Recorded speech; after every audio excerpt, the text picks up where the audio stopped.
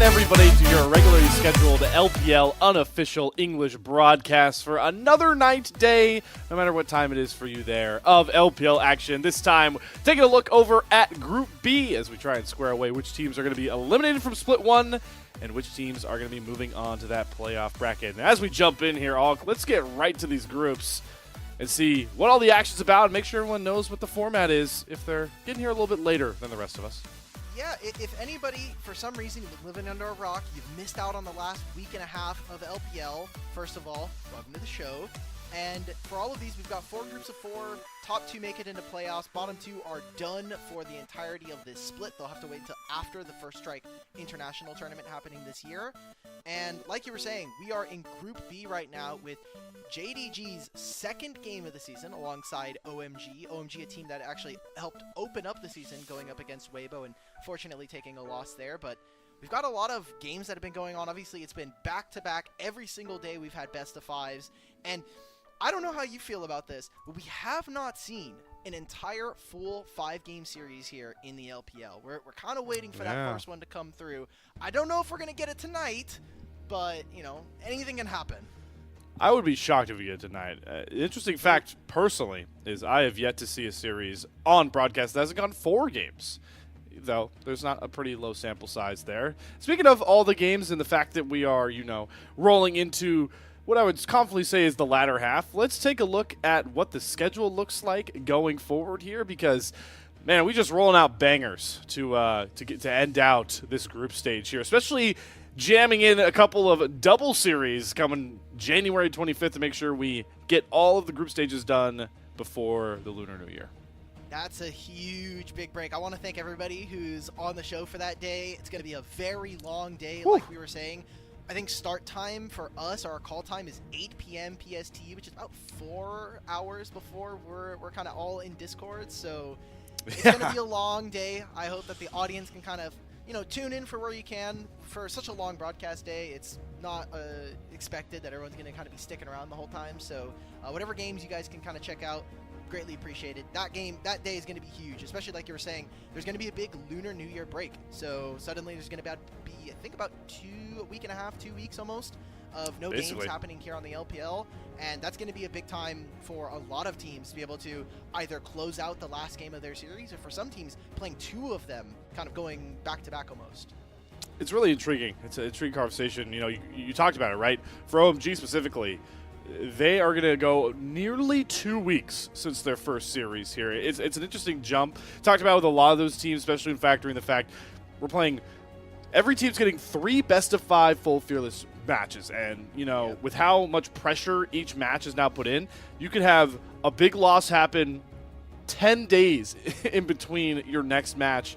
That is kind of what OMG are looking at here, but let's start introducing our teams, starting with the bigger name here, no offense, OMG. JDG, let's get to meet our squad. JDG across the board here. Ala, Shun, Scout, Pays, missing obviously being the anchor of JDG, honestly as an org at this point, Alk. He's been on the roster for a bit now. I think it's been kind of interesting to see that he's the lone ranger kind of sticking in from that run all those years ago, and it's been cool to see. I think he's been a really interesting face to have as one of your franchise players, and he gets yet another roster that has a lot of expectations placed upon it when you look at the names on the board here and kind of their histories, especially in the last few years. Yeah, Scout and Pays sticking out to me certainly in that conversation.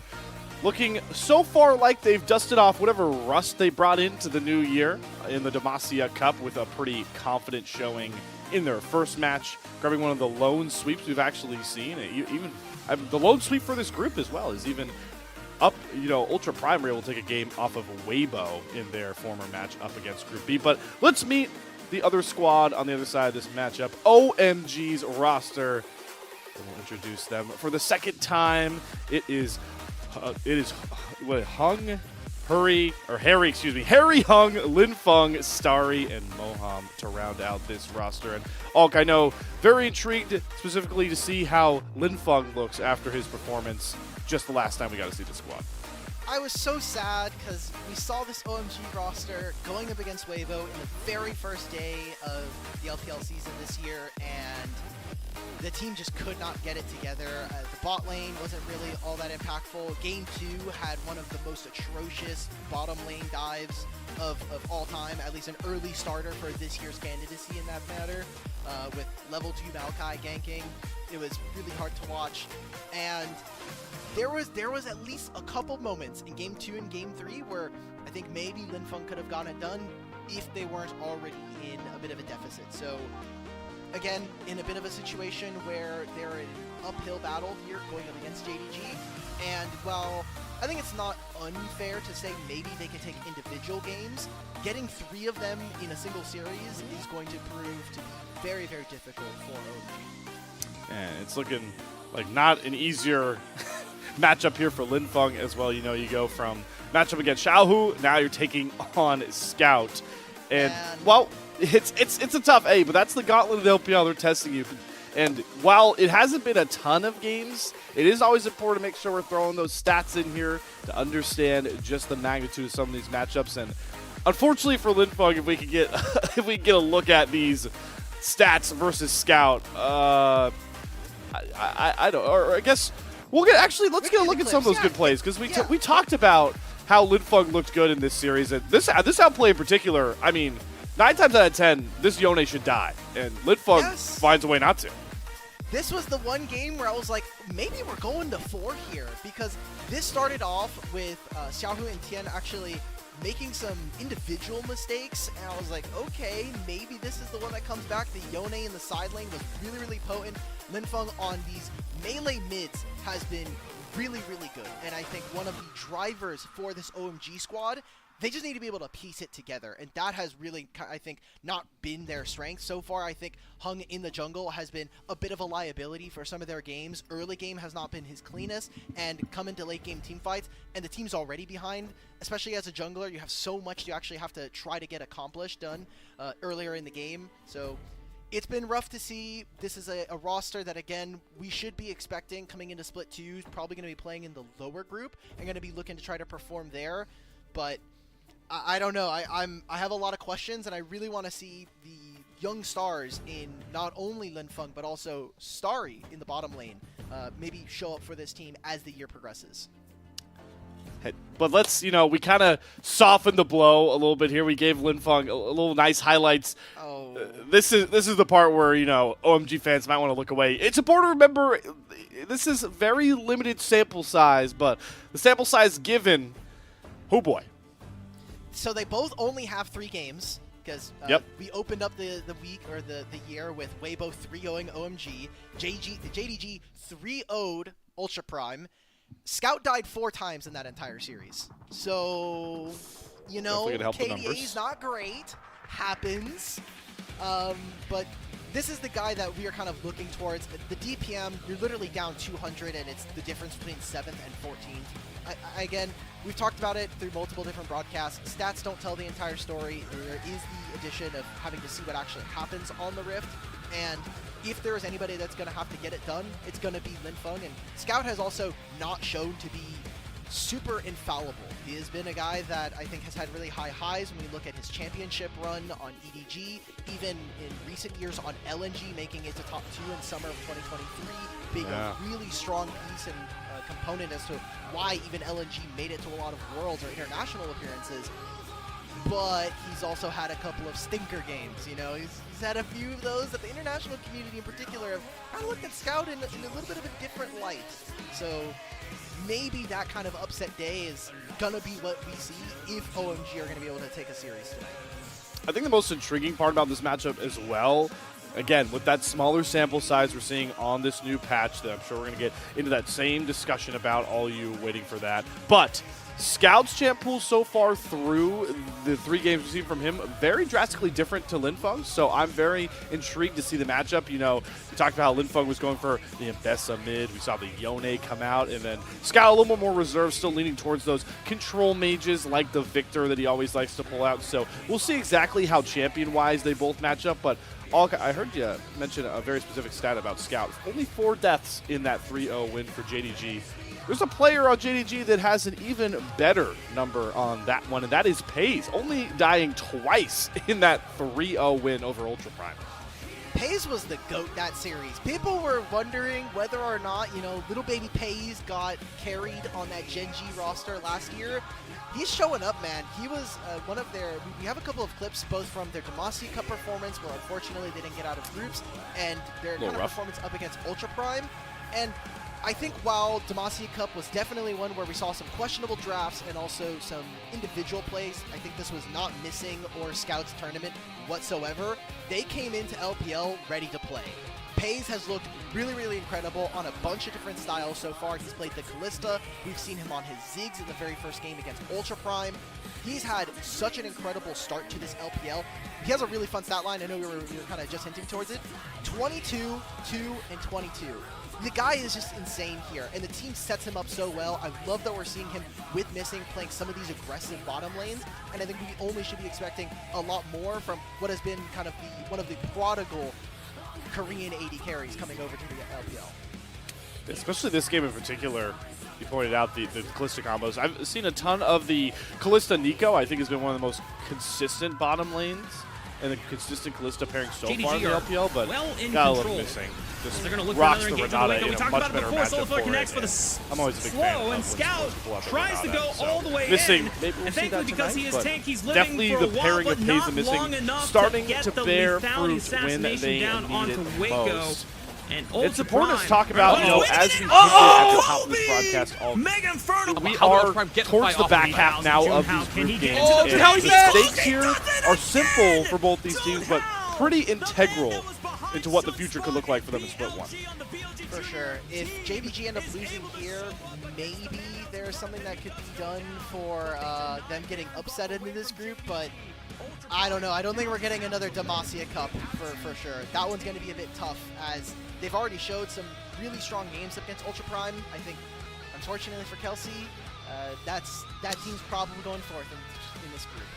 Maybe with a battle between OMG, we get something a little wacky there, but I don't know. This is going to be one where we are expecting JDG to finish out and look for a top 2 finish here in Group B. An important thing to remember as well is they are the only ones sporting a 3-0 currently in the group. If they repeat that up against OMG, they will barely for the time being sneak past Weibo for that top seed. Obviously, if they get that win, knocks Ultra Prime down, or excuse me, OMG down to 0-2. Ultra Prime can't really contest for it as well by this point, as already getting swept out by JDG, and leaves the Weibo JDG matchup that you saw on that schedule graphic really just going to be for seeding, which will be obviously super fun, as that's going to be a test for two rosters, all that I know you certainly feel like are on a similar level, especially as the JDG stand that you are, and a test, a matchup for what a potential playoff matchup could really look like between two of the storied, successful orgs currently in the LPL.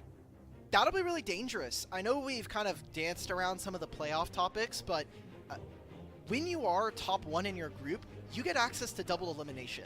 Whereas if you're second, you immediately go into the bottom end of the group. You have single elimination going into that. It's tops. I mean, it's what is it? It's 8 teams. So suddenly, if you end first in your group, you're basically guaranteed at the very least top 6, almost top 4 if you win in the entire best of 5. So your standing is really important when we're talking about that kind of situation. And if you end up second, you could go up against a strong team that maybe kind of had a slip up, or, I mean, we're looking at other groups, right? Like AL, TES.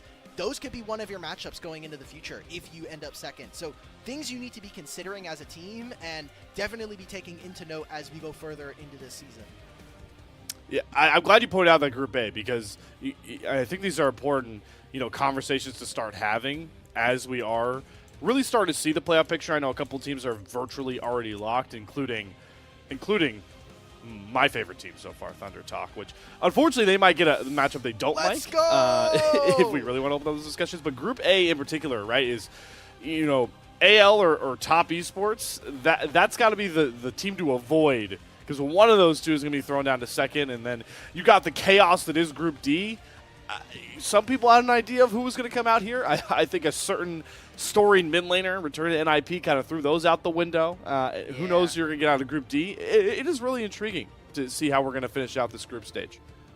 It's so weird just because of that IG loss, right? Like that one. Yes. When I saw this group, when we announced it after Demacia Cup, that was the first thing on my mind, was this Group D feels like the group of life. Even before Doinb got announced, I was thinking, hey, maybe IG are going to be looking to take the top spot. They're going to take number 1. Second seed is open to really whoever. Anybody. But now with the addition of Doinb, now it feels like anything's possible. IG, their bottom lane hasn't been performing.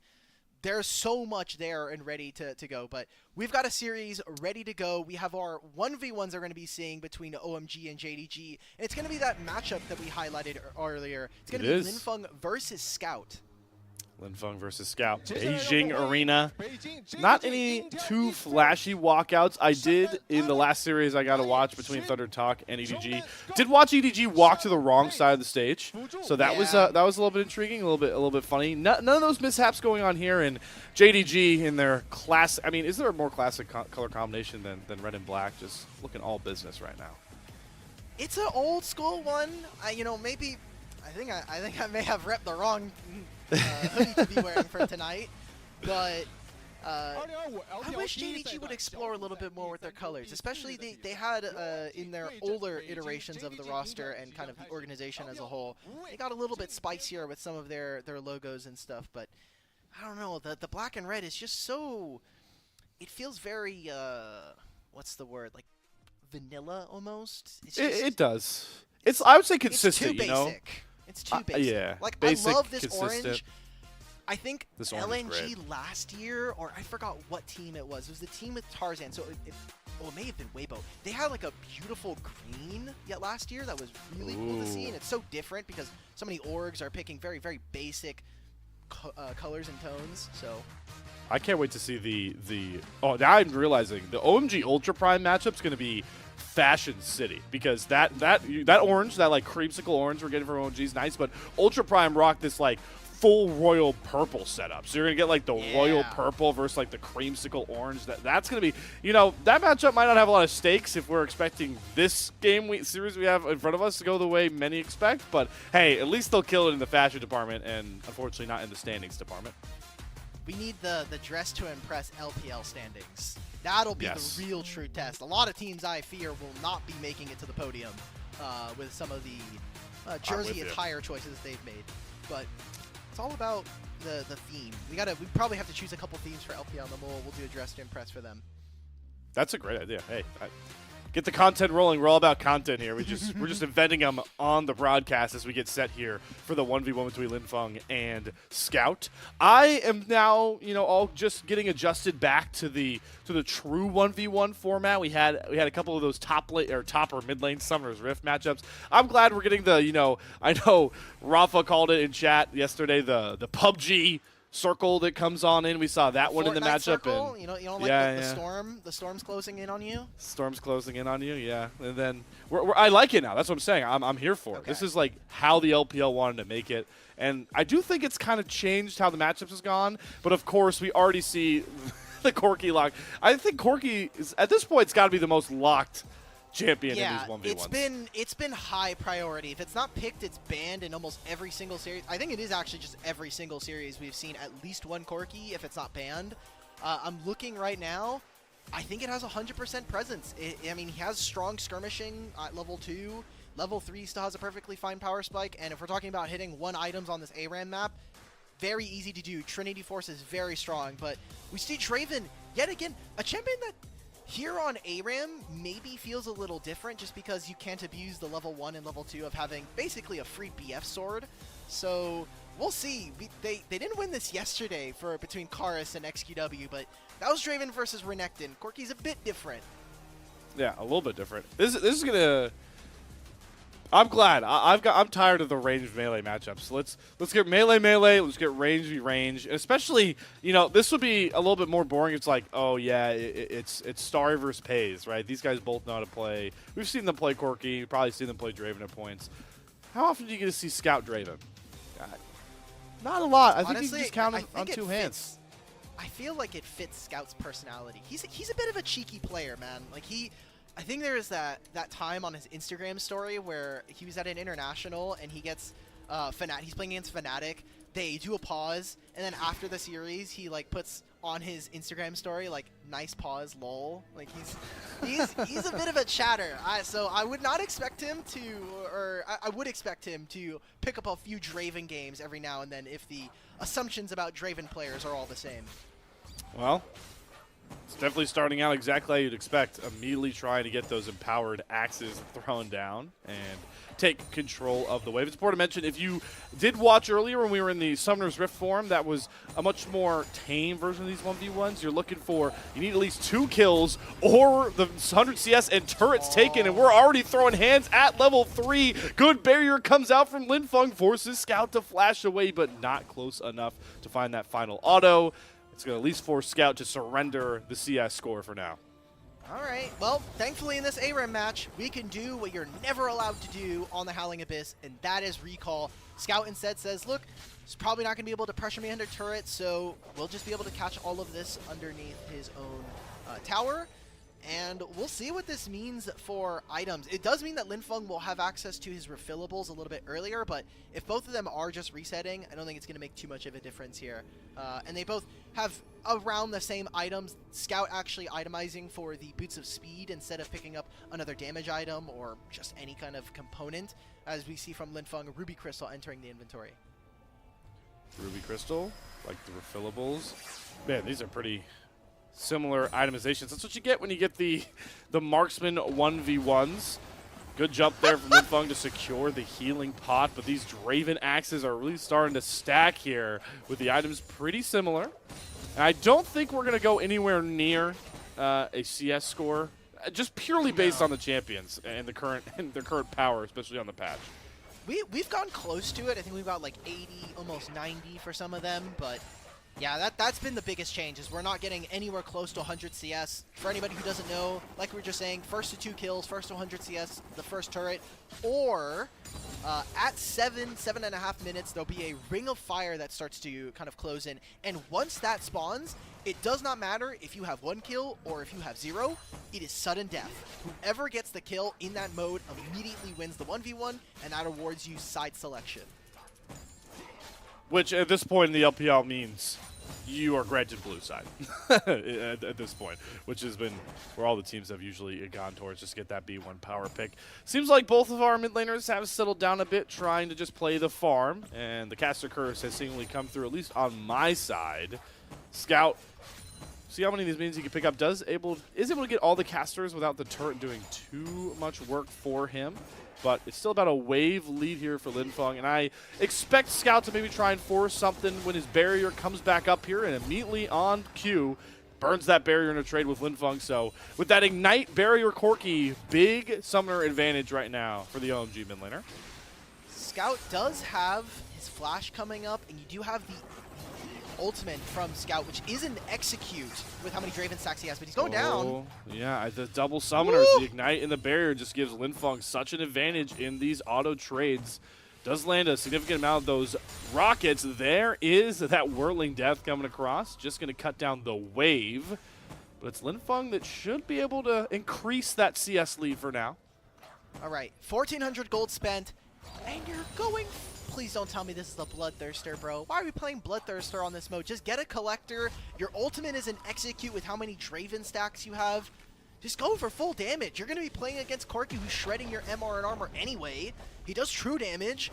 Who cares? Who cares about sustain? You're already playing against Conqueror. One-shot this guy straight in his dome. Yeah, I like it. Especially where Collector's at. Oh, man. Are we going Trinity Force? Not only, I don't care about the Trinity Force. He has plated steel caps. This happened yesterday. It made sense for the range versus melee matchup, but like, have some couth, Linfeng. Come on. I also just don't. I mean, I don't even know. It's going to take you forever to even get to this Triforce done. But hey, it looks like it's doing work, because Scout takes a very bad trade and has to burn that coveted flash already. And I don't even think he can step up to the wave here with the rocket barrage up for Linfeng. He could just take right back control over this wave, and now he's seriously increasing that CS difference. It doesn't matter. We will not be reaching the timer. This is the one kind of criticism I do want to, or feedback I want to give over to the LPL broadcast, the Chinese feed that we do have access to. Please move this HP bar. I want to see the timer. I'm with it. Some smart people at home may say, Alk, stop being an idiot. Just count the minion waves. To that I say, that's for nerds. Okay? Like, just gonna take the turret. Wait. Yeah. I don't know. It's gonna go down. He's got the barrier up, and there it is. One turret, the first ever. That's got to be the first time a turret taken has won the 1v1 so far this LPL split. Yes.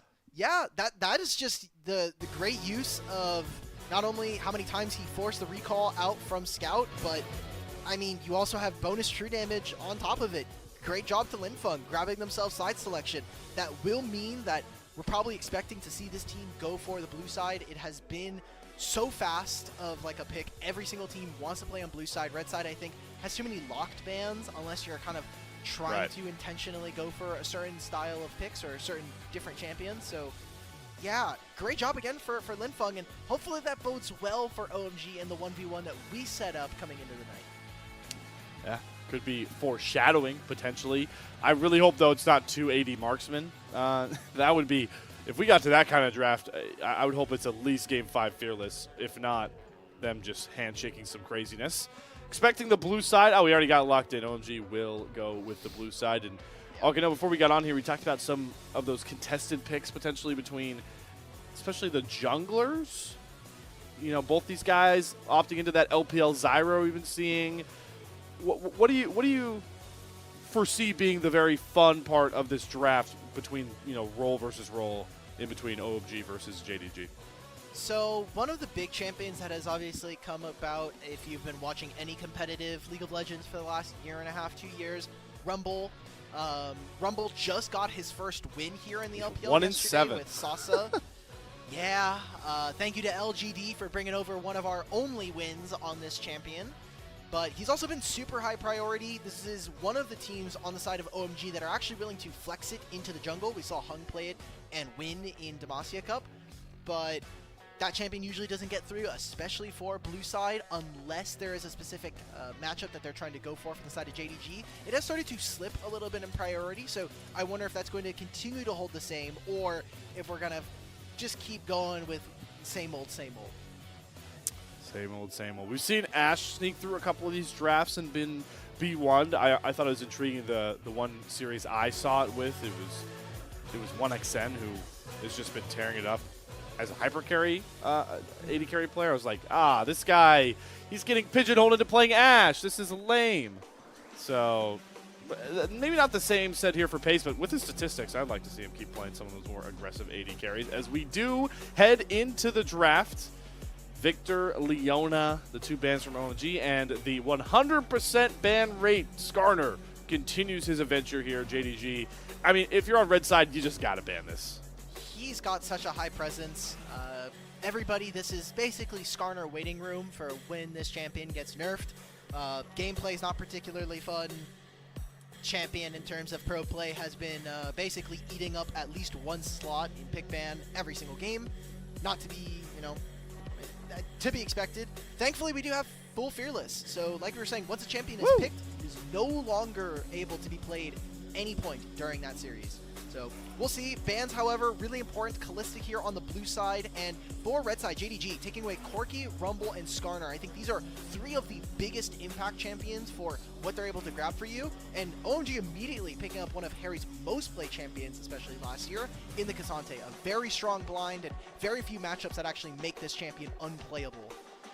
Unplayable. Does give away the Ash to the red side.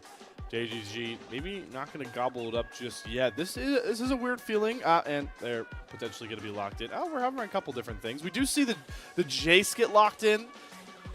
We did see Scout, I believe, play the tank Jace. Did he take that mid for JDG in the series win? Yes, he did. Okay. He played it into, that was obviously up against Ultra Prime, and I'm trying to remember the matchup. Maybe it was the Aurora game that we saw from Ultra Prime. That sounds about right in my head. But that was also a game that they played with Zig, so I thought that they really did a really fine job of actually kind of playing around this champion. And so we'll see from JDG where this Jace is going. I love the flexibility, especially like you were saying, multiple players on the squad being able to pick up this champion. OMG continuing their skirmishers. 80 skirmishers are really strong. Interesting to me is no Vi priority. Vi has been one of the strongest, if not second most contested junglers, 80 junglers on the patch, aside from something like Wukong. So going for the Xin Sao means that they want a lot more skirmishing, and I want to see what they're pairing alongside with Linfeng, because like we said, those melee mids have been huge. I think Yone starts to come into the conversation, but Ashe Braum is a super potent bot lane duo. You want to be careful picking pretty AD heavy comps into a Braum already showing, especially if you might get that tank Jace. If you're afraid of that as well, it could be pretty dangerous the damage profile. I was curious if JDG with that Jace mid, and you talked about the fact that they didn't have the Ziggs bot with Pays, maybe they try and get that Zyra a bit early for Shun, but they are going to go with the Braum Ashe combination. I expect maybe OMG to throw a ban over there. It's interesting, both these teams, I want to see where they decide to try and lean towards that AP damage if they want it, because like you talked about, Linfeng, more melee AD champion so far, and Scout is now, we expect to be off of his mainly AP champion pool, so that's why you're seeing the Nico ban be thrown over there. OMG could supplement that with Moham in the bottom lane. Not anymore. So JDG have a couple of options for their bans. We already see the Nico. I was wondering if they were going to get rid of also the Renata or the Rakan here. Renata for the 2v2 would be nice, and so far what JDG, the only problem is that your ultimate does get eaten up by the Unbreakable, so I think more so looking towards the Rakan as we go further here. And the Zyra ban. This has been really perplexing to me, because I think we're starting to see the different champions or the different kind of scrim bubbles across the LPL. There are some teams and some groups that have zero Zyra presence, but this group, alongside something, I think the LGD versus WE series, that was also a ban that stayed throughout all three of the games. We're starting to see what teams have been really practicing against each other and kind of those internal metas that have been developing, and Zyra has been one of them. Obviously, into a bunch of melees, I think it would have been great, but you're going to be seeing that from Shun, at least for game one. Yeah, even Beishuan picked it up for the first time in Thunder Talk series, so we saw it going into Group C as well. Nidalee, yeah, they're good. I like this from OMG because they're expecting if there's going to be any AP, it's going to come in the jungle, but this is always a nice pick to land on. R4 Vi for JDG, I mean, Shun is just, he's got to be loving it. He's got full engage practice, and that's what we want to see. When Shun has done so well, it has been when he has keys to the jungle, when he's able to start fights, he can kind of do whatever he wants. He's a little bit of a madman in the jungle in that manner. So what pairing are we getting from Linfeng and Hung here? Aurora has been very strong, and this was actually two of our teams that have shown a lack of Aurora priority. So already we're seeing that here in game one. What are JDG going to be looking for? If you're picking up this Vladimir, again, we're waiting to see where this Jace is going to be flexed. Honestly, I could even see this Vladimir going topside. You're not really worried about playing against Cassante very early on. It is a range versus melee matchup, and all the name of the game is for Vladimir is being able to get to 1 and 2 items. You rock up to an Otacon fight, and you're just enhancing the amount of damage alongside something like a tank Jace who has so much armor crush. You have it alongside the Vi, who again does complement the armor penetration that you're going to have available to you, opening up again all of these 80 champions that are on the side of JDG. It's interesting, though, because we've talked about Scout has a Jace game under him, but JDG want to show that flexibility with this champion. Looks like Alla is going to take the Jace top, and we are going to get that Vladimir mid that we, you know, we're a little bit surprised to I'm a bit surprised at this point to see how much prio Vladimir mid. We've now seen it in a couple of games. I remember I think it was Xiaohao that brought it out the first time in one of the very first series, and ever since then we've seen a couple of mid laners really enjoying leaning into this pick. It's one of the picks that I think is only possible because we are in full Fearless, right? You're thinking to yourself, okay, we have a lot of great champions that we've already, I think, spent some of our draft budget on for the entirety of a best of 5. We can kind of throw in some of these wacky picks. I don't think if we were back in the standard drafting meta of the last couple years or however long we've had kind of like the basics of drafting, that you'd be allowed to be able to pick this. We'd probably be seeing more Corkis every single game, more of like some of the standard matchups between two mages, but now you have a situation where you come into full Fearless and you're like, okay, we have Vi, we have Ashe, we can kind of fool around with some of these champions, and they do still bring, I think, a lot of great team fighting. I think that's why we're also seeing Vladimir, is if you can get out of what is a really abysmally weak laning phase, your team fighting is super insane. It is all about moving and positioning. that kind of makes or breaks this kind of champion. I like the Vladimir when you got the setup, and like you pointed out, you got more than enough setup for this Vladimir from Scout.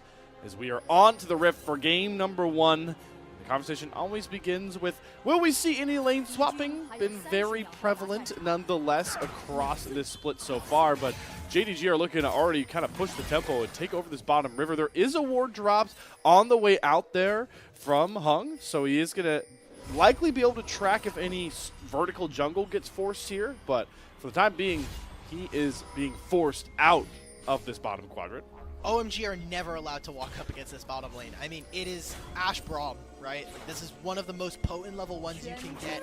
They are clearing this, so we'll see where OMG are going to go. It looks like we're moving straight into what was going to potentially be a lane swap. I don't think they would have preferred to play against this. I think the 2v2 prowess and the amount of damage that is available, but they don't have a sweeper anymore. So this lane invade on the top side, they're trying to cut off Schwinn from the rest of his camps and make the map split really unfun to play with. So now with this ward, they'll spot out the bottom lane.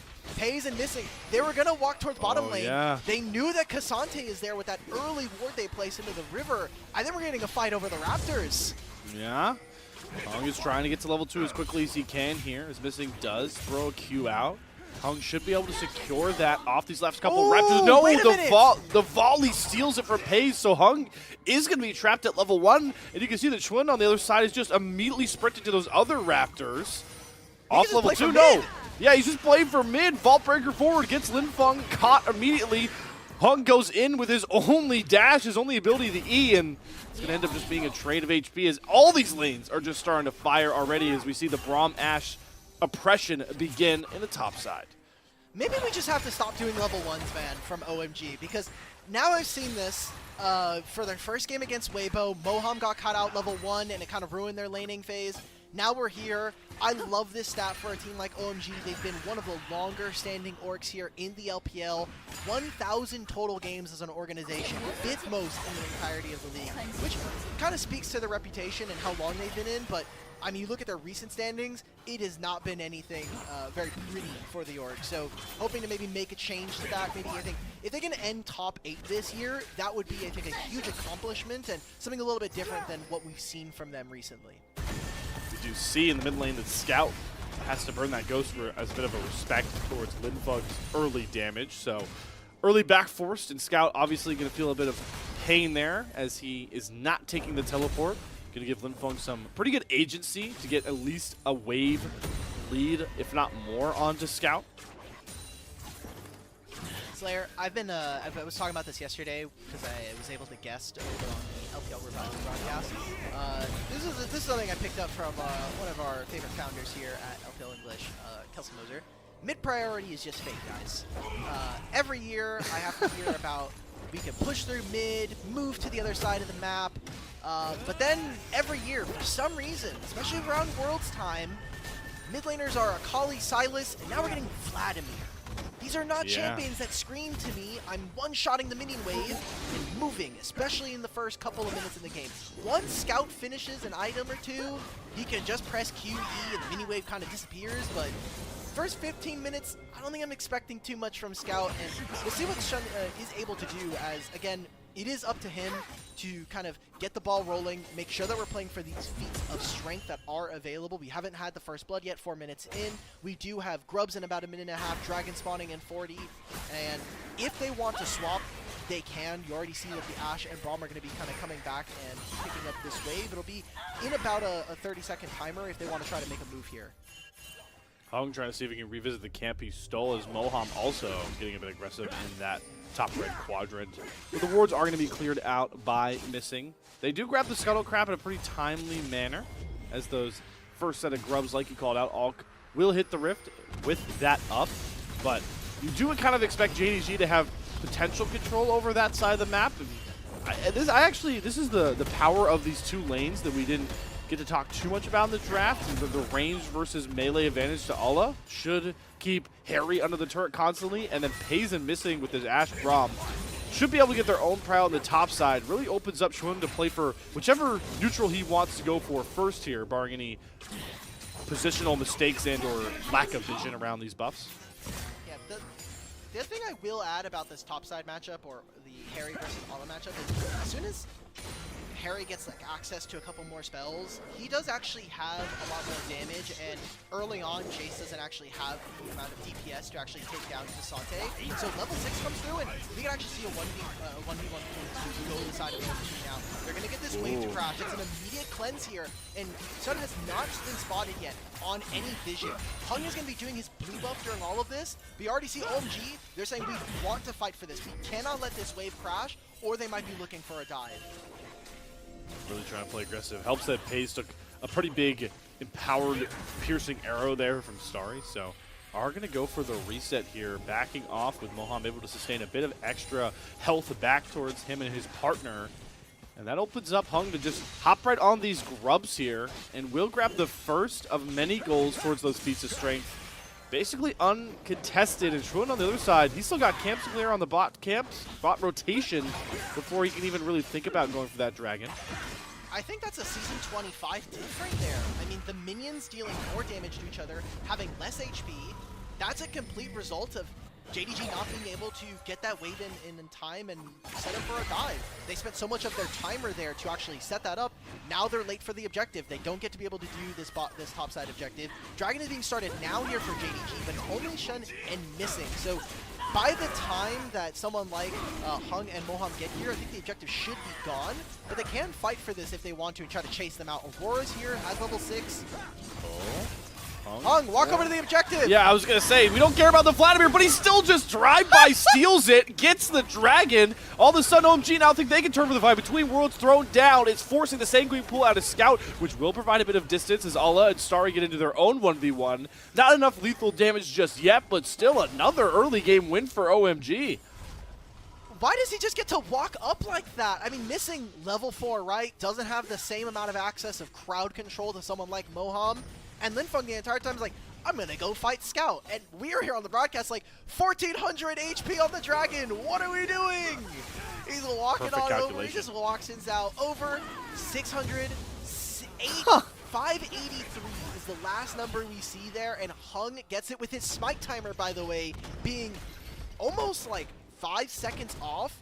His smite was just coming off of cooldown there because he was doing the Raptors right before that. So very tight timer coming in for OMG, and that's going to be 2 of the 3 first epic monsters taken, which will be applied towards the feats of strength. But we don't have a first turret. None of these turrets are particularly low. We're probably going to be seeing first blood around this second grub take in about 2 minutes time. Still so much power for OMG to not necessarily worry about chasing. Maybe a first turret chasing first blood, knowing that they have so much power, but it's maybe Harry that's looking for that first blood with the all-out, tons of damage onto Ala. The Tofo strikes barely short as Ala uses his E to get the speed up and get on out of there, but they're stacking this top side. They might just push for a ton of turret damage here. They want to get these plates. Good job from Moham and Hung to walk together as a duo. Most of this is going to be going over to Sun, and he will have level 6, which is a very big ultimate to have. Pays with the arrow now. It's going to have to land onto someone if they want to find any kills here. Oh, just going to go behind his OMG, positioned a bit further ahead of this turret, trying to take command of it. They already got 3 plates out of it, looking for more here. Ultimate's available for Schwinn if he wants to go in with Scout behind. Has the Sanguine Pool, has the ultimate to drop, and here comes the might of JDG. Hung throws down this Crescent Guard, but he is able to pick up the first blood. Schwinn falls first. Starry traded out by Ala. Now Scout and Ala can look for the turn. The Scout's looking for rear up with a big Q damage, heals much back. Ala doesn't get a big punch, and here comes the turn from OMG. Ala swings in for 1, but he wasn't ready for Linfeng on the side. And OMG are able to limp out with the kill advantage and another goal of feats of strength. This was one of the issues that I had with JDG coming into this year. We saw it at Demacia Cup. The team was just not on the same page. Some of their early games were not as crisp as we should be expecting from all of these top-level players. And OMG are taking advantage of that. They are playing well on the map early on. They're winning the trades. And with them getting this turret so low, this means that this next grub fight will turn into the first turret as well. They need to be so careful if you're on the side of JDG. As with this fight, excellently played from someone like Hung, who we had a lot of criticism coming into this series with. He makes a great ultimate to kind of open up the fight for the rest of the team. And then Linfeng on the back of this. This 2v2 has done such wonders here so far in their second series in LPL. Moham as well able to chain knockups alongside Harry to get those chain damage and and grab that first blood goal. And now OMG are just, it almost feels like guaranteed to get these feats of strength. It's such a hard crawl back for JDG. They need to go perfect on these epic monsters, and they're looking to at least punish Hung here. But a flash out from Shooties, gets chased down by Moham, gets the knock-up charm Rakan combo, and now it's lights out for JDG. Missing falls as well to the might of Starry, and that's going to be all she wrote for the feats of strength at 11 minutes for OMG. They didn't need to fight this. What are JDG doing? I mean, this is the second engage in a row that Shun goes a little too far and ends up costing his team another objective. So we were like, okay, my worry was as long as JDG get one of the grubs, that stops them from picking up all of the feats of strength immediately. But now they'll get the 6 grubs. Now they'll also have priority on top side, which means this turret is also going to fall. There's a massive gold influx coming in from OMG very early on in the series. Ooh. It was definitely close, though. Pays' volley might have nearly taken it, but Hung's looking to get his revenge. Follows Pays over the wall for the flash. Pays has 2 deaths in the LPL so far. Here comes the third to Lin Feng and company, knocking down the bottom lane of JDG once more like clockwork. I don't know if we needed flash for that, Lin Feng, but I like the gumption. I like the way that you're thinking about this game of League of Legends here, going up against JDG. Huge advantage, like we were just saying, now 3,000 gold ahead, Dragon spawning in 5, and it just feels like JDG are not functional right now. They're chaining deaths. This was a bad time for Pays and missing to go down. They're going to have to reset, and I just don't think they're going to be able to contest for this Dragon now. So 2 Dragons early on, feats of strength immediately here for OMG. We can take a look at this fight again, but yeah, we're just going in. I like this, but missing. If he was just a little closer to this, maybe with the 3 of them they could have found it. It's just not enough damage now, and we're just seeing them slowly trickle into some of these fights. Moham's Rakan is certainly a pick that's been impressive here. I like the play from Pays. You know, hey, if I stun up Hung and then steal the grub, yeah, maybe we can save feats of strength, but boy, did it end up biting and costing him at the end of the day. Yeah, I don't know. The Ashe ultimate with 0 set up next to you, you're not even going to be able to really smite contest versus the jungle. I think you look a little desperate, and that's bad to hear so early on. I mean, we saw the level 1, right? Hung got denied level 2 from first Raptor camp thanks to Pays. There are some shenanigans going on with some of the lane allocations, but that hasn't really been, that was kind of the only bad part of the game here for OMG. So they won't contest for this next Dragon, but for OMG, looking to get as much gold in their pockets and fight for this Herald spawning in 2.5 minutes.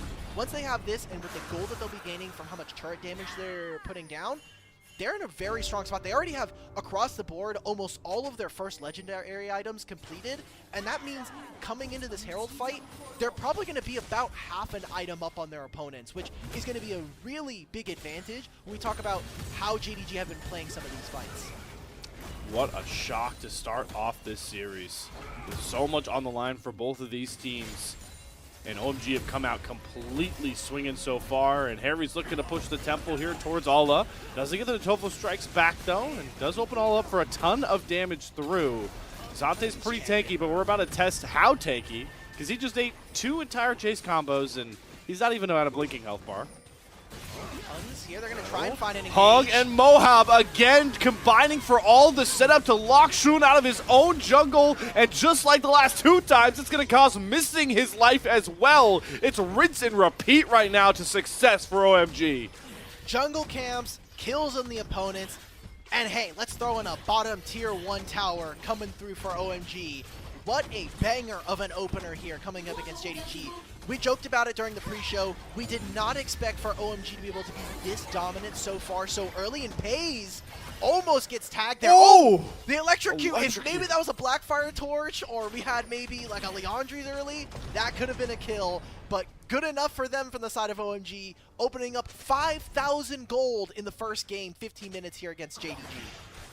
It's already becoming a struggle to see how a comeback could really occur here. In the classic scaling argument, I just don't feel like is enough for JDG either, even with the Vladimir, as we just get another look at what Hung and Mohem have been doing all game long. I've been so impressed with how the support jungle duo is really combined, and it really feels like the difference maker so far and what maybe has seriously changed in OMG's approach to some of these games, at least in the early phase, with the playmaking ability between these two players. I think maybe that Moham tweet kind of put the team in order. He's talking a little bit of smack about his teammates to Taeyun. He gets leaked because he's streaming. He has to make an apology, and now OMG rock up against JDG. Hey, look, flaming your teammates works, guys. Just kidding. But we've got, I think, a lot of cool stuff happening in. Whoa! Oh my God! OMG, we're trying to fight here. Yeah, they're flashing after missing, using the blast cone, then flashes. Glacial Fisher down, missing, buying a lot of time and space here, but it's just not enough at this point in the game. The item difference, the gold difference is too little for JDG to overcome right now. Otacons in 4 minutes coming up. Maybe that'll be how we see them come back from this as a side from JDG. But now it's going to be Herald. You're looking at 6 grubs, so anywhere they drop this Herald, there's going to be a turret going down. Most likely going to be happening in mid lane, as we do have Dragon spawning in 2 minutes. What a great opener from OMG, and we need to see them actually close this out. We've seen tons of teams, especially teams on the lower end of our projected scaling or group stage kind of endings, but we need to see them actually close out games. There's been so many series that have had very close games. I think of LGD versus AL. I think of some of the RNG FPX series as well. Those have been very difficult as Linfeng, and he gets out. Oh, the between Let's worlds. Go. Man, nothing can go right for JDG right now. Even that was a perfectly set up pick play, perfectly baited in. It just doesn't matter. Nothing going right. They cannot get onto this Aurora. That is just one of the reasons. So coming into the season, I don't know how you felt about this, but I was on the fence as to what the power level of Aurora and Mbessa was going to be. They're new champions to League of Legends. Typically on release, new champions are very, very broken, but I was a little bit lower on Mbessa than a lot of folks. I think that her top lane matchups were particularly difficult. I feel like she maybe would have taken in a fearless spot similar to something like a Yone. Top lane is just too many bruisers, champions that she doesn't particularly deal well with. But Aurora, I thought that this champion was going to do maybe a lot less than what we've seen, but players like Xiaohu, even Linfeng in this game, have really started to show how powerful this champion can be in the right hands, especially with the Electric Cube combo. So I want to see more from them. 2 items almost completed for some of the members here of OMG coming into this Dragon fight. I don't even think they need to really fight for this. They can force JDG away from this objective, and even on the opposite side, what else are JDG getting? There's nothing standing on the top side of the map for them. OMG can really just hands check JDG whenever they try and step anywhere near neutrals, turrets by this point. The power of the setup and damage, like you pointed out, from Linfeng and Starry already coming across. I mean, this Varus is already at that first major power spike. The Rage Blade coming through with the Blade of the Ruined King. He's just going to shred health bars whenever JDG even try and engage. It's just becoming too little too late by the second for JDG. And it's even more important to point out, Ulk, when we talk about how the group expected to shake out. Remember, Weibo dropped the game to Ultra Prime, so for everybody who's expecting back-to-back sweeps here to give JDG the top spot for now, those are quickly dashing to the wayside. It is a best of 5. It's only 1 game. We've seen TES win game 1 and then lose the series. We've seen who is the other team? It was actually Weibo up against AL in the Demacia Cup. They won game 1, and then they lost 3 games back-to-back. So anything is possible. I did kind of have JDG as a sleeping giant here in the LPL. They seemed particularly very slow in their ability to kind of coordinate team fights. We saw them in Demacia Cup, and we are getting some of that here. And to be fair, their first matchup was against Ultra Prime, one of the weaker teams here in the group, and I think in the total standings of LPL. So I do want to see what this JDG team can do as more time is kind of given to them throughout the season. Tank v tank, who's going to get the reinforcements first? It's going to be JDG as Shun shows up, commits the cease and desist. But remember, this is Cassante. How much time can this tanky bruiser buy? Not enough for now, and that teleport is coming through for Linfeng. And I don't think this Aurora's got the juice to really find these trade kills. A gift of back-to-back shutdowns and some light at the end of the tunnel for JDG. They're going to grab themselves a turret. They got the teleport as well from Linfeng. Huge mistake coming in from OMG solo laners, but it'll open up a Otacon started this is gonna here cost for them. OMG. Yeah, I don't think they're going to be able to get it on their solo laners. It just takes too much time, and look at how much of the map right now that JDG are getting.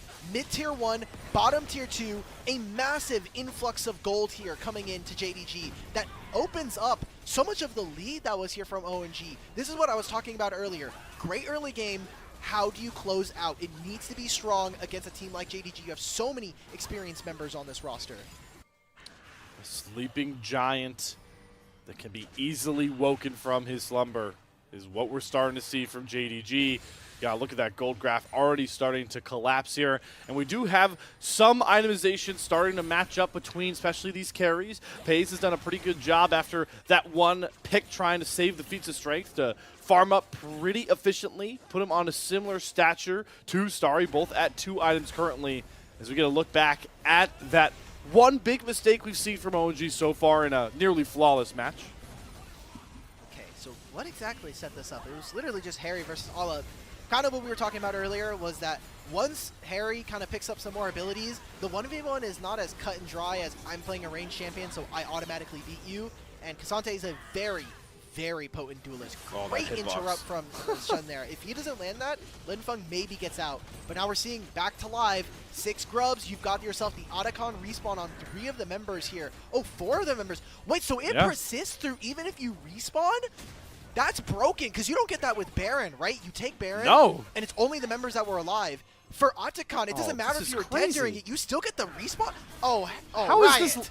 How did this make it to Everyone live? get your riots. Yeah, we need to nerf this already, bro. We got rid of Chemtech Drake for less. Oh my god, but JDG still want to fight through to try and claim some of these small bounties, but they're getting cut down under their own turret. Big Crescent Guard through the Aurora damage is nearly enough for Linfeng to be gifted a pair of kills. Good Vault Breaker and Flash from Shun will get him out for now. Alla's going to try and pick up some of these voracious Otacon revives. Gets 1, gets 2, gets 3, and guess what Alla gets for all that? 300 gold. Hey, look. You only got 300 gold. It was a lot of ultimates being used, but look at what was spent from the side of JDG.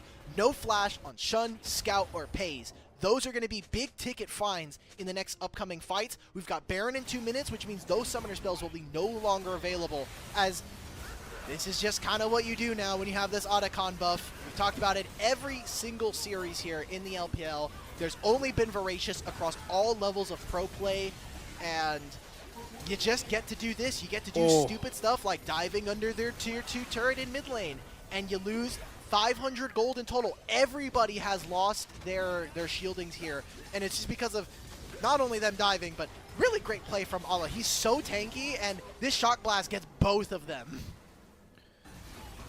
JDG, I know it hurts to give up that tier 2 turret mid lane, and they end up not, but like you called out, key summoners are going to be down, and they'll persistently be down for when this Baron spawns onto the map. So OMG's still in a pretty pivotal spot to find that true gold injection. I know Voracious Otacon is the talk of the town, but don't forget about the Purple Worm and how much it can do for your game state. Oh, there's no Ashe ultimate. Okay, thank you to our observers. Great replay there. Thankfully, we didn't have to do a full screen. LPL has been, they've been a big fan of full screen replays for a long time, but I'm glad we got to see a pip of why exactly Pays is missing his Enchanted Crystal Arrow. So, setting up through mid, you have all of these turrets down. Again, you have 6 grubs, so you can play on the opposite side of the map. Dragon is spawning here, and JDG are a bit split. There's some members in this top side, in this bottom side jungle. Some of them are kind of corralling around the Tri-Brush. Scout showing, and it's going to be very tricky for Shun here as he is out of vision. And I want to see how they're able to turn this fight for the side of JDG. Sanguine Pool out of Scout for now. That one get out of jail free card for the Vladimir. Keep your eye on Shun though in the background, trying to find a flank, but Harry is going to spot him out, and that's a 1v1 that Shun just does not win. And we've got flanks inception going on, but both have been cut out. What a turn from Paze. Doesn't let Linfeng even try and go for the big Aurora combination. And now JDG breathing some light here, stepping up, taking control of this dragon. Flashes be damned. They find the pick, and they should just pick up this dragon. Somehow Shun gets away from Harry on the other side of the lane as well. JDG are just finding ways to force themselves back into this one. Losing their mid laner there opens up the dragon. JDG fight back in this game. And I think it's happening, Slayer. I think we're witnessing JDG make a massive comeback from early game deficits, losing the feats of strength, losing the Otacon off of 2 plays back-to-back here. Linfeng getting spotted by great vision here from JDG. And Paze in a fantastic spot. This Ash Ultimate, how does that land? What the? I would be so pissed if I was Linfeng there. Harry goes absolutely nuts to try to kill Shun there. Great use of the ultimate means that he gets the unstoppable during all of this. And now we're going back to live. JDG! It's Moham looking for the X Factor he brought in the early game, and he's got flashes out of Shun and missing immediately. Between Worlds used, not going to hold Scout in place, gets a huge heal for a ton of his health, and then goes right into the Sanguine Pool right when you think you have Scout cornered. He turns it on its head. Ash Arrow down. Paze is starting to spray and pray his way through the fight as supports get traded, but it's JDG stepping up, finding their time, finding their moment, and it's through their carry. Scout and Paze are unrelenting. 5K gold lead be damned. JDG are back in the driver's seat. They don't care if they are down however much gold. All they need to do is get into a good team fight positioning and let their hands do the talking here. Baron is up. I don't think it's going to be an objective that we're looking for quite yet here. And with that team fight, JDG crest over 10,000 kills. What a unique stat to have for an organization. And a great one that we're bringing in. But yeah, JDG have looked so good in a lot of these team fights. And this was one of the problems that we had with OMG. Not only with their ability to close out, but just the lack of precision from a squad like this. Moham a little too far up. One of the problems with this team that we saw during Demacia Cup. And now we've used a lot of cooldowns for very little just to try to get half HP onto Shun when he already has the Sterix. I think that's a tough sell. This fight is just so disgusting. 1100 HP heal. It's the empowered Q off his old heal. And that's what makes the difference. Scout buys so much space for Paze to get that Q stacked up, get reeling with this Ash damage. This is why you draft the Vladimir, why JDG are so potent in these team fights. It's the Scout X Factor. How many times have you heard that before in the LPL? He's had such great games. Obviously a legendary player here coming over from Korea. I was looking at Scout's team history. He is one of the few players that have really stuck with Org for a very long time. Was one of the players on SKT Telecom 1 when they were kind of playing in Korea. We're just blowing Moham out of the water. Right. That is no Braum. He cannot survive. The Crescent Guard through from Hung, trying to at least block out the Paze damage. They do trade Shun out as well, but Ala trying to step up with that tankier Jace. Missing jumps in front of him with the shield. Scout into the backline. Does not heal in time. His ult doesn't bail him out. So how does the fight look now for OMG without the Vladimir to deal with? Hung says it's mine to take down with Starry. This game is wishy-washy as hell, but OMG just broke it open for an ace. We get to see the star carries here of OMG, Linfeng and Starry, come up huge in this fight. Starry finally has his moment. 3-item Varus is able to outglide Paze in a fight, and now they're starting up the Baron. OMG, they are not wanting this game to go anywhere near an end. We're at 28 and 45 right now in this, and Moham, yet again, in a spot by himself, gets caught out by JDG. But the turn on this fight, the chokehold that they have here in this spot, it's bad terrain, Pace can't really walk forward, and Linfeng just jumps over the wall with his between two worlds and rips apart the fight. I mean, even Scout here, he's waiting for that last second heal. He flashes forward to try to get Linfeng, but a flash means he's out. All of the crowd control that's coming in from Hung and from this Cassante. Great job from OMG's front line. And now we just get to all revel in Starry outplaying this fight. It's once again Hung as well, just constantly flashing confidence, playmaking ability. It's the setup and the damage dealers coming together, and it's what OMG needs. They need that synergy to continue with the way this game is just flip-flopped like a seesaw. But you could see the difference that you have to keep a mind on as this game goes forward. How much impact and space does Scout buy? How much power and a punch does Linfeng and Starry bring? These carries the damage dealers needed. And how important is it for Hung now? They've got the purple banner, but this Xin Zhao that's so hard to knock down. I kind of love this early GA rush with how much space the Crescent Guard can buy OMG. Yeah.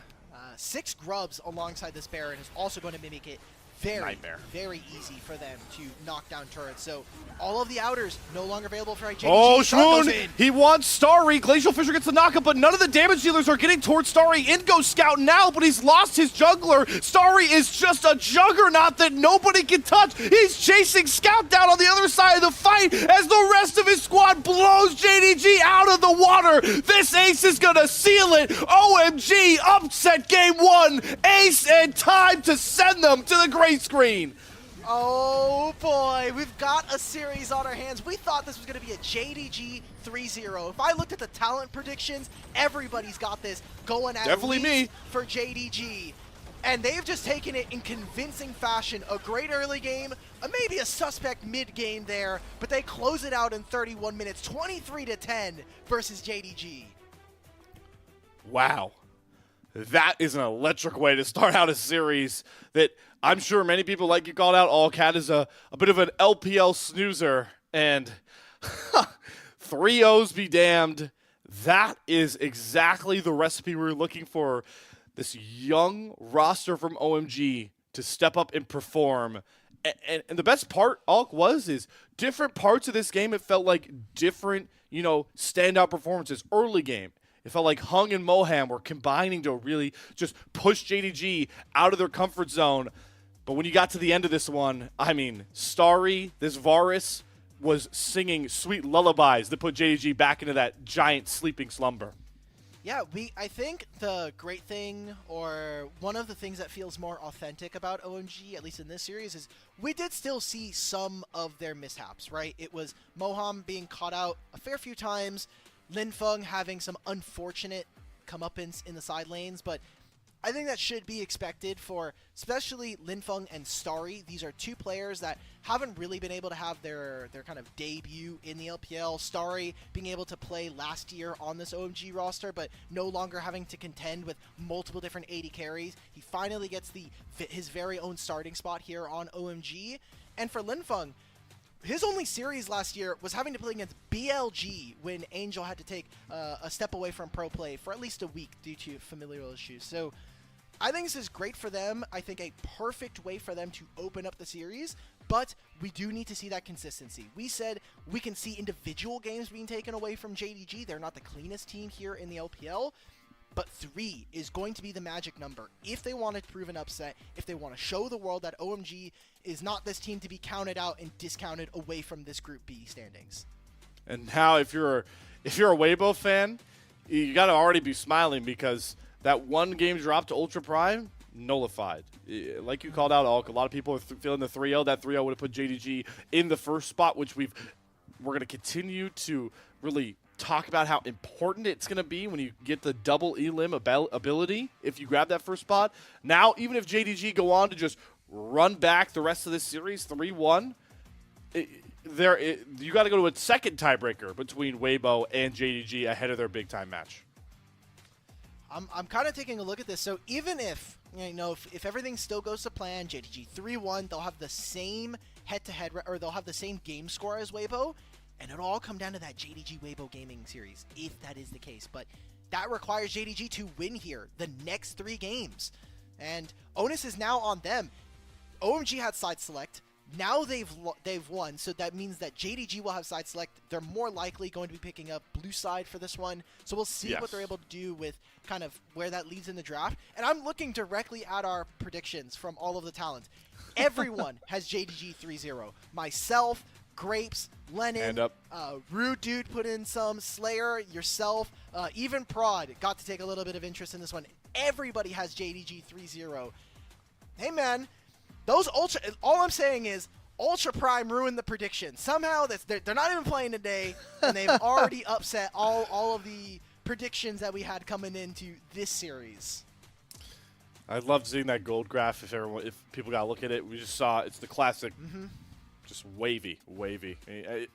There was 3 minutes before this game closed out. JDG had the gold lead. 3 or 5 minutes before this. That's just the LPL for you, babies. We got to look back at some of these highlights.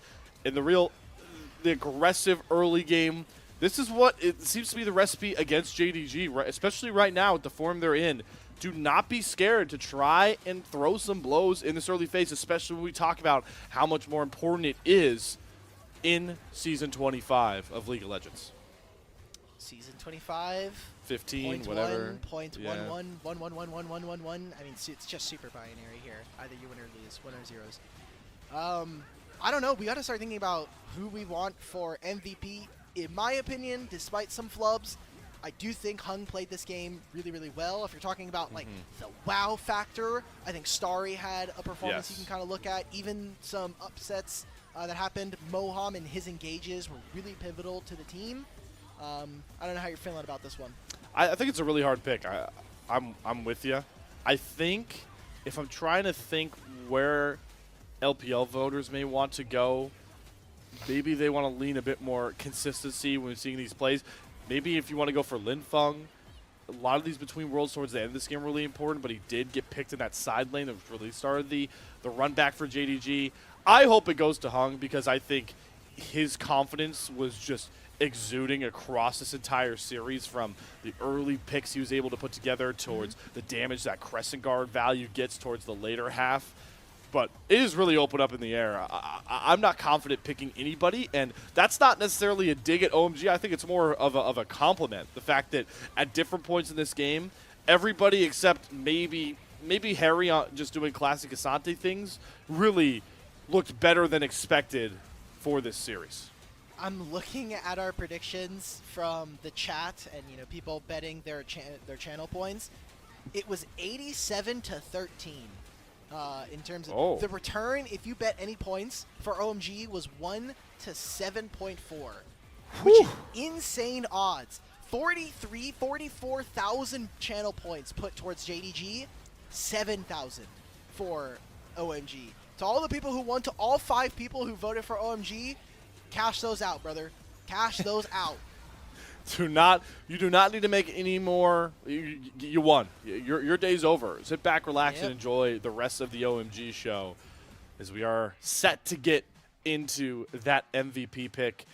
This is honestly my favorite time before the MVP pick is can somebody let me know where you get these suit tops. The 2 buttons, I'm kind of just loving it. I love the fashion angle we're leading into. All we talked about the players. So it's like so there's a couple of shirts that have like button stays that are right here. Right. And then you just like put ornaments over top, which makes sense. I think it's kind of cool, but flashy indeed. I like the color combo, right? Main man on I guess my left, where he's got the black on top of the gray, and then you got the gray on the black. They're coordinated. It's a beautiful combination as we're about to get news of our beautiful OMG MVP pick from game number 1. It's up in the air, but it is going to go to Moham. So they're going to give it to Moham for the stat line speaks for itself here. The Rakan was flawless, especially once he got access to that quickness. Wow. Wards placed per minute 2. Damage taken 15%. This is as close to support CSD at 15 as we're going to get, guys. The systems are working. The systems are working. The systems are firing for OMG at this current point as we get a look back at why Moham. I mean, this guy had, whenever you're getting multi-man knockups on Rakan, you're doing something right, especially without access to your charm. It just feels good. I mean, this is the one that really sold it for me. This turn from Moham, able to just catch multiple members with this knockup. Listen, you don't get that flashy Varus damage, that nice Aurora pullback without some setup. Just remember that even in your solo queue games. And we also kind of didn't get to mention just as of how fast this game has been, and also we had some other things that we're talking about during draft, but this is a huge takeaway for the side of JDG. Rakan is by and far away one of the best consistent picks that Missing has had over his career. He's like 44 and like 9 on this champion all time. Whoa. It is ridiculous what he's able to do. Yeah, I'm checking Missing all. Man, it's not one of his. It's his 6th most played champion, but he has a ridiculous win rate on this champion. Even last year, 9-0 on the Rakan. So Moam being able to take that away in a full fearless system, no longer available for JDG as we go further into this best of 5.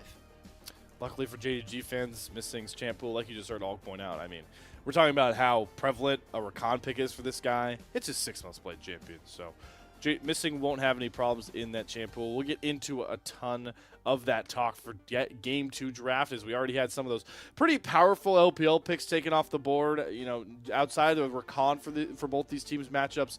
Obviously, you have the Aurora off the table. Ashe has been taken away. Cassante is off the table as well. So this is the fun part about Fearless. We're just going to roll into another pretty spicy draft. Hopefully I don't see any Karma tops, though, or I might freak out a little bit. Woo! I'm okay with that. No more Karma tops. We don't need to see it.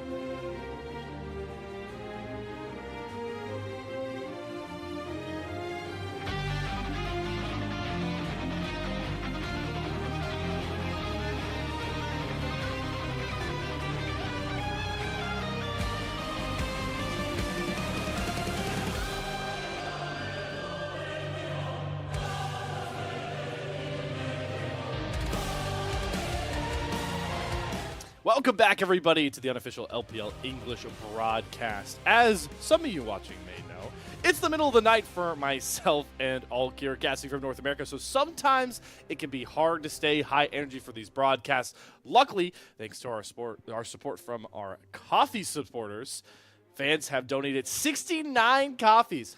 Nice. To keep us wired and ready, since this is a fan-run broadcast, we rely on subscribers from Coffee, YouTube, and Twitch to support the stream. If you subscribe, you can also unlock perks like early access to content and access to exclusive channels in our Discord. Join whenever you want to on that one. We thank you all for the support that's been coming so far, and we'll enjoy every single second of continued support as we run through the LPL. But back to the main feed here, Alk. I mean, what a way to start. I wanted to give them a small taste of what's coming up for content, by the way. Our Discord is open to anybody. Anybody can join. That link should either be on our Twitter in our link tree, or there's also just a command that you can use in chat if you're on Twitch chat.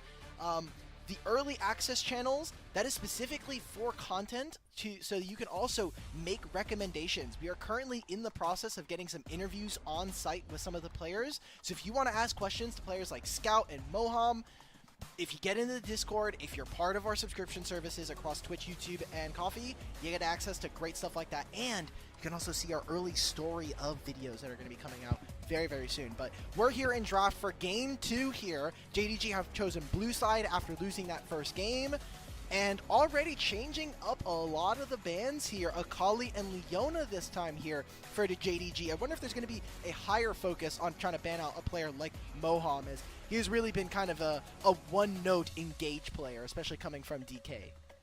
On top of that, maybe some more melee respect being thrown over towards Linfeng. Obviously, talked about coming into this, likes the Ambessa mid, like the Yone mid in a small sample size, but if you can play those two champions mid, you better be able to play the Akali. So I like that ban a lot as well. Pretty stock standard on the OMG side, though. Kalista, you got to give respect over to Skarner on that red side. Curious if a pick like Corki may sneak through now. Maybe we'll get a Rumble sneaking through. Two pretty pivotal picks in the LPL so far. Rumble, like we said at the top of the show, hasn't been doing well. He's 1-7 all-time here, at least for the year. And he is banned this time around. Rumble, Kalista, Skarner felt like the champions that when we saw from Demacia Cup, that was going to be like the red side staple. Red side was going to be stuck with those 3 bans, and then you kind of got to see what the rest of the series is going to look like. Now that Ashe and Varus are gone, it does open up some more of the different AD carries. When these two are gone, we have mostly seen some more of the team fighters. I think specifically Misfortune climbs up in priority, especially against someone like this Corki. But, I mean, we've been seeing Xayah.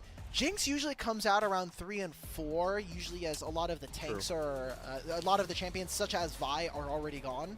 But we'll see. Ezreal's I see a lot of game 2s in. That's good, well. especially into a Corki. I think that's fine. Misfortune, though, looking like could be the trade here for Starry. It's important to mention, this is where we expect Pays. Every AD carry player, not even in the LPL region, knows all about Ashe duty. It was an unfortunate game for Pays. Really hard to step up and help GG push through some of their struggles in the early game. Now, this is where Pays can get back into that groove. We saw him against Ultra Prime on a pick like Corki, as we do see the Zyra come through, and we know that both Shun and Hung have taken this into the jungle already, so you gotta expect that to be Hung's pick here. Ooh, here we go. AP on AP. Lock in. So another game of Shun hooking up the Nidalee. We got to see it in their first game against Ultra Prime. I think he did pretty well. He was one of the drivers, again, for that game, and really, really aggressive. Although, into a Zyra, you're going to have the same level of success here. So what I want to see from JDG is going to be some really beefy frontliners. You already have this Nidalee. There's one. You do have the Corki. I think a Renekton pairs incredibly well. This is one of the OG combos. If it's not a Renekton Elise, it's going to be Renekton Nidalee to people set up. But we do need to have, I think, a strong mid laner that also is able to play around this. And I think Yone starts to come to mind, especially for someone like Scout, who has made a really big name for himself within the last couple years of this champion being available. At this point, I think Yone might just be hotly contested by both these mid laners, because on the switch side here for Linfeng, you already have the AP support in the jungle with the Zyra. And Linfeng has shown a proficiency on the Yone as well. So if you have you take the usual damage archetype arguments, it's an open pick here for OMG. We do see the Rel clean out that last phase of picks here, because we're going to try to put Moham, our MVP of game number 1, back in a similar spot, trying to get these multi-man lockdown engages. And if you thought they were easy for him on Rakan, wait till you see what Rel's kit allows you to do. It's his most play champion in his career, one of his best champions all time that he can be able to pick up. So Rel here is great. You also have it into someone like this this Renekton. I think you're setting up really well for someone like Misfortune, but we get on the back end of this, JDG are the ones to take away the Yone. Very, very interesting to me. So probably going for double mages in the mid lane. I'm thinking of other AD mid laners that we could get from Scout. I mean, Mbessa is available, and that was actually the pairing that we did see come out from JDG. So maybe that's something that they're going to be looking towards. Hey, all I'm saying is, set tab over on Thunder Talk pulled out a game for Yasuo. But true. He did also have, technically, he had all 4 of his other champions could create knockups for him. That is not really a reality in this game. No, not whatsoever.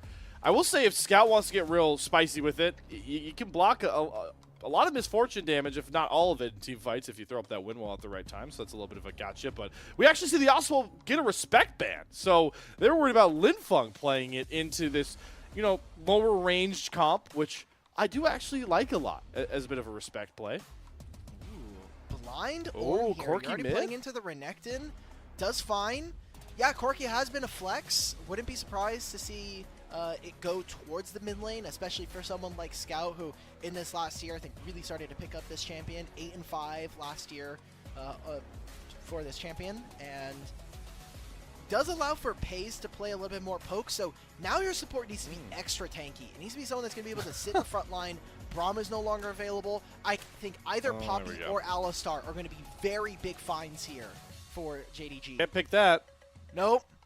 Get away from that, low bro. Get away from that, low bro. Could not lock that. All right, the Poppy is going to be the pick here. Lot of early game agency. Oh, I'm speaking too soon here. The Alistar. We'll see. Missing's toying with our hearts, so the big bowl gets locked in here. That does provide the front line you need.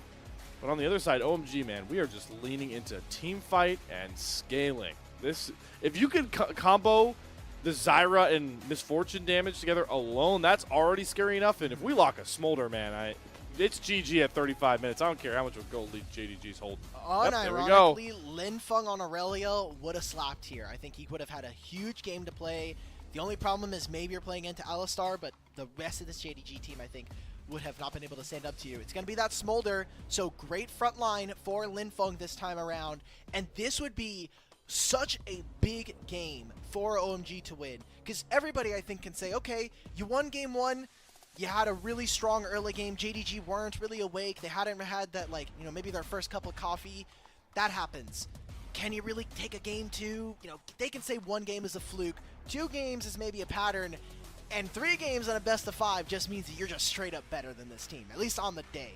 So I want to see what they can do. I think that their team composition is a little bit more easy when it comes to execution, but it is very, very simple in what it wants to do. So I want to see how they're able to execute on this, and it's up to JDG to prove that they can actually beat this team composition. Because like we were saying, scaling is on their side. You have this execute that's going to happen, the eventuality of a Smolder. Zyra's scaling is also not to be toyed with. I mean, the plants, the stacking burns and slows that you can go with specific build paths.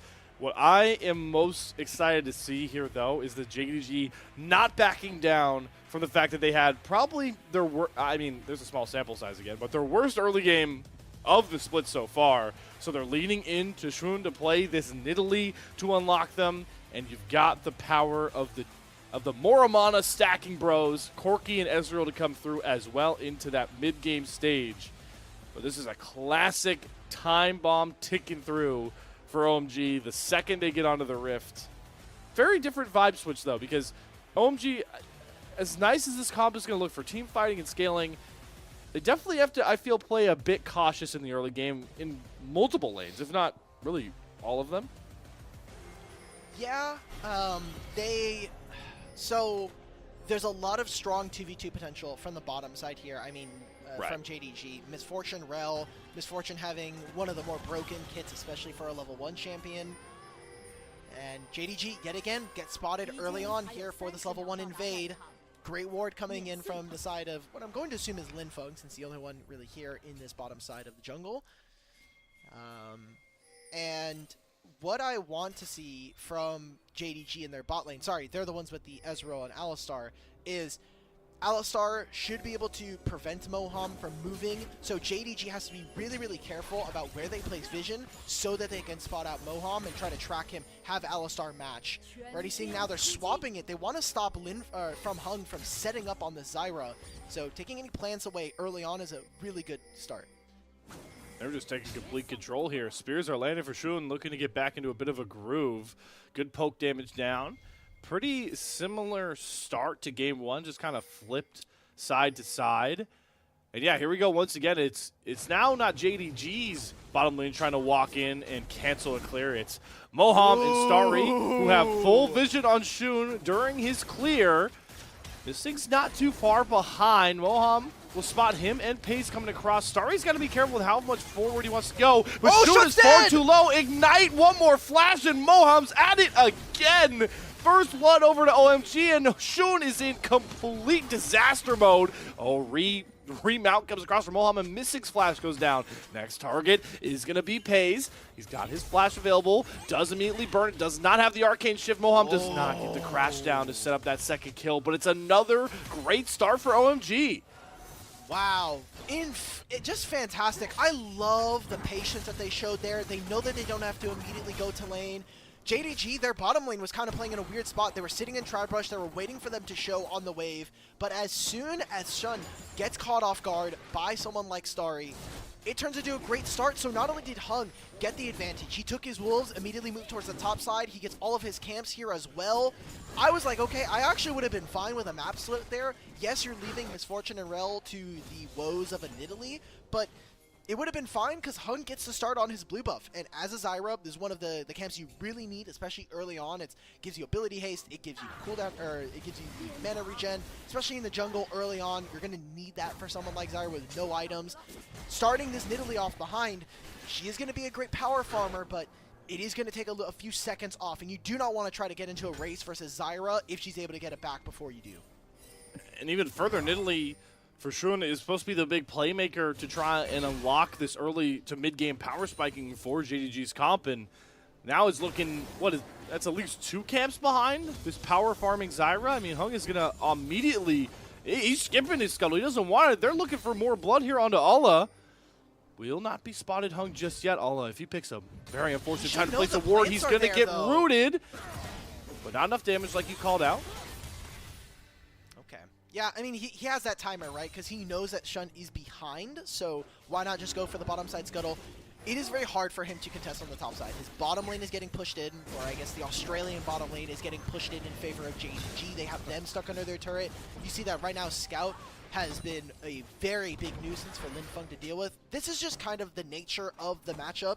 Also, you don't see it because it is covered by the Smolder Stacks, but Linfeng has elected to go for the Grasp of the Undying. That, I think, is completely normal. We've seen that been kind of the adaptation ever since they really nerfed fleet footwork, especially for ranged champions. Shun makes his appearance back towards the side of the map that burned him most. Is Linfeng taking pretty big trade there from Scout. Both these marksmen pretty low on mana, though. No real Hey, Linfeng, come on, bro! -2? Oh. Those are missed Smolder Stacks, too. I mean, that just compounds the problem. Man, if we lose the game due to one missed Smolder Stack, then whatever, the game's over anyway. You should have just lost the game either way. It's not that big of a deal, but these things add up, and usually if you miss one, at least in my case, especially if you're in call with the homies, you're gonna start missing a few of them back to back. You got all the pressure, everyone's going -1. That's one of the most fun things you can do when you're hanging out with the homies. Most fun things? Just knock them down? This sounds like a good way to attribute to a negative win rate in Flex, so good to see that Harry's still watching himself there, not looking across the map, or he eats another. Shun is just like, no back for you. Instead, we're bringing the dive. There's the first stun. We're going to land. Knockup comes through for Harry, though. Forces the dominance out of Ola. And he's not able to get the kill. He flashes just to make it safe. That's classic Ornn Gaming at its finest. That's incredible. I mean, it forces out the ult from Ala. He'll be able to back this wave. He's probably going to be able to catch most of it. Ala's just going to immediately shove it in. The teleport changes also do mean that it does take a little bit longer for him to get there. I think he probably misses out on half the wave now, actually, because he didn't instantly teleport from when he got back to base. So he does miss a fair portion of this wave. But you know that now Shun was on the bottom side of the map. Renekton has now committed the teleport, as we can take a look back at this replay. I thought this was a little bit risky, as Harry does not have very much mana. He obviously didn't have a lot of HP, but Shun does not have the damage or the items in his inventory. Almost goes down to the heated up turrets, which is one of the changes coming into this season. Buffed up. And now that they know Nidalee there, guess what? That's a full grub take here coming in from OMG on the first take. You gotta wonder if that level 1 was a little bit nicer to Shun. Does he have enough damage for that dive? It's the, you know, hypothetical scenario starting to really compound as OMG are back in that early game groove. Grab the first Monster Slayer, stacking towards Feats of Strength, and remember, they've got First Blood. So once again, it's OMG in control of the Feats of Strength, with JDG kind of scrambling, especially with their jungler being the one so far behind to get back going. I think before the grub spawn, so 3.5 minutes, JDG are looking to try to take first turret. I mean, we've seen them constantly have priority in all of these lanes. They're getting a lot of turret plates early on, so that'll be something that they should be looking for if they're trying to contest for Feats of Strength. And so for OMG, by having this early advantage in the first 2 epic monsters, I am going to be looking towards them being able to contest for maybe not this dragon, but second and third Drake and potentially Herald, because I am kind of wanting to see from JDG that second grub spawns and you're looking to be on that objective and ready to fight. I mean, you have Ezreal that's going to be at least finished with one of his first items when we're talking about that fight. Scout should be on the same thing. We're looking for this JDG composition to really come online on 2. Trinity Force and Muramana for Scout and Pays is going to be a massive item for them both. Real first bump up for both of these champions. It'll be fun for everyone that likes the symmetry of these build paths. You're going to get it from Pays and Scout likely for a bit of these items. Sorry, Moham able to buy a bit of space here, but that nice ward from Missing does spot Hung, so they know not to try for any of these engages and wrestle back control. Shun is opted to takes the scuttle and then does not opt to go for that first dragon. He's stealing away camps to, or not stealing, excuse me, just catching camps. He's stealing his own camps. That's a jungler right there. Camps. Good for him. Yeah.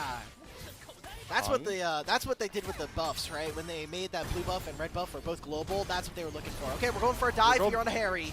We're going back to this well. Harry does get a good knockup, but does need a max range spear, and this time Shun's got more than enough damage. So nice, had to try it twice, and they get the job done this time. Right, but top lane, this dive has to go. It doesn't look like they're going for a dive. It looks mostly like they want to try to crash this turret and get as many turret plates, get this really low so they can set up for the Herald or for the grubs that are spawning in 1.5 minutes. That's what Zyra ult and a Misfortune ult. These will both be available for the objective fight. They're going to just chase down Pays. He's dead. He has Flash. He commits it just a little bit too late. The disrespect from JDG in these early games is now continued over. It spilled over to game 2, and OMG are happy to just gobble up more gold.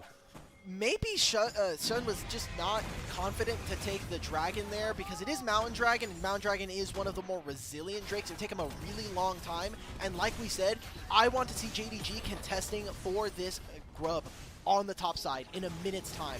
You still have Sun and Scout that are in good positions. While a death is going to feel pretty bad for someone like Pays, you are still playing Ezreal, so missing out on your flash is not as big of a deal as playing one of the many other different AD carries that don't have a mobility spell. As you take a look back at this replay, that ultimate doesn't hit the entire wave, so they can't really thin it all that well. This ultimate also means that Missing can no longer be that big frontliner for Pays, and just too much chip damage has kind of landed onto him.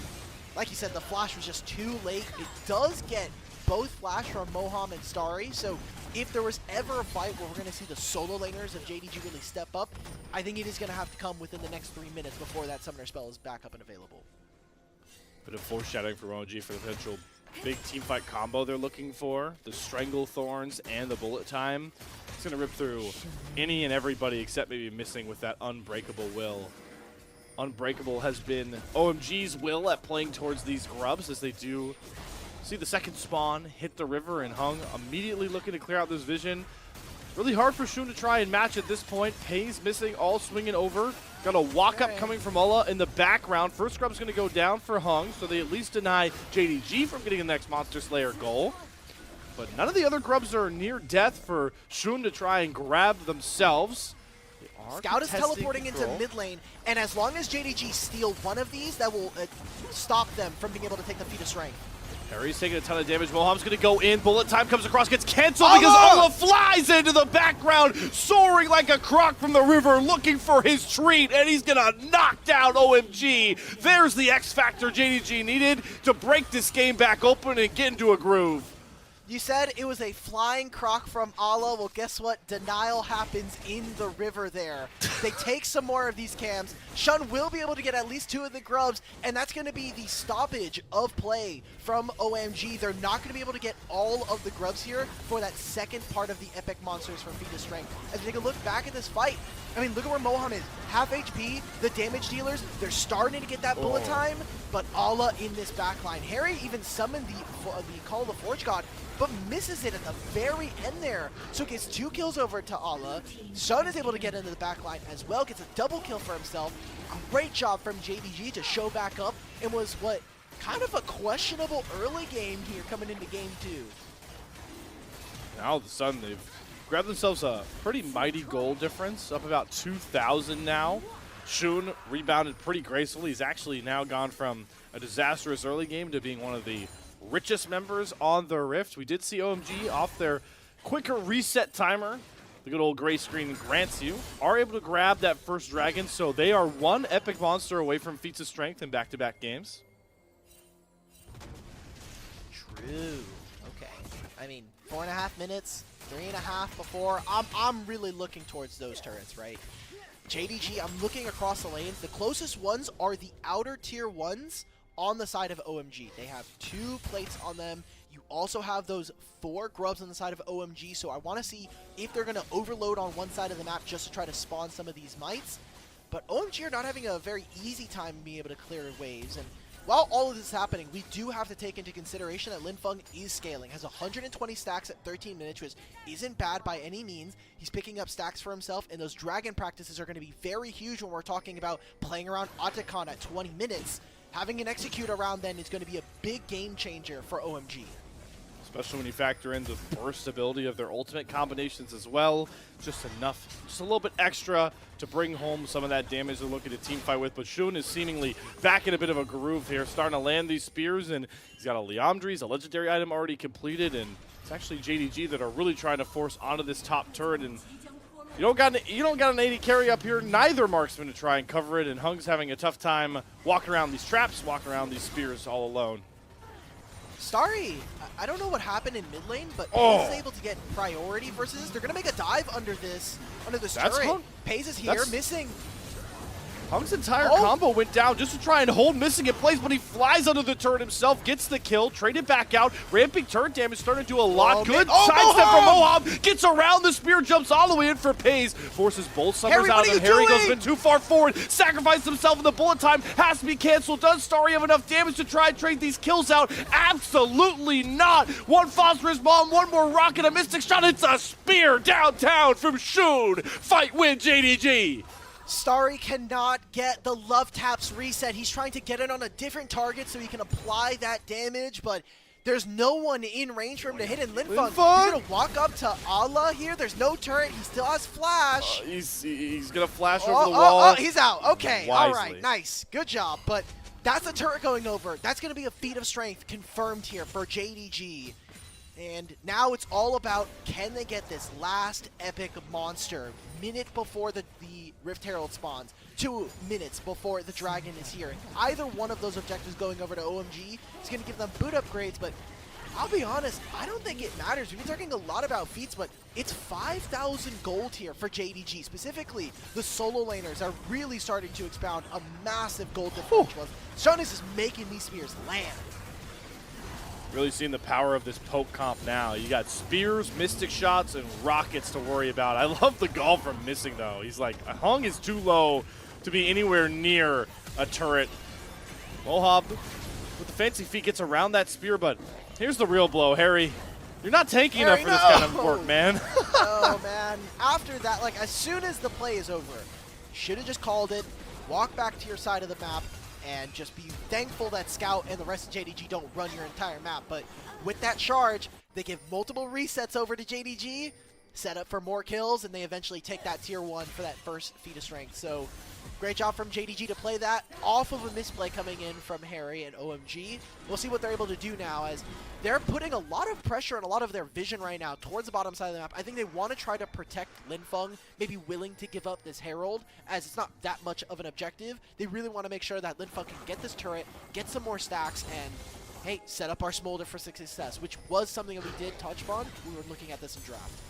And you could trade this Herald for the Dragon that's not going to spawn too much further after, especially every second that goes by that JDG don't hop on the Herald. I do see, I believe Scout is just soloing it on his own at this point to try and take it down and deny that last Epic Monster Slayer task for those feats that OMG are in pretty good position for. Starry's eating spears and mystic shots, does dodge out on the next 2 bouts. Spotting Missing maybe coming up for a dive here, but they're just going to back off and take their free Epic Monster. Okay, so they get the Herald. Big takeaway. Like we were just saying, whether it's the Herald or the Dragon spawning in 10, that'll be the feats of strength going over to OMG. But any team that has the advantage when it comes to Void Grubs really, I think, should be prioritizing the Heralds. I mean, Linfeng, you don't have flash this time.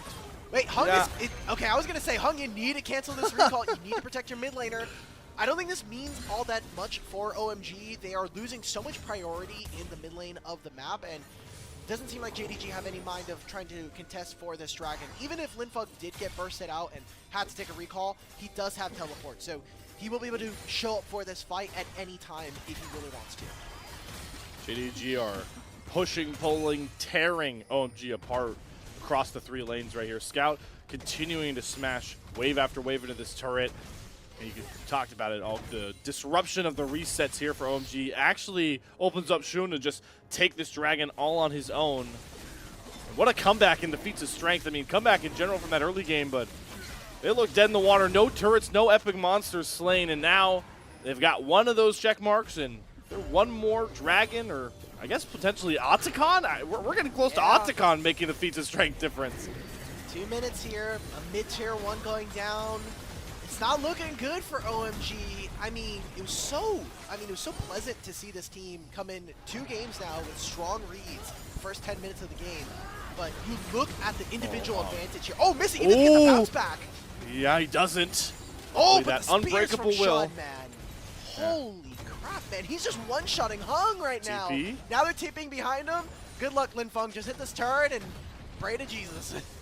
Let's see if he guesses right. Now he's going to walk up lane. Dominance back up for Ola. No way out for Baby Dragon this time. You're stuck in the river with the big chomper, Renekton.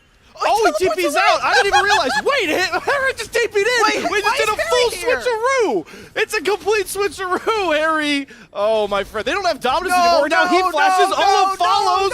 Shun is coming across from all the way mid lane. What the hell is going on with these TPs? How does Harry end up dying through all of that? That happened last game as well. Look, you can see it in the player cam. Linfeng had a little bit of a smile on him. He's like, my bad, dog. This happened literally last game with the Aurora, right? He looked for the teleport, so they know that he went for this. They can obviously see him traveling. It's so weird that, at least on Spectator Clive, we don't see the teleport. He knows, hey, you don't have a stun anymore. Once that comes down, he uses the ultimate to give him heal. He also has the grasp.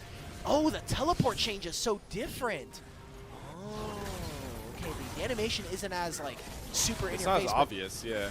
This is part of the miscommunication. We saw this in Game 1 with the Aurora, where they were like, okay, we're going to help Harry in this play. They give over some shutdowns, and we're like, oh, maybe JDG are really back in this game. But that time around, now Harry dies, loses his TP, loses his flash.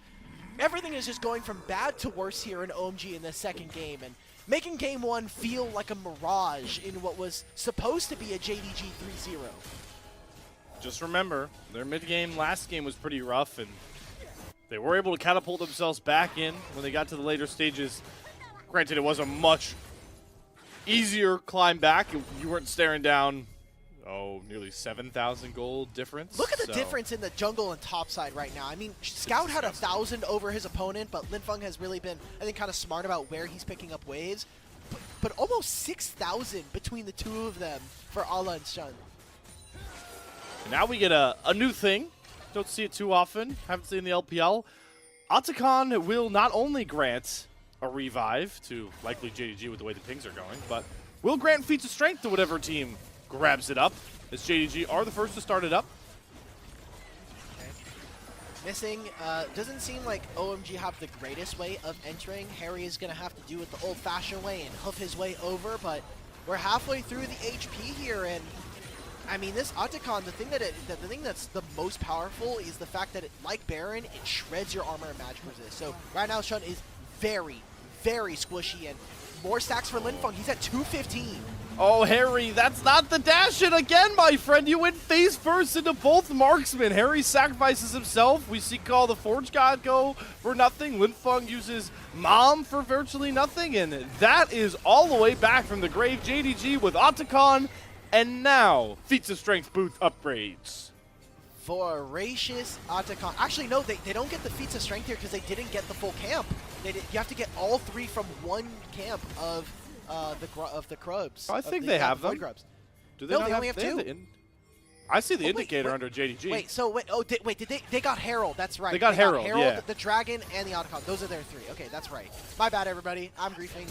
But Otacon respawn, getting a flash from Linfeng like that, just raw dog, is crazy to me. He has the execute now. If there's ever a time that OMG can come back, it has to be at this point because you're 8,000 gold in the hole, and now there's a GA buff on 4 of the members of JDG. You got one off of Scout, and he immediately TP's back up the same place he's been for the last 10 minutes and shoves another wave into that tier 2 turret. Gotta love the dedication here from Scout, as the gold lead has only ballooned a bit more here for JDG. I'm curious how much they're going to push the tempo with this Ruinous Otacon. There's not a lot of areas for themselves to like kind of force the issue. Looks like they might just gobble up whatever free monsters they have on the Rift, which, you know, is camps, waves, and likely this second, or excuse me, just third Drake of the game, first Infernal. Oh, man. It sucks for OMG because we had so much hope. Again, we said at the top of the show that taking individual games will be kind of fun to see for OMG, but a whole series is going to be a completely different matter, and JDG are showing off a little bit, I think. They are kind of putting hands on the opponents and doing it in a style that I feel is... They're doing it in a way, like I was going to say, that feels very in tune with the champions and the players that have on their team. You're having Pays on this Ezreal. He's kind of able to freely do what he wants in fights. You have Missing on Engage, Shun on a kind of a psychopath jungler that also likes to farm. I think he's most well known for his Kindred, but Nidalee, obviously, he's doing really, really well in the games we've seen so far here in Season 25. About another 20-ish seconds left on Ruinous Otacon's revive for everybody but Scout. JG trying to min-max it into getting an inhibitor turret down as Missing flies into the base with Unbreakable Will. Gonna target Linfeng, who does not have the flash. Here comes the turn, the bullet time down. The dominance from Ala is gonna get him at least Moham. But those Ruinous revives, or excuse me, Voracious revives, gonna make sure it doesn't cost as much in the bank. I mean, Ala and Missing are now, they come back to base. You get this third dragon of the game. It's an Infernal Dragon. It'll feel nice, but I don't think we're seeing a soul. I think we're looking at that Baron spawning in 30 seconds for JDG to potentially put the finishing touches on a game 2. Linfeng does have the execute over the stacks threshold. You got 2 pretty powerful items on Starry, expensive ones, but IE and Bloodthirster are just maxing on the pure damage this Misfortune can bring. It's really Hung that's a bit far behind where you want the Zyra to be by this point. Obviously, down a ton of gold. It's not the most gold. The gap for Ola versus Harry is the biggest one, but I feel like the Hung versus Shun gap is the one that actually hurts the most, knowing how Ornn doesn't care about those items too much. Yeah. Also, Harry has been a bit starved in terms of experience. We're not seeing a massive differential in terms of like a blood roses or blood petals, so we can't really say that's making it. He's almost 4.5 levels down versus Ala right now, and usually that doesn't all that matter. You know, 4.5 levels between champions is obviously a very big influence, but especially for someone like Ornn who wants to hit the level 14 breakpoint so you can start giving out those masterwork items to your team, is kind of a big deal. He is one of the few top laners that you are kind of really focused on making sure that he gets time alone in a side lane or being able to pick up experience where he can. And by overgrouping with his team, he's far behind. Moam is taking way too much poke right now. Baron is being started by Scout. He's just soloing this. Now he's going to be able to do this with Shun, and looks like they want to try to at least bait the rest of OMG to just walk into the poke. Hung. That felt like a stake to the heart almost, maybe a couple inches off. One spear. He's half HP at this point, and this is exactly what JDG drafted for. If you are walking anywhere near a part of the map you don't have vision, thank you, observers. You can see JDG are dark in the darkness so many ways. You got to worry about spears, mystic shots, rockets. JDG are going to turn onto that Baron, but how do you walk in here if you're OMG? There's just so many projectiles to worry about. They at least do force a reset off the Baron, but Ola's going for the flank of a century. Yeah, Ala has the flank, and Starry did lose his strut passive during all of this, so JDG are going to turn now. Ooh, Ola's taking a lot of time to get here. Missing's trying to buy time with the breakable will. Mom comes down. Ola's in the background. Shun finds a snipe onto Starry, and now the marksman can sing their praises and step up. Scouts flashing forward. Ola is untouched. Can win this, though. Cannot find any trades. Will finally drop, but Pays is untouched off to the side. Linfug is just going to fall a bit too flat with his baby dragon. Ace over to JDG. They're not even going to need Baron. What a response after the disastrous game one. We said that they were sleeping giants. Their Demacia Cup was disappointing, but so far here in the start of LPL, they're slowly making their way through this group. They're making it not look super clean, but a win is a win at the end of the day, and it looks like we're going to be taking it to a Game 4 at the very least between JDG and OMG. Just the formalities of the Nexus turrets and the final Crystal Gem broken open. It still was a bit rocky there, Alk, but JDG looked a lot more polished once we got out of those opening 8 minutes. That was so dangerous. I was like, okay, maybe we get 2 games from OMG. And like I always say, if you can take 1 game, you can take 3, right? If you've done it once, you can try to replicate that as many times across the series. There's 140 champions. You can kind of do it in any style that you want, but regardless, good game from JDG. I don't want to say it's the cleanest, and especially for what we expect from these players. We haven't really dove too much into it, but when you have a roster with Ala, Shun, Scout, Pays, and Missing, we expect better from you. You should not be struggling against an OMG roster that hasn't really made very big splashes when it comes to their roster. I mean, they had Angel last year, but still, I don't think really kind of hit the stride that they really wanted to. And you have so many players that have been to internationals multiple times, that have even lifted international trophies in the likes of someone like Scout and Pays. We should be looking for this team to, similar to like a Weibo, 3-0 this team, you're looking at another matchup and you're kind of looking towards top 2. I want to see them cleanly close out the series if we want to have high hopes for this squad as we move throughout the rest of the year. Because as much as 3 best-of-5s gives us as much data as that does, this first split is supposed to be a preview for what is to come for the rest of the year.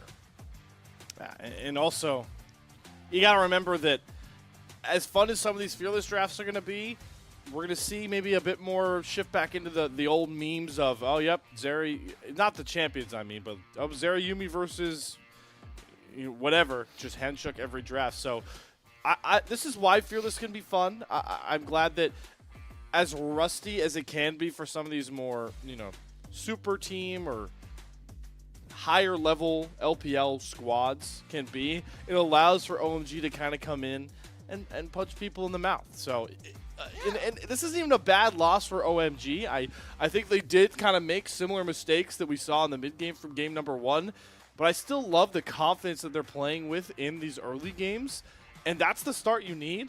And if you could keep that up, mid games can't go as bad as this one did, I would hope. Yeah, probably, but I don't think OMG have really shown that level of resiliency, especially against Right. a top caliber team like we're expecting.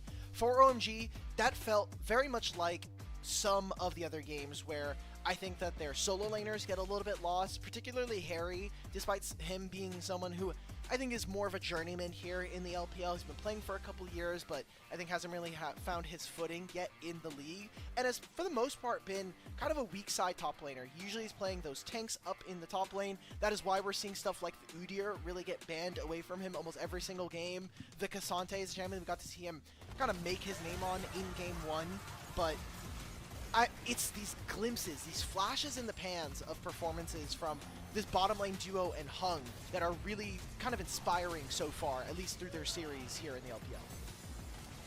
And like you mentioned, this series wasn't clean at all. You get the replay back in here. This was the real, get the gunk out of the gears moment, I felt like, for JDG, was just Ola finding this awesome jumping flash dominance play, really opened things up, and from there, it's always nice to see the JDG lean back into this draft execution. The poke, the projectiles flying through. It's just so impressive for OMG to really go for. And I got to give more credit over this draft compared to what they were staring down, right? Because they were looking at a comp that was designed to blow them up with a lot of ultimates that will just scale infinitively. And once those ultimates start chaining, they only become more problematic. And the fact that you just drafted Corki, Nidalee, and Ezreal to force really a lot of dysfunction in that combo. You can see in these replays, OMG never, after that, that river fight around the second grubs, were ever allowed to set up for this combo at any point because JDG's range and threat of Ola on the background was just so oppressive. I'm glad we only have to see one game of Harry on Ornn. Just knows a horror. This It was game, rough. which is unfortunate. Happens. Like you were kind of noting towards draft, I will say that with the Zyra pickup very early on, remember their first picks on red side were Misfortune and Zyra. I think at that point, you're not allowed to really pick a scaling mid laner like Smolder. You really have to kind of double down on this identity and pick some more tanks, pick some bruisers that are going to allow you. That's why I think maybe seeing something like an Mbessa would have been nice to really kind of at least distract the front line, be annoying, buy space, and grab attention from the side of JDG.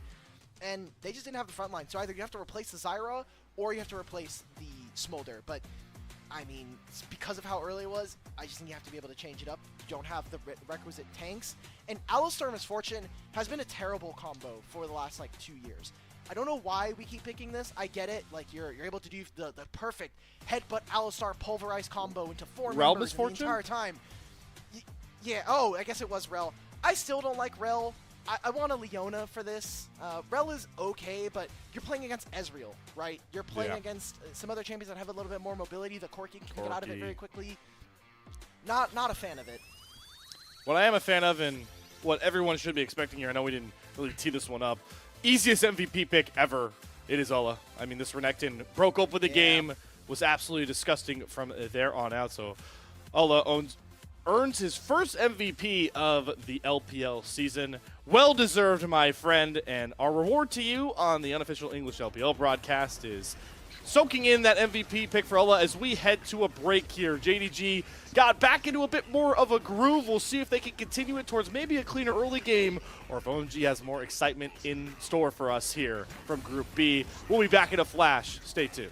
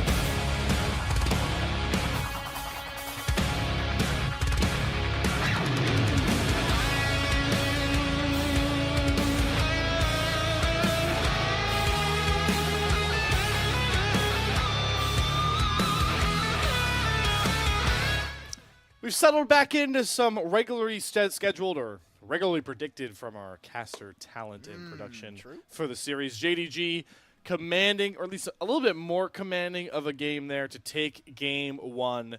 And now we're into the bread and butter of Fearless. 20 champions off the board, and we're at the best of 3 point, as I like to call it, which makes game 3 a momentum game, even more so than game 1 ever would have been. You know, I was wondering, I was talking to Ledin a little bit during the break, and we were like, oh, our viewership's looking a little low. And we were like, it's just bro. You know, Breon are just playing against Gen G. Why did our viewership... They 2-0'd Gen G. All right, well, wow. Welcome everybody. Welcome everybody to the show. Hey. We actually are playing next, so I don't think we're going to get that much of a viewership bump, but... Yeah, Fearless has been a lot of fun, and with those 20 champions gone, that does mean that we're probably going to be getting more of those big team fighters that we were talking about earlier.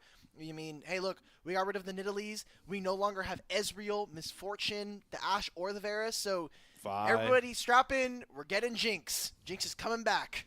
Yeah, Jinx is coming flying in. Maybe we'll get some Sejuani's in the jungle with Vi, Xin off the board. We're leaning into team fighting, and if that's the case... Maybe we'll get out of here pretty quick now if JAG continue to fight the way that they've seemingly gone into a groove with. Sure. I'm just looking to see how cleanly JDG can clean this out, because they obviously had a really dominant series against Ultra Prime. Unfortunately, Saber kind of was a really big black hole of pressure for the team, and so that ended up happening. We got to see Scout take really big advantage of him in that matchup. But here against Starry, I think Starry and Moham are kind of showing up, Pays, and missing in the 2v2, especially early on. So this is going to be a little bit interesting, especially when we talk about Weibo on the opposite side of the group here, just because you look at their team. I mean, Light and Hung are not the most devilish in the laning phase. So I want to see what that matchup looks like, and especially against, I think, a Xiaohu who has been performing up against Scout would be really exciting. But that's for another series. We've got at least 2 weeks before that matchup happens, and that could completely be out of the window if OMG decide to make a universal banger of an upset. And if you remember, even to continue some of the, nice to see step-ups from OMG, we haven't seen Scout kind of body Linfeng like the stats we threw up at the start of this were kind of going to be indicative of. Remember, this guy, Linfeng, he came in dead last, the worst KDA of any mid laner. Let's bring up those stats. We got to wait for draft anyway, right? So might as well. Yeah. Well, if we can tee him up. I mean, it's been anything but that, but these stats of the series. I mean, game 2 was, kind of even. They were playing scaling Corki versus scaling Smolder, but if anything, Linfeng has outperformed every one of these metrics in this series so far. Linfeng has been doing really, really well. I think he's holding his own against Scout, but that Corki versus Smolder matchup did not look particularly fun to play with. I mean, you're playing against the lane bully, someone that also can outrange you with the rockets, so let's see what's going to be coming in the second phase of draft, because we still have Ambessa and Yone available. 2 big melee mid-champions that have proven to be very, very game-changing for both of these mid laners so far in 2025. And don't forget about that Akali, too. They got a respect ban in Phase 1 from JDG on their blue side. Got to think that Linfeng, if he's adept on the AD melee mid laners, definitely going to be pretty powerful on the Akali as well. And I want to see Linfeng get one of those games, right? It's everybody can play the scaling Smolder mid. It's kind of a snooze fest in the early game, and then it's not much different once you get later in, besides positioning-wise. Let's get the Linfeng that we saw in those nice highlights, the Yone plays, or the Ambessa, to really solidify what we know OMG is kind of capable of, as we are back on stage here with both of our squads. And as expected, the team off the loss is going to select blue once more. But the fun part is tracking how the bans evolve outside of the Skarner ban that JG will be forced to push out. LPL feed, bring us back that fan sign. That was beautiful. I've always loved the crowds over in the LPL. They have so much, similar to the LCK fans, who I think really show out in Lowell Park. They bring out so many great fan signs. There's a lot of great fan art that comes out from all of the different communities that kind of follow here. And I don't know. I just love seeing them, especially when we have a large packed out arena.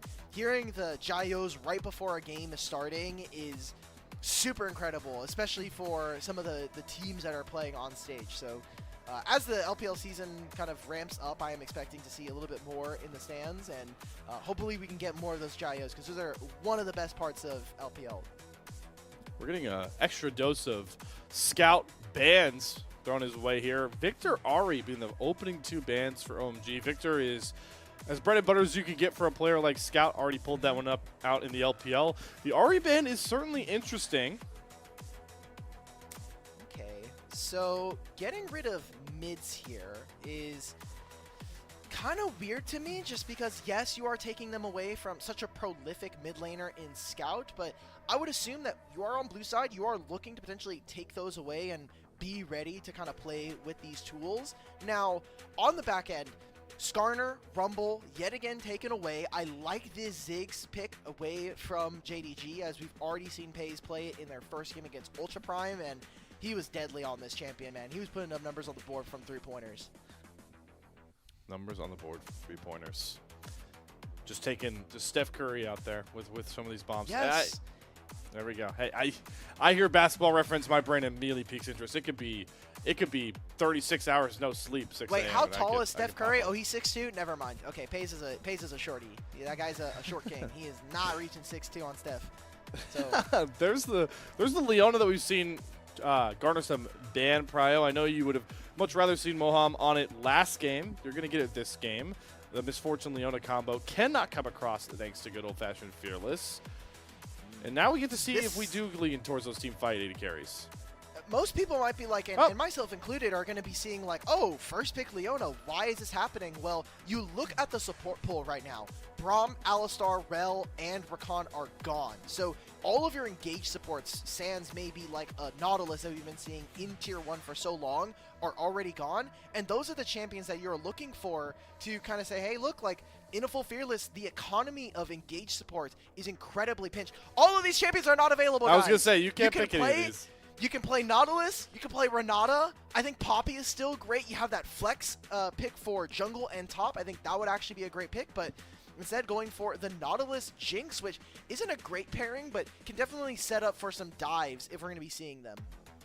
And Nautilus can certainly play the Protector role decently well, right? The Dredge lines can interrupt. You got the Roots, the Depth Charge, all can buy space here for Pays. As we get the classic Nocturne Orianna combo. It's been kind of ill-forgotten in the new season, mainly because there's some more fun Nocturne pairings. Everybody was really high on the Aurora Nocturne combo, but this is the tried and true of these two champions for so many years. That was also because Aurora had the stun on her ult. That was the big one, but yeah, not being able to see where the walls were a pretty big one. We've seen some really terrible Nocturne combos in the league so far, so glad to see we're pairing it up with the old Boo in Orianna. So JDG now picking up the Mbessa, which in the early game shouldn't be able to gain mid priority, but as we get further into a game, in the side lane, I think is going to be particularly potent here. So we'll see what JDG is able to do. Also, Mbessa a flex between our two solo laners here. So on the back end of this draft, 80 carries that I'm going to be looking for are going to be some of the stronger laners, someone that can deal with something like a Jinx. You still have Caitlyn that is available. I wonder if we're going to try and match scaling for scaling. We haven't seen a Felios in a long time, but one of Starry's most played. Also, Xayah still up and ready to go for either of these teams, or for the OMG. I'm interested to see how aggressive Scout gets on this Mbessa pick. Could see him kind of just try and hands diff Linfeng with his own sauce once he has access to all of his spells. Yone ban still being thrown over, so OMG definitely are worried that Ala might take the Mbessa top, but doubling down on that much damage and potent AD damage specifically in the lanes, it would be really aggressive. As we see the Kindred ban. Wow, that's just raw damage bans coming through for OMG. All five of their bans. They do not want Chun to pick up this Kindred game. Against Nocturne, it is a very tough matchup very early on. She can kind of, Kindred can jump in between the walls. It's very difficult to find the 2v2. Xin Zhao's no longer available, so man, we're just hovering. I love these hovers. It was so funny. Wukong, the champion that we talked at the very beginning of Game 1, like, where is this champion? Why are we not seeing more of him? His skirmishing is incredibly strong. Obviously, we know all about his team fighting, so to see him all the way dropped to Game 3 is, I think, very surprising. And now JDG are going to need a very big burst mage from the AP department. And so I wonder what they're going to be looking towards from the side of, I mean, there's not many top tanks that are going to be playing AP. Maybe you can go for AP Gragas, but yeah, I don't know. Luckily, not too many punishing tanks on the side of OMG, so I don't hate it. Even if the Nocturne goes like a bit more bruiser, he's not building really any armor, and Leona needs a lot of time to be very tanky. The Maokai pick might be pretty pivotal. We know that Harry has turned to this before, or is it Ulla that's played this? One of these two top players have played this in their last series. This is going to be Harry and Hung. Both of them actually been able to pick this up. So what is the top lane tank here? Please don't say it's Galio. You have no... So, okay, in all fairness, OMG will not have... I mean, they can build a bunch of armor, but, I mean, really, it's going to be on Leona and Moham. JDG, what is your pick here? You're picking Galio, so Scout magic Galio? damage is pretty low. So, yeah, Scout Galio into the Orianna. Yeah, okay. It's not perfect, I'll be honest, Slayer. I mean, there's a few redeeming factors. Wukong has Armor Crush, so that is a thing to be able to help, but yeah, I'm looking at this. Linfeng can pick up Azonias, you're feeling good about that. Harry can build every single tank item under the sun, and you are mad chilling. I think a Frozen Heart actually is a bit of a banger here for someone like Moham if you can afford it. We'll see. I think this is a tough draft for JDG, but they can all really clump on top of this Jinx and protect her from a Nocturne Orianna combo.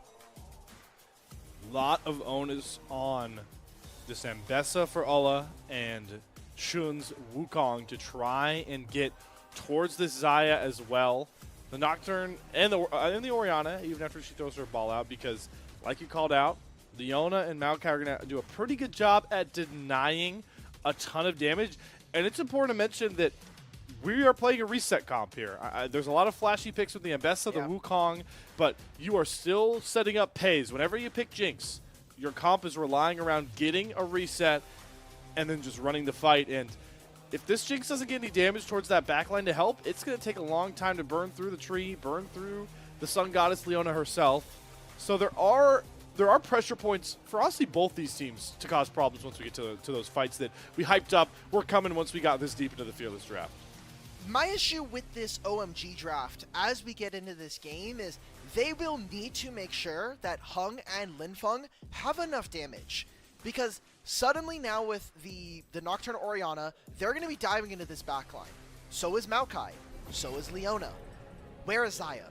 Xayah is going to have to move her little Vistayan feet all the way over to this fight, plant her feathers for a team that is, what I'm assuming is going to be retreating. Hey, get this banner out of the way. We're missing out on flashes. Hung has already lost a summoner spell early on into this game. Level 1 shenanigans continue for a third game. But this time, I think with that flash down, OMG can't get too crafty with trying to force certain jungle paths. This may be one of the, if not the most normal start we'll really get here. The question becomes now, are we going to get lane swaps? The answer seems to be yes, with Starry and Moham opting towards the top side. They just want to... We're doing another level 1 invade. We've been seeing it every single game here. JDG are a little more aware since it's been happening, but I think it's tough. No flash on this Nocturne means that it's a bit of a difficult ask. Shun will start this up, even getting a Winds of War and an auto attack from Pays. So, I mean, look, Allah's just going to have to use the teleport to get back into that bottom lane. Wants to make sure that he's there for the minions. Oh, he misses one, so he won't hit level 2 at the same time, but you're playing against Maokai. I don't think you have much threat in the 1v1. Nope. It's kind of a dream for an Ambessa lane. Gotta think that Allah is pretty happy that he doesn't land in the 2v1, because I feel like that was just such a potent option for OMG. Obviously, that's what they were going for, and they get the summoner out for it, but does allow Allah to not fall too far behind. this is going to be a big change here. The level 2 here, Missing was able to soak experience. Pays was not, Oh! so that's a flash. What a flash! He's dead. Brings Moham under the turret, and we talked about the resets. Didn't think they'd come this early for Pays. It's Missing that grabs the first blood, and the first step towards another bout at the Feast of Strength. Fantastic flash from Pays right there. Finds themselves the first kill. And I was just saying, look, Jinx does not have level 2. You're not going to have access to like Flame Chompers or a Zap early on. The 2v2 with Xayah and Leona should have been able to find themselves a kill. But with them going back under the turret, turns into that first blood. We get to see it right here. I was saying, look, Missing has level 2, Pays does not. But this engage, as soon as this flash puts him under turret, the entire first blood is under jeopardy. And like you said, first blood going over to Missing is a huge find for JDG. Small things, Pays, just knowing that timer. Leona giveth and she taketh with that Zenith Blade. Scout, getting a bit of attention paid towards them by Moha, as we do see a full reset come out for Starry. Jungle clears, decently mirrored, but Ola's already getting into his bag here up against this Maokai, and Harry really needs to pay a bit more respect here, trying to lean on that natural healing. Does have that level XP advantage still, and Hung is in the area. Oh boy.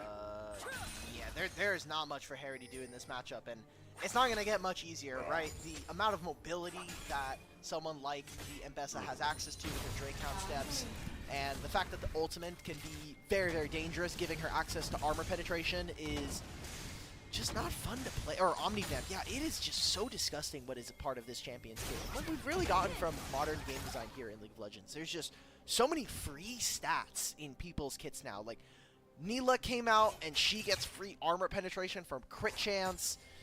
And Mbessa gets Omnivamp from how much? It's just, it's insane. The amount of mobility as well. I miss the 2-sentence ability descriptions. I don't. Those are I don't lame. actually. I don't. To be fair. I don't actually miss them is probably the wrong verbiage. More so like nostalgically look back. You know, we still have some remnants of them. Like on the hunt, that ultimate's still like 4 words. You go fast. If you go fast with getting killed, you go fast for longer. True. Not wrong. Yeah, I don't know. There's just modern League design, not my forte. I don't have to do that. So. Not envious at all. Nope. I'll let Froxen deal with that. The amount of Riot devs that get so much hate on Twitter, just not for me. It's almost a twofold job at this point, just like Harry has his hands full in this Mbessa matchup. And it's important to remember for everybody watching at home, especially now that JDG have dropped game number 1 here. Still looking in control early here in game 3. Game 2 was a much cleaner, divisive one. They are playing to virtually lock up a spot in the postseason and make for a very interesting matchup against Weibo. And it's so interesting to talk about the JDG squad just because of the fact that this feels more like the group of misfit toys that we've kind of started to name them. The fact that Sun makes it to grand finals at Worlds and unfortunately isn't able to take it to T1. He gets second on a BLG roster when JDG was kind of at their height. Same thing with going to MSI versus Genji. So many second places, and so he gets dropped from the roster. Scout on LNG eventually moves on and is now part of a new roster on JDG. Pays from a legendary Genji roster. Not able to do it there as well, so kind of feeling like all these different pieces from different parts of the LPL and parts of the LCK with Pays now finally making their way onto this squad. We should be expecting more, especially for the pedigree of these players. And so seeing them lose a game to OMG is kind of a shocker. And seeing them lose out in Demacia Cup kind of felt like maybe a bad omen. Like, is this what we should be expecting from a lineup of these teams? I don't know. Has the downfall begun for a lot of these players? There's still a lot of time, and it is very early. We did see that the Grubs were split this time, the first bout, so nobody's a step closer towards feats of strength in the monster slaying department. Do have OMG open to potentially get mites later on. Seeing some pings over towards Shun, who is spotted towards that bot side. Curious if he'll just jump on this first Drake, though. He does have the option with Hung clearing his top side. Okay, does it work though? I mean, look, we're talking about early objectives here for JDG. They already have that first blood. We've missed out on the early grubs because it was a split objective take, so feats of strength don't seem like they're going to be as important in this game.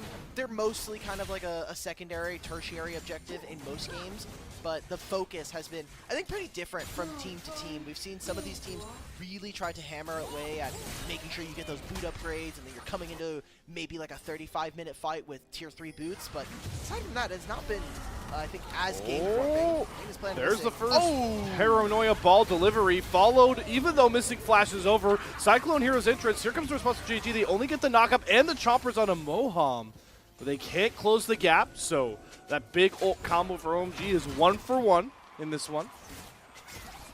All right, that's what we wanted to see, though. You have this combo with this Nocturne and Orianna. You need to be finding picks. And despite the fact that we saw him lose his flash very early on, it feels good for the time being. Pace has to be careful, has the flash, has to use it now. Just respecting the feather pullback there from Starry. So both bottom laners for JG going to be without their flash for any potential dragon skirmishes or this next set of grubs. It's going to force Pace to play pretty conservative. Okay, all right. So we're getting into this. This game's a lot slower. We're not getting like explosive early game from OMG where they're stomping a 2v2 or looking for dives. And now we get a replay of something that happened about a minute and a half ago. Great timing on this Nocturne Ori. No flash from missing might be important as we walk up to some of the objectives in 3 minutes time. But I don't know. They also used the Gallia ult during all of that, so a lot of resources to simply give over a single kill to OMG, and it doesn't mean that the first dragon here for JDG is going to be the plan. I wonder how many turret plates they're looking to grab from OMG. I mean, you have the Demolish here with Moham, but he's getting nowhere near this turret. Man, if you got this objective, you gotta walk up, guys. You gotta move in. But nope, minion wave fizzles on out. Hayes survives another wave here. Good respect given over to Moham, and the ult's now available for both Starry and company. And the Jinx just needs to buy time for Paze. JDG, it really is, I feel like the early game being slow really just powers them up a bit more here. They still have to be careful in the mid game with this Nocturne Orianna, but Olo's been able to farm his way up. Paze has been relatively untouched, and if you can get towards, you know, big 2-item power spikes for particularly the two champions we already talked about, only down minimal 1,000-ish gold, JDG are going to be in a pretty comfortable spot, especially how we saw them able to synergize their team fighting compared to OMG in that last game. And what this does mean for JDG is as long as we can hit 2-3 items on someone like Paze, I think we're in a really great spot. We talked about it from draft that if Hung and Linfeng are not having enough damage, this burst combo is not going to be enough. Again, they have so many tanks in top and support that I think that the damage profile for this team is a bit lacking. It's all about that one great punch to start it off. You cut off someone like Paze, you get rid of a frontliner like maybe Shun or Missing, and then you can start to play from a numbers advantage and kind of play off of cooldowns. But if they don't reach that breakpoint, if they're not able to find a first kill, you're diving straight into a Wukong, straight into a Jinx that should be looking to kind of find those resets and get more kills. So it's going to be 3 grubs here for OMG. As long, again, as JDG can get one of these, it's good for them, but they're pincing. Shun's going in. Oh, wow. Both junglers pass by each other like ships in the night, but it's going to serve Paze up on a silver platter. Missing goes down as well. Now JDG are on the retreat, but here come the twisted advanced Nature's Grasp, and it's a flash forward for Harry, trying to see how many more kills he can get his carries. Scout gonna channel the hero's entrance, somehow get it off, dashing back over towards Ala, as Jun is able to get back under the turret. So JDG, boy, do they make it cost a lot, but they deny 3 grubs over to OMG. Ala TP'd for that play and still has the public execution. Why are we not going for the backline? I want to take a look at that replay again just because we focus so much of it. Starry walks forward into Scout. Doesn't have the blade caller. One more! Doesn't matter. That's, hey, look, Scout, you got all this MR. You do 0 anything to stop Starry from ripping you apart with these feathers. Great find from OMG. And another great fight in all coming out from this squad as JDG, we talked about how slow they are, the Sleeping Giant. I want to look at this fight. So, like you had noticed, the junglers moving straight past each other. Shun putting focus onto at least stealing one of these grubs, and Hung finding Pays before this. But after that, the rest of JDG are kind of in bad shape. I was maybe looking for someone like Ala to get in this backline, but he's playing this game remarkably, kind of cowardly almost. Like, you're playing Mbessa. Get into the backline. There is no ultimates from any of these champions. You should feel empowered with a Galio in your pocket to do something, but doesn't look for it. And that's just another instance of a bit of disrespect from JDG's players towards some of these damage dealers from OMG. Starry gets a free kill, and it's important to remember, as much as we hype up the Jinx and the resets and her being kind of the queen of team fights in League of Legends, Xayah can certainly go toe-to-toe, and with enough space granted, get some pretty big blade callers that could mess up JDG. But one of the points you were making before that fight kicked off that I think is important to track is, as this game goes on, I think this Orianna Nocturne combo, they're going to be kind of pigeonholed into only going for Pays. Yep. Because it's just not reliable enough to ult a Wukong with a couple of bruiser items. Definitely not Mbessa, and certainly not a tank Galio. That's what I was saying, right? Is like, you are so basic in your composition and what it wants to do that you cannot be behind at any point. If you do fall behind, you're already super predictable, so you're kind of, now you're out of luck. You're like, okay, well, they know that I'm going for Pays. They know that I can't kill him either, so what do we do in this game? We gotta get a little silly and find some guerrilla tactics to get back into this game. We got Dragon spawning in a little bit here already. OMG first to the play, already getting mid-priority and moving over towards this Dragon. Not going to be setting up for any feats of strength here, as, again, they were able to grab the first set of grubs, but aside from that, or they weren't able to grab the full set of grubs on that first take, so it's just going to mean that, yeah, we're kind of moving, it's too late. Okay, well, we've seen enough of that ultimate kind of take too many objectives. We're looking at Herald spawning in a minute and a half. Maybe that's something for them, and again, we said this last game, but 4 grubs and a Herald, I think OMG should be prioritizing to move for this objective. Big legendary items coming through for OMG to play in this window that they need to be very active. Experimental Hexplate done, so Hung can get as many of those paranoias out as possible. Luden's done for Linfeng. That's the main burst damage that they need. And you don't have to deal with too tanky of a Wukong just yet. Still think Shun and Ola are targets you can go for with this combo, but the entire point of Orianna Nocturne is trying to look for this combo as often as the ultimates are honestly up for you to do it. Okay, I'm looking at item completions now. Everybody has their legendary item. Harry just Here we finished go. Sunfire. We're finding Pays. Do not have the Orianna for the extra damage. Shun's going to fly in with a Cyclone. Pays doesn't have either Oh, summoner by sorry. this point, and Hug's going to get the kill. Starry flashing forward. Maybe a little ill-advised. Wasn't needed. But another pick found on the Pays. Back-to-back for OMG. Starry walked into the Wukong Cyclone, so he's like, oh, crap, I actually have to flash for this kill. We're not going to find Pays. Flash cleanse down for the 80 carry of JDG. And there's no real objective. I mean, yes, the Herald is spawning, but now OMG, they're on a recall timer. There's no flash from their 80 carry. They no longer have the Nocturne ultimate.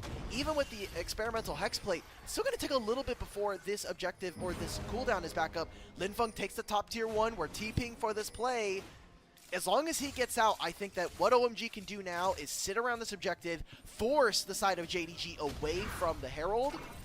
I mean, Harry even has priority from the bottom lane, right? He's pushed in this wave. Ala has to either drop this wave and teleport or just move on over. Yeah, they're not going to even go for this. I think OMG may have pulled the trigger a little too soon. The power of lacking a paranoia play here just makes Hung very easily not capable of making these plays. Man, Pays has just put in a hurt locker this game. Scout, though, is going all out to try and trade out Starry, but this is Tank Galio who doesn't have the damage, so Shun brings it in. And this time, Pays' death shouldn't cost GG too much, but Ola on the back end didn't even get the Rift Herald. Hug picked it up as well. Like, Ala TP'd into 3 members of OMG, and while Pays and Starry are being taken down, Ala is like, hey, Harry, I saw what you did last game. Freebie, brother. I got you. Here you go. All right, let's check this replay. See. So this is Pays getting, okay, yeah, Harry just walks in with Maokai ultimate. They find this. Great use of the ultimate to be very aggressive from the side of Starry. And while Scout, look at this. The objective is already gone. All is TPing into everybody. And he's just like, oh. All right, well, guys, I'm a little dead here. You know how I just said that Nocturne becomes a lot less useful when he doesn't have Paranoia up? You know what solves that problem? TPing in front of him. True. That was not Pace's fault. I know we as two AD carry members on the broadcast can kind of, we will protect him from criticism from the show. Sorry, everybody. Our AD carries are very sacred. Deal with but yeah, Pace is just getting kind of owned this game. Like, they got the level 1, but everything after that has been exactly to OMG's game plan. Find Pace, take him out, force his summoner spells, and put JDG in a bit of an uncomfortable position. They're also really, I think, applying great pressure onto the side lanes with these 4 grubs, and with Otacon spawning in a minute and a half, Dragon in 1, you still have this Herald with these 4 grubs. I want to see them play for a turret, turn that into gold, finish your second items on either Linfeng or Starry, and come into a fight with a really big objective lead. And for OMG, you grab the Dragon or you grab Otacon. Gets you feats of strength for another game in this series, as they have that slight advantage after being the ones to grab up the Herald.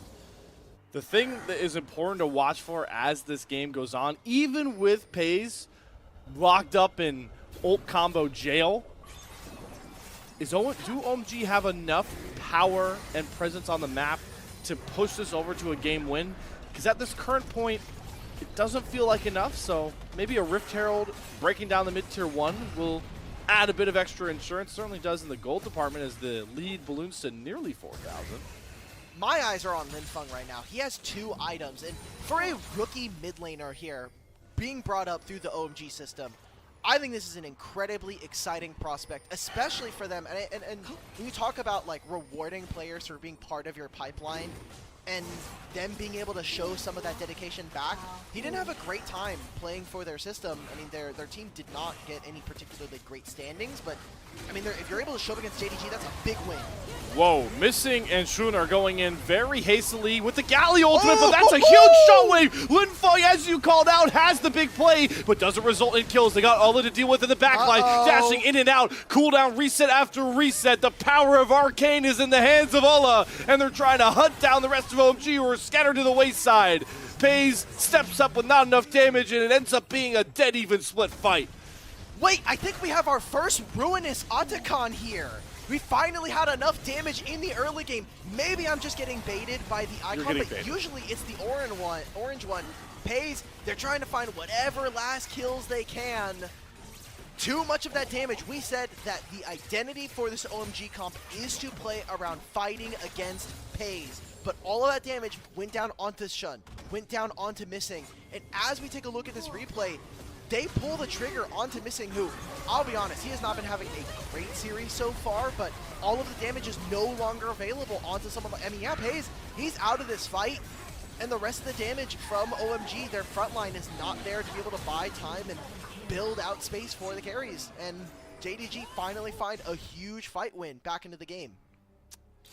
My sweet alt guy, it's just I have an important GG. update for you. All right. I like where the head's at. It's just the threshold right now for excited, man. Voracious. We haven't seen it. No Pro League right now, including LEC, unfortunately, has gotten the Ruinous Otacon. We've had games where there's like 18 kills plus in the early game, and it's still Voracious. I'm like, okay, guys, come on. A little early there, Pays. Second game in a row, by the way, where Otacon could decide the feats of strength. Shun, that's way too early to fly in with the Cyclone. And there's Ruinous Otacon. Now OMG, why not keep fighting? You just got revives on top of revives. There they all go back to their base. Scout's going to try and clean up the last bit of them, so at least JDG are going to make sure the revive doesn't grant a ton of power over to OMG, but that's a huge amount of gold that you nerf from JDG grabbing back.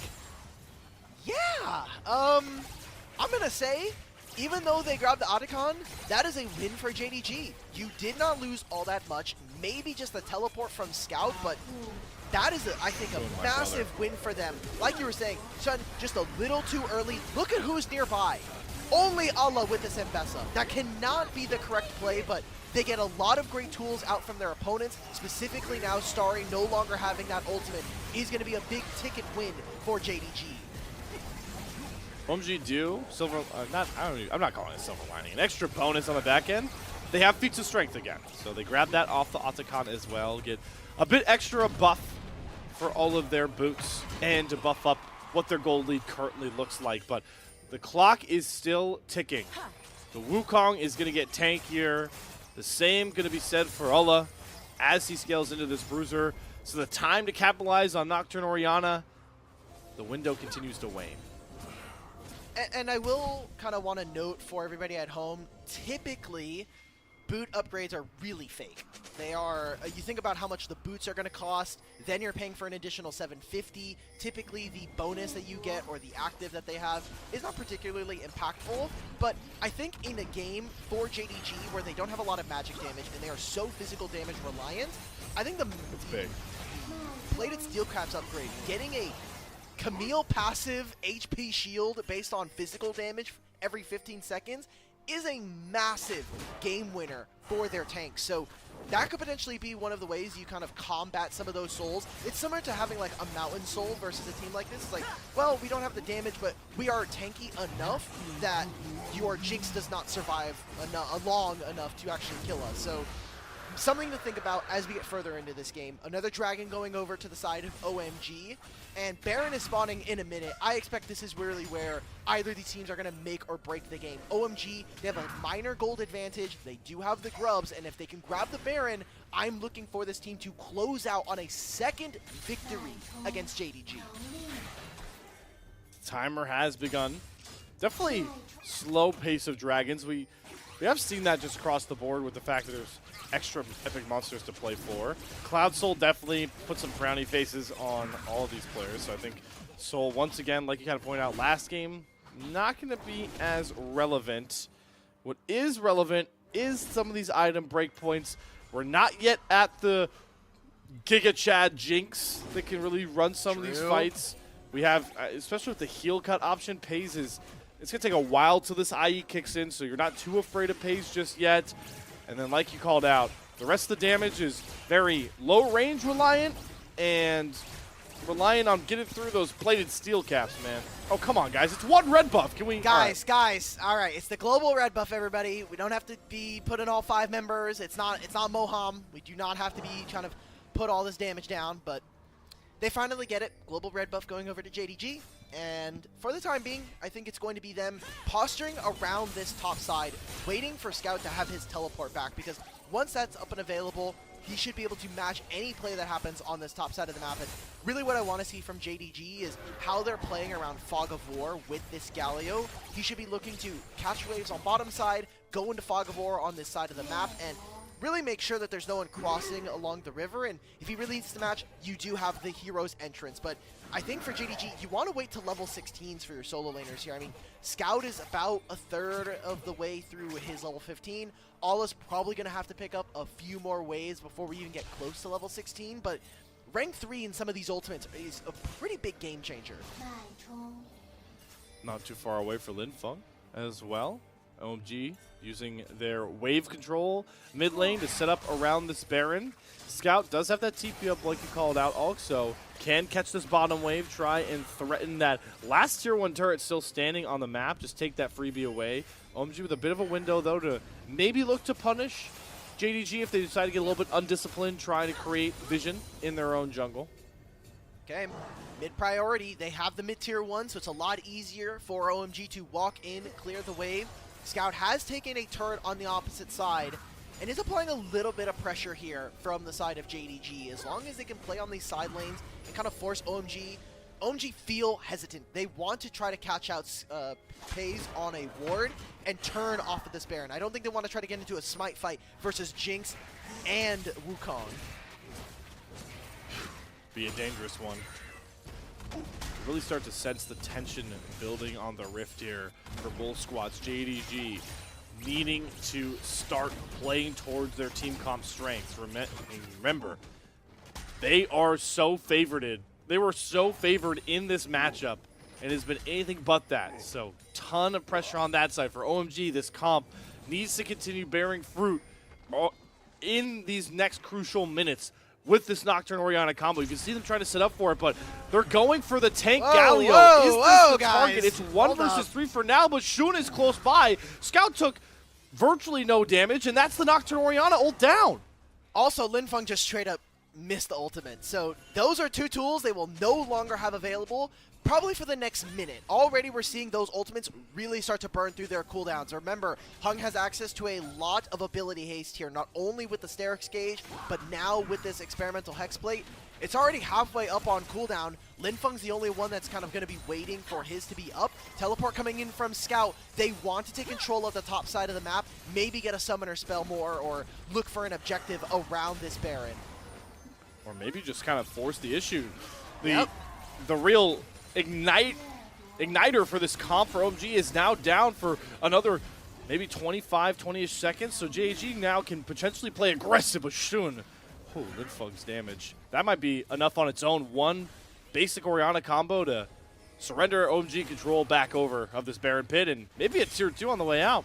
Yeah, I was going to say, they had great control of kind of bodying them out of the mid wave. They enter through the top side. JDG have to make an exit through the top side, and that means mid tier 2 falls. Dragon is spawning, but I just don't think we're going to be seeing any kind of souls, at least for now in this game. JDG are rushing back to the Baron, and now ultimate is back up for Linfeng. Hung's ultimate has also come back, and this Baron is gone.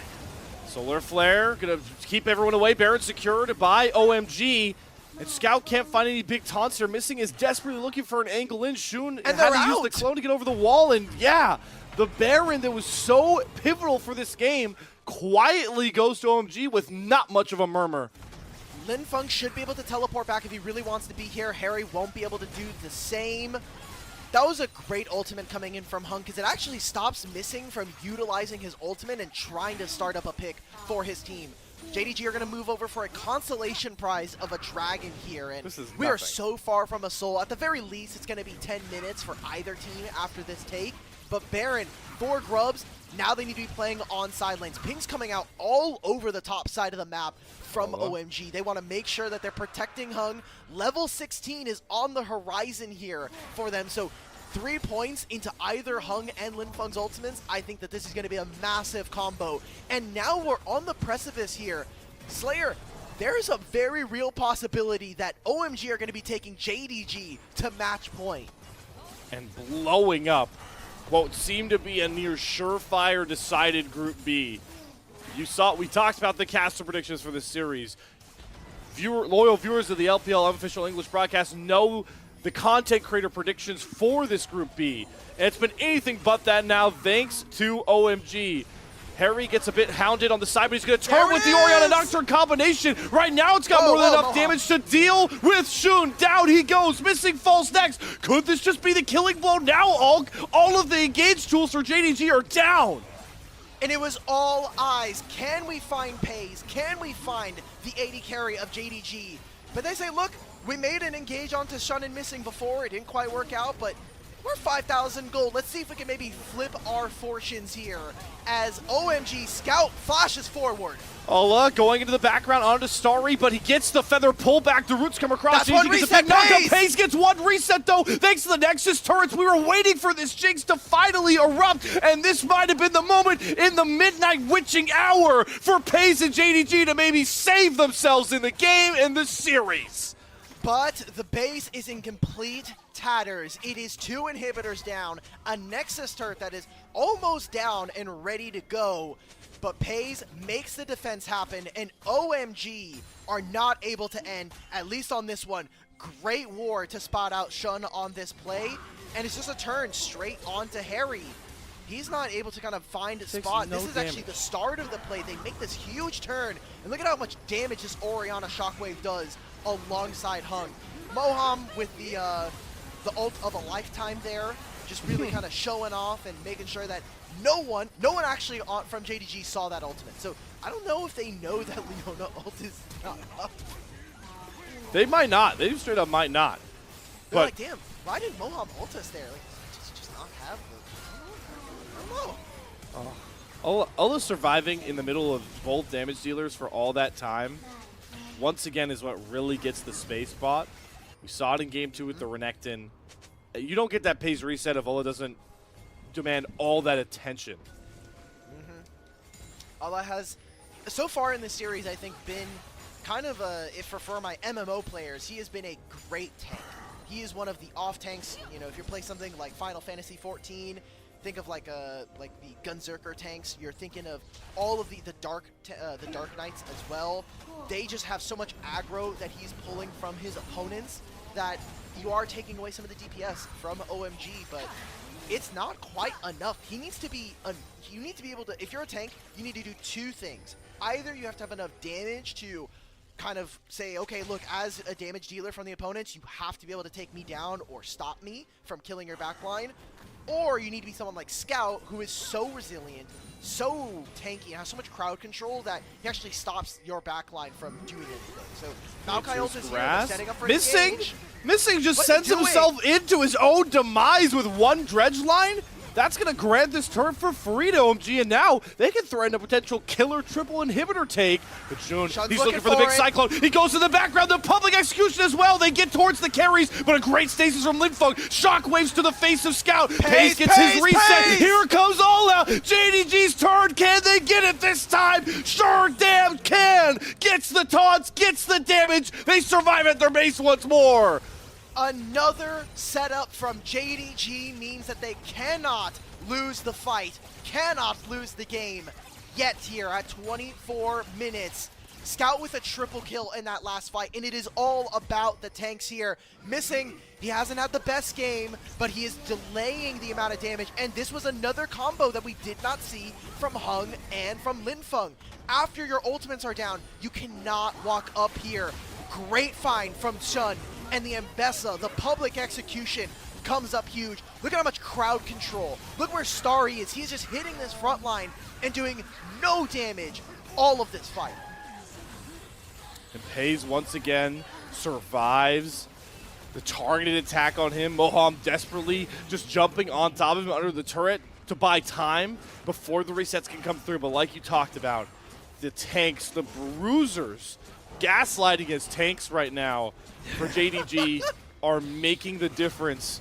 And now we're at the point where Pays his 4 items, has a GA to survive that initial burst. How reliable does Hung and Linfeng's Nocturne Orianna really become at this stage of the game? Ala's also completed a GA. We're getting the start on the second Baron here. Dragon is up, but we're so far away from a soul. Half HP, already almost down. What can JDG do?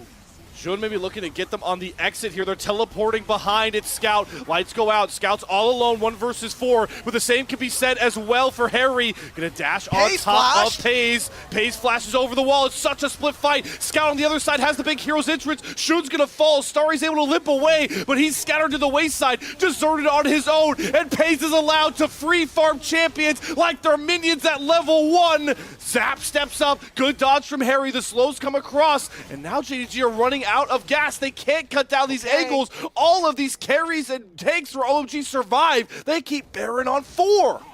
There we go. It's only Moham who falls in that fight, and a great exit. Massive damage coming in from Starry, and maybe those tier 3 boots coming in clutch for this Xayah. The Gunmetal Greaves, that tier 3 upgrade, giving you a miniature phage passive, getting movement speed when you attack enemy champions. Maybe have made the difference for Starry to get away and still deal damage against Sun. I want to watch Starry in that last fight because he dodges all of the crowd control from JDG, at least from what I was seeing. We've got the Baron on 4 grubs. Slayer, this game feels like it is not going to end. The immovable object versus the unstoppable force. They got Pays! They found the diamond in the rough! OMG, they have the Baron on 4. Without Jinx, can JDG even hold this base? We might be going towards OMG match point when no one expected it. There's no minion wave here, so all they can grab are inhibitors, and that's about it. They've got one singular cannon minion and another wave that's about 15 seconds away from JDG's base. Remember, 4 grubs. Baron buff. Minute and 15 before that buff is gone, they should be looking to siege, and right now what we're seeing is, while they can't clear the wave, they got a hell of a lot of tanks. Ola's going in, trying to use the hero's entrance, but Starry stays safe. That GA is going to mean absolutely nothing for JDG. June trying to use the clone to get back, but Starry turns and uses the blade collar. It's been imagined, and now it's reality. OMG bounce back from game 2 and force JDG to series point. Oh my god. OMG have done it. They've put themselves at match point versus JDG. Oh, and this man. is the series we wanted to see from some of these rookies coming in, with Linfeng and Starry performing. Hung as well, I think, having a redemption series from the first time around versus Weibo to open up LPL. What a game we've gotten. What so far has been a great series. It's one thing to execute a draft well. It's another thing to overcome the challenges of that said draft. This, by all accounts, if you told me that the Nocturne Orianna team would be finding ults onto an AD carry consistently at 35, 36 minutes, I would have called you crazy, especially if you're telling me it's a Jinx game with 3 tanks around you. But OMG just would not quit, constantly finding these angles in. It's just so impressive. This blows game 1's win out of the water for me. For sure. This felt more like a, hey, we didn't just straight up blow them out of the water in levels like 1 through 8, and the game kind of felt like it was over. They had to fight tooth and nail. It wasn't clean, but nothing about this series has been perfect. It has Not been, one bit. I think, a knocked out, dragged out fight every single game for a Nexus. And while JDG, I think, in their win, it felt easier, it felt more of like a, okay, this is what we should expect from JDG. OMG are looking scrappy. They're looking to take every single win. And honestly, they made the Nocturne Orianna work despite how one note and how simple it can be. I think JDG with their draft did no favors for themselves coming in. They kept I didn't like how they wanted to play as the aggressors so much here. We never saw them kind of like sit back and wait for that big blow to come through, try and protect Pays. You constantly saw June and Ola, and especially Scout, try and use this hero's entrance as like an offensive weapon. When you designed a comp that can protect so well, it's just what we've been talking about with JDG all the way back to the Demacia Cup. They are not in sync sometimes, and on the stage as big as the LPL split against teams that are hungry to prove themselves, it's just not cutting it. I need to go check our predictions again, because there's no way after game 2 that I had any people in chat being like, yeah, you know what, OMG can win a second game. And we've been saying it, I know it's been kind of a meme, but if you can win one game, you can win 2. And as long as you can win 2, 3's looking free right now for OMG. If you can win 2 games, you can win 1. I mean, like, you've gone over the hump. You're playing with house money for OMG, because not only now, this is where Fearless just another reason why I love full Fearless is because it amps up the underdogs. Right now, you don't need to worry about staple meta comps that JDG can lean into and just try and suffocate you. This series only gets more chaotic, and what you point out so well, Ulk, it's been messy, but it's been chaotic messy. And OMG have proven that they like to play in that style of series. So if it's only going to get crazier with some of these picks, if we go to a game 4, but now potentially a game 5, if JDG want to make sure they don't get upset, OMG can really start pulling off some things that only they know how to execute. It's just a situation nobody expected, like you said, and we're all reeling to figure out what the rest of the series can look like. But for now, let's marvel in what OMG were able to do in this game 3. Just, again, this game was not clean, but we're getting individual mistakes from so many players. I feel like Allah on this Mbessa did not pilot it in the best way that we could. I don't think that we got to see very much of like that backline in threat, which is what this champion is supposed to do. Pays, I think, got a lot of focus in this game, and again, that was kind of the identity. But Scout, on this Galio, he made some plays happen, but there's only so much you can do on this champion, right? Like, you're playing Galio, you have some AP. He went for the Riftmaker into Zonia's, so he has some damage, but it's not quite all that. And yeah, again, this was some of the moments that we were talking about from draft, which was, I think you're lacking some of that DPS to allow for the reset comps to really pop on through. And for OMG, I mean, Moham played this game about as well as I think we should expect from a player of his caliber. We saw Harry actually on these low utility kind of tanks really provide a lot for the team. And just the 3 carries, right? Hung, Linfeng, and Starry. It feels like it's hot and cold with these guys sometimes, but when it's hot, it's ripping. They are really performing, and I think Linfeng especially has been playing so well 3 games now. I'm glad you gave some love over to Harry as well, because the way you play Maokai is pretty similar to how you play Ornn, and that Ornn game was just gross. So to play a similar style, champion and still perform well, gotta give him his flowers. But this is what I'm talking about. I know this is a winning fight, but I'm all about, all diving backline, Shun as well. But we're going to get to some of these later fights towards the end of this game, and I just think it makes a world of difference if Scout, instead of diving with his solo lane, his topside buddies, like this hero's entrance, just stay back and use your taunt to protect your Jinx. You are not winning this game if Paze is constantly having to deal with somebody annoying him before he can get that reset. And you're going to see it in these last 2 fights that really decided the game for OMG. Yeah, part of also this game, I will say, we were kind of hyping up at the very, very top of show.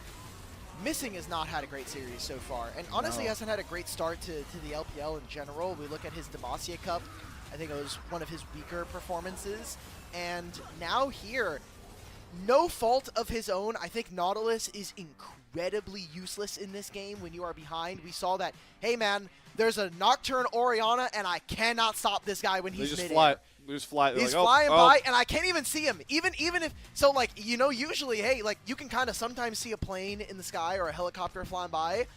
The lights are out.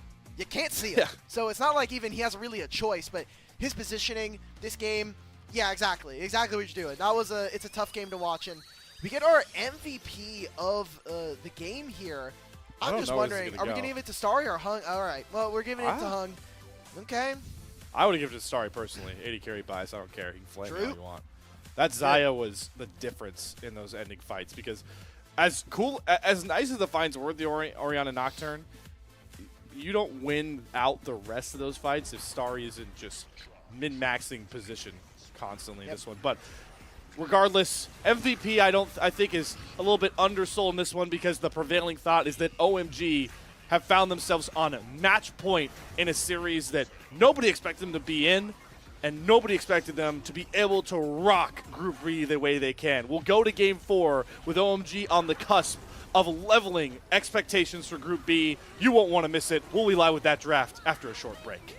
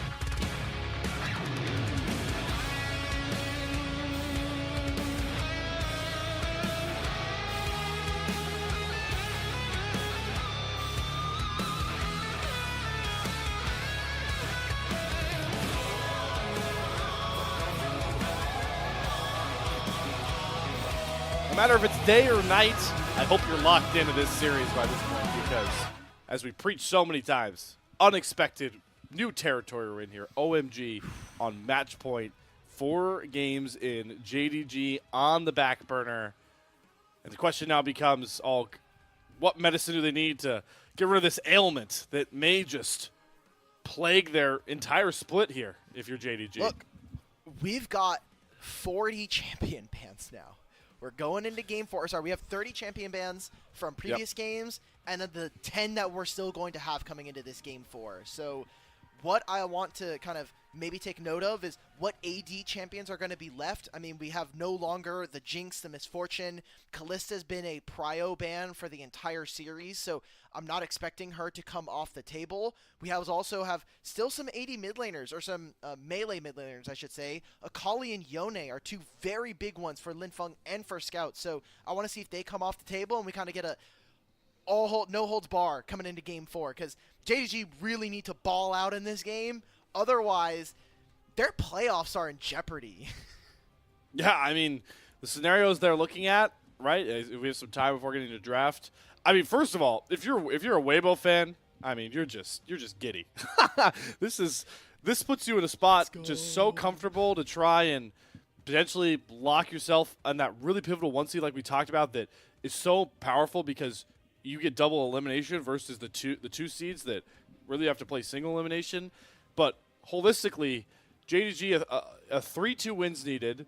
The game score is what defines the tiebreakers first, so really helps Weibo out and really just having to win their match. And then on the flip side, if you're OMG and you get this 3-1 or even a 3-2, you open up the doors to be one of the most improbable teams to the playoffs the LPL will likely see in this split. And it's so funny. I mean, you say improbable, but TT are making a run right now. I think obviously with the backdrop of seeing Demacia Cup, everyone's like, this team is pretty real, like a pretty legit team. But I think when you think about Thunder Talk and even OMG in this case, their track record has not really shown, at least in recent years, much dominance or kind of showing anything here in the LPL. So to see these upstart teams and to see some of the balance of LPL be shifted, I think is partially due to Fearless, is partially due to a new format, but also the level of performance that we're getting cannot be denied. I think that Linfeng, Hung, and Starry are all performing incredibly well. JDG are not having the best day right now. No, and while all of that's true, about the new split in the Fearless, what really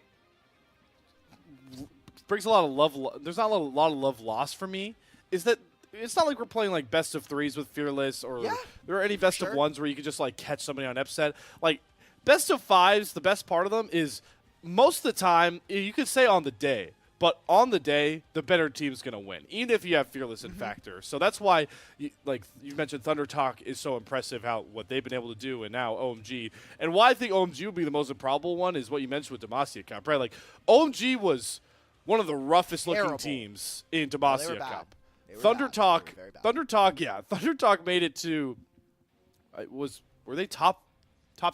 So they made top 6? Yeah, they made top 4. They made top 4. They yeah. ended up getting smashed by TES. So. TS, yeah. So at least they had that backing, right? Like, and they end up beating the same team that the big upset they had was them being the same team they upset in Demacia Cup. OMG, this is completely out of the woodwork. Mm-hmm. This was not expected. We talked about it after game 1, but like all of the talent predictions were going 3-0 JDG.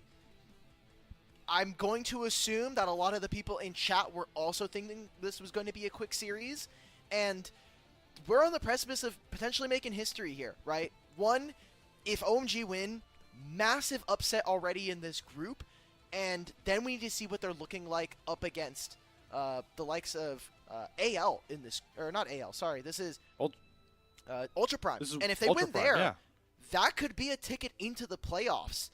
But on the other side, if we see JDG win this game, we get our first 5-game series here in LPL, even with Demacia Cup included.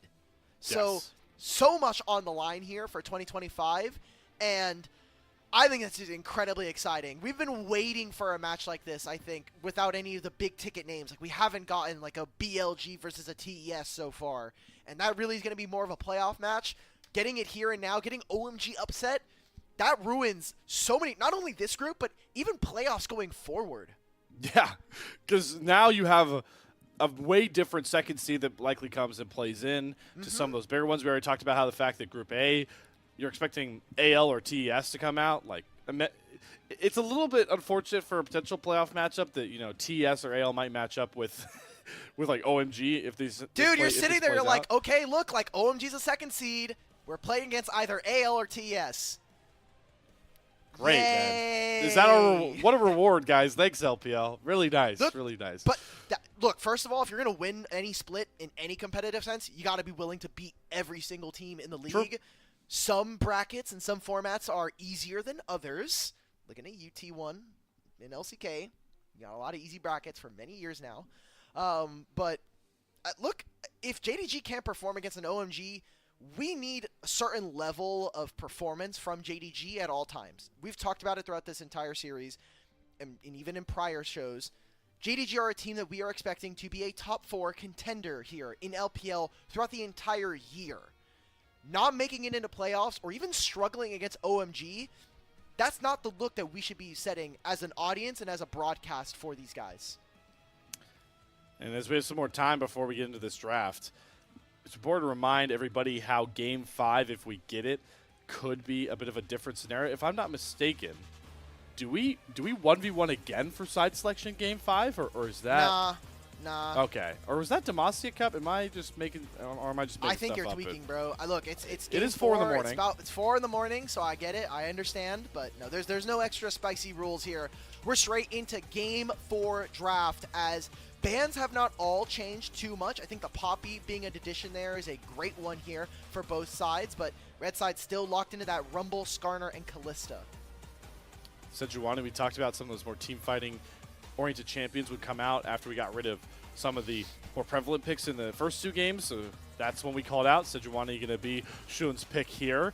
The Lily up for Hung is teeing up Linfeng to have a just perfect performance. I was about to say the Yone, and maybe JDG know it would be coming, so they're going to aggro force a blind Yone just to deny it from Linfeng. That's okay. Scout is honestly one of the best Yones in the league. His Yone, by far, when he was on LNG, solo carried enough games that brought them to deeper playoff series. So I am not at all upset about getting a game of Scout on this Yone, and I want to see if he's going to be able to carry this alongside Shun. Now with this Gnar and this Lilia, you can go for the blind. Oh, we're picking straight up counter picks now. Kennen into Gnar, take that every single day of the week, and Allah's Kennen is legendary in the LPL. Hey, when times are tough, lean to what you know best, and that's exactly what JG are doing here. This does put OMG in a very interesting position, especially when you know all the champions taken off the board. Kaisa selected. I kind of like this because there's so many marksmen left up that I think just don't get even play the game like Pace might did at the Jinx. Like, if you try and pick Aphelios, for example, here into Kennen, Yone, Sejuani, like, good luck. So Sari's option now is, I'm going to try and just dash over all those ultimates that are going to delete me. It's aggressive, but the way Sari's playing, I love it. I think it's a bit tough, and also engage supports are very, very limited. I mean, I'm looking at the poll right now. Alistar, Braum, already gone. You have Leona, Rakan, Rel, already gone. So what are we thinking from this bottom lane 2v2? I mean, typically we would love to see crowd control paired with the Kai'Sa. I think Thresh is a bit iffy and kind of sucks. You need a support that's going to be able to itemize or take the summoner spell exhaust this game, because if there's a Kennen, you have to be able to exhaust him. If you do not take the summoner spell, I think you're trolling, and a lot of the fights are going to be very difficult if you can't just immediately slice his damage in half. Nautilus is also gone. I think we might get a really cursed pair bottom lane here. I think Kai'Sa Melio is something that they could look towards. Oh, that hurt. Melio is really, really good for OMG's composition right now from what JDG are showing. You know what? Even to like compound that support pool point, even like the usual off-meta picks of like Galio, Maokai, if you really want to throw them down there, they're off the table because they've been picked in different lanes. Set, I mean, that's engaged, but yeah, you're talking about we're pulling the short straw by this point with wherever we go for either team. By the way, it's not just OMG that are stuck here; it's JDG too.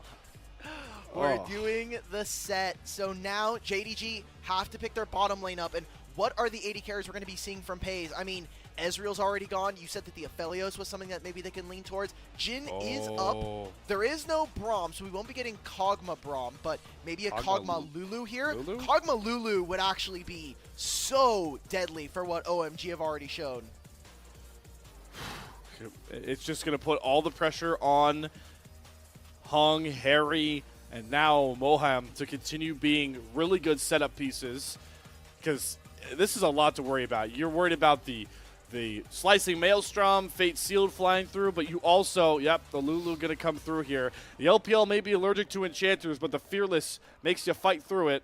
And we got the Lulu for missing. So now, Ulk, you got to worry about a Kennen and Yone flying in on you, and you got to make sure that you don't let a Kog'Maw just free fire. That is a lot for OMG to overcome. Yeah, I think this, I already like what JDG are showing. We're getting Elise. So who's the mid laner? Oh, this is set mid. This is set mid, and we're playing it with Elise. So we're getting a massive damage combo. We didn't even like think about the fact that this could be Yone versus the set. This isn't a great matchup for set. Now, I'm gonna be honest. My Yone set logic is not up to date. So bear with me. I'm sorry for all the Yone mains. I know all of our Challenger chat members are maybe flaming me a little bit, but I'm going to check Lollytics right now, just see what it generally is looking like. I can't imagine it's very easy for Yone in the early game, but I just imagine as the game goes on, it gets easier and easier for a champion like Set to play. OMG, a team full of rookies that have struggled to find their footing at this level are leaning on some crazy lanes, some crazy picks to do the unthinkable. No matter what happens on this Rift in game number 4, we are going to set a new marker for the LPL. It's first game 5 or its biggest upset of the split. Strap in, ladies and gentlemen. Summoner's Rift is calling one more time, and it's time to see exactly who wants it more between JDG and OMG. I checked the stats. Yone wins about 3% more often than would be expected against set mid. Now, to be fair, the sample size is 25 games globally. So global? Not a lot of people are playing.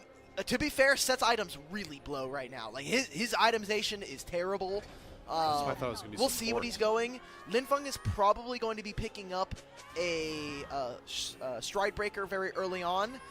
And from OMG, what we're expecting is Flash Lilia engages. The sleeps are going to be huge here. Pei's actually going for the cleanse in this matchup. And what we had noted from draft is you really need exhaust versus Kennen. That is not going to be the case here. Moham and Starry, they want to try to win the 2v2 in bottom lane, so they need the ignite. I get it with the Elise matchup. but that's a great point to track. This series has been marked by crazy level 1s. JDG trying their own late invade. Hung going to get chunked out decently. We'll see how committed OMG are to holding down this top jungle. We're not going to expire, so JDG have to be careful with how far they're going to walk up, and everyone's going to settle back in, seemingly. All right, so finally a game where no one's getting griefed at level 1 from the jungle position. Oh, and it's the new Serpent skin. As we take a look at the last time Set was played in the LPL and in the mid lane, it was from LGD versus JDG in 2022, 954 days since we've seen this champion in this role, which is a hell of a lot of time in between now and then. So much has changed about LPL, and so much has changed about League of Legends in that time. We get the down under lane assignments, both bottom lanes up top. I think it's another game where lane swaps could really help out, especially JDG. But it has been matched by OMG, and at least on the backside, Alla, like you pointed out, in this Gnar matchup, should just feast. Yes, this is going to be a matchup where you can match the range. This is double Yordle matchup, so unfortunately for Gnar, it's not going to be the most fun, but it is one of Harry's most played champions, and when you play this champion so often, especially in Chinese solo queue, you should be expecting to see a lot of interesting lane counters. Kennen, one of the oldest ones in the book. We're getting to see that mid matchup really pan out. Linfeng early on should be able to really brawl with Scout, but as items are being built, especially like a Blade of the Ruin King and the such, it's going to get harder and harder to match, especially in a side lane. So I want to see what JDG are able to do around their star mid laner. Also got to watch Shun as this early game evolves. Hug needs some time to power farm. Lilia not as reliable until that Lilting Lullaby comes up. Sejuani has a melee mid laner that I'd like to see Shun lean back on. In times of desperation, you gotta go towards the players you know are built for the big moment, and Scout none other, but the first play will be OMG. Hung spotted, trying to set up for a gank with that ward, buys them space. Linfeng loses this, by the way. Yeah, Scout lands Q3. Oh, very, very dangerous coming in. Yeah, so we're talking about this. I mean, you want to say players that are ready for the big stage and can handle that moment. I don't think anybody on this JDG roster should be counted out on that moment, right? Like, again, Sun just was in the grand finals of Worlds playing up against T1 and just barely isn't able to crest what was a monumental legacy-defining performance from Faker. And Scout, former world champion, pays literally just one MSI. Same thing with like someone like Missing, who was part of that legendary JDG roster with Knight and Ruler.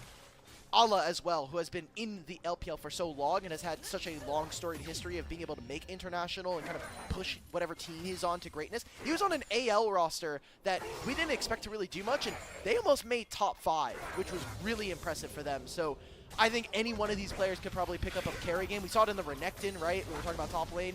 Any one of these players, I think, could put down what is a game that could bring them to game 5, but really the tools are in a lot of these carries. And all those resumes make it even more impressive that OMG are even in this spot with their lineup full of youth. For the time being, you can feel how slow the game is really paced down. Obviously, part of that due to the fact you've got some nullifying lanes like the Kog'Maw Lulu who really just prevent interaction. You've got range v range top, but gotta remember the stakes of this as every single play evolves. And right now, Moham and Starry are not really finding too much of a play very early on. They want to try to get early vision. Maybe a play here in mid. Linfeng already used a teleport. We're gonna have to use flash soon. Shun trying to help out his mid laner perfectly. Gets the stun through.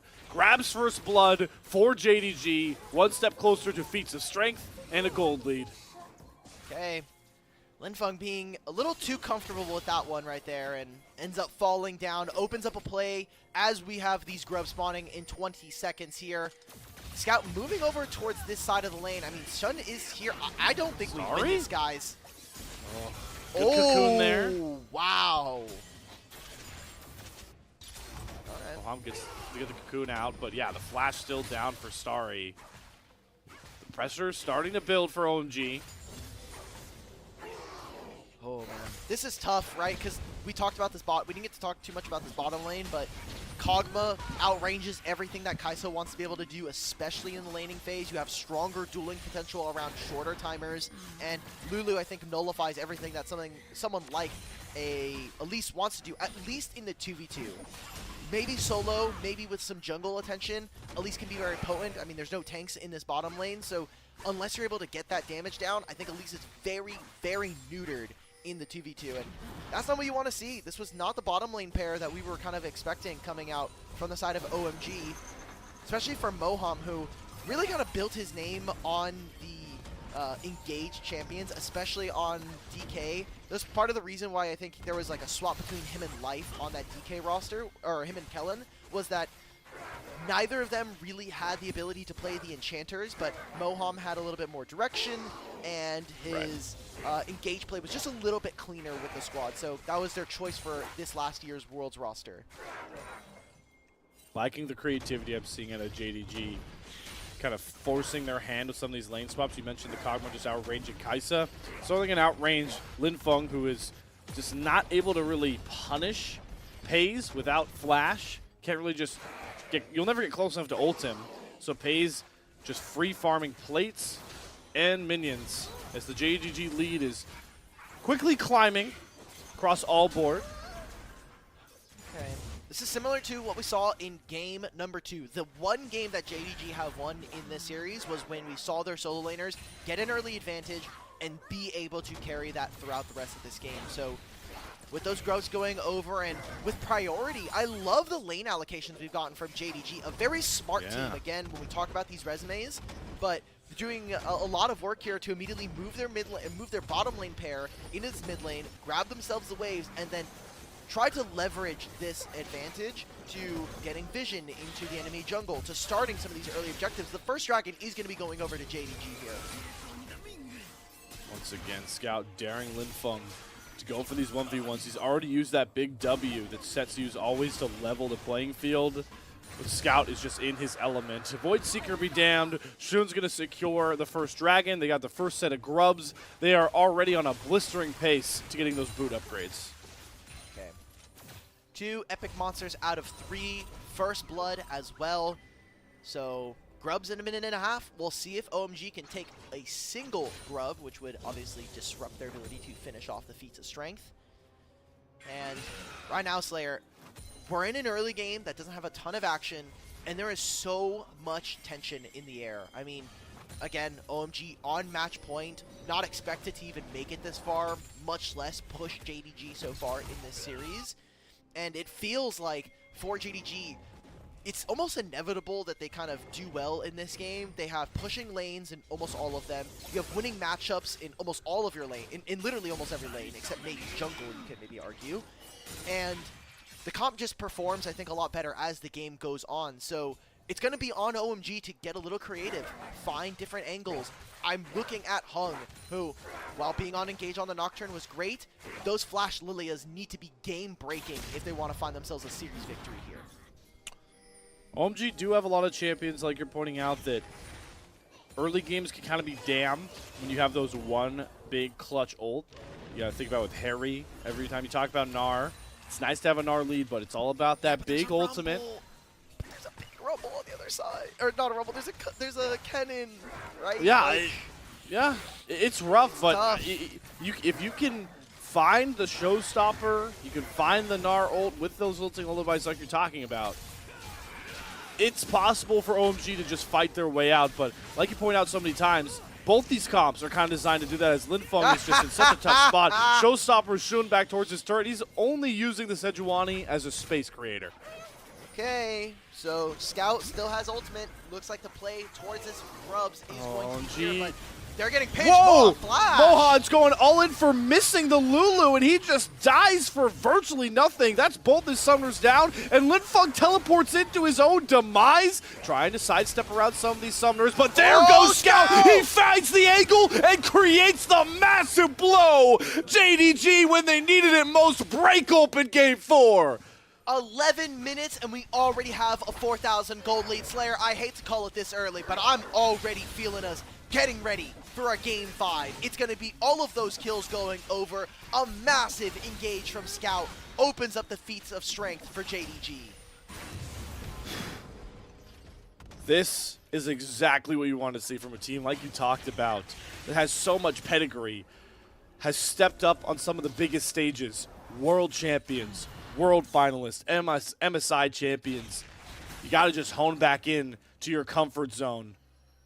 A team like OMG, they don't have a ton of experience in spots like this. Like you mentioned, unexpected to be at match point. And you're just seeing that championship pedigree everyone talks about from this JDG roster right now.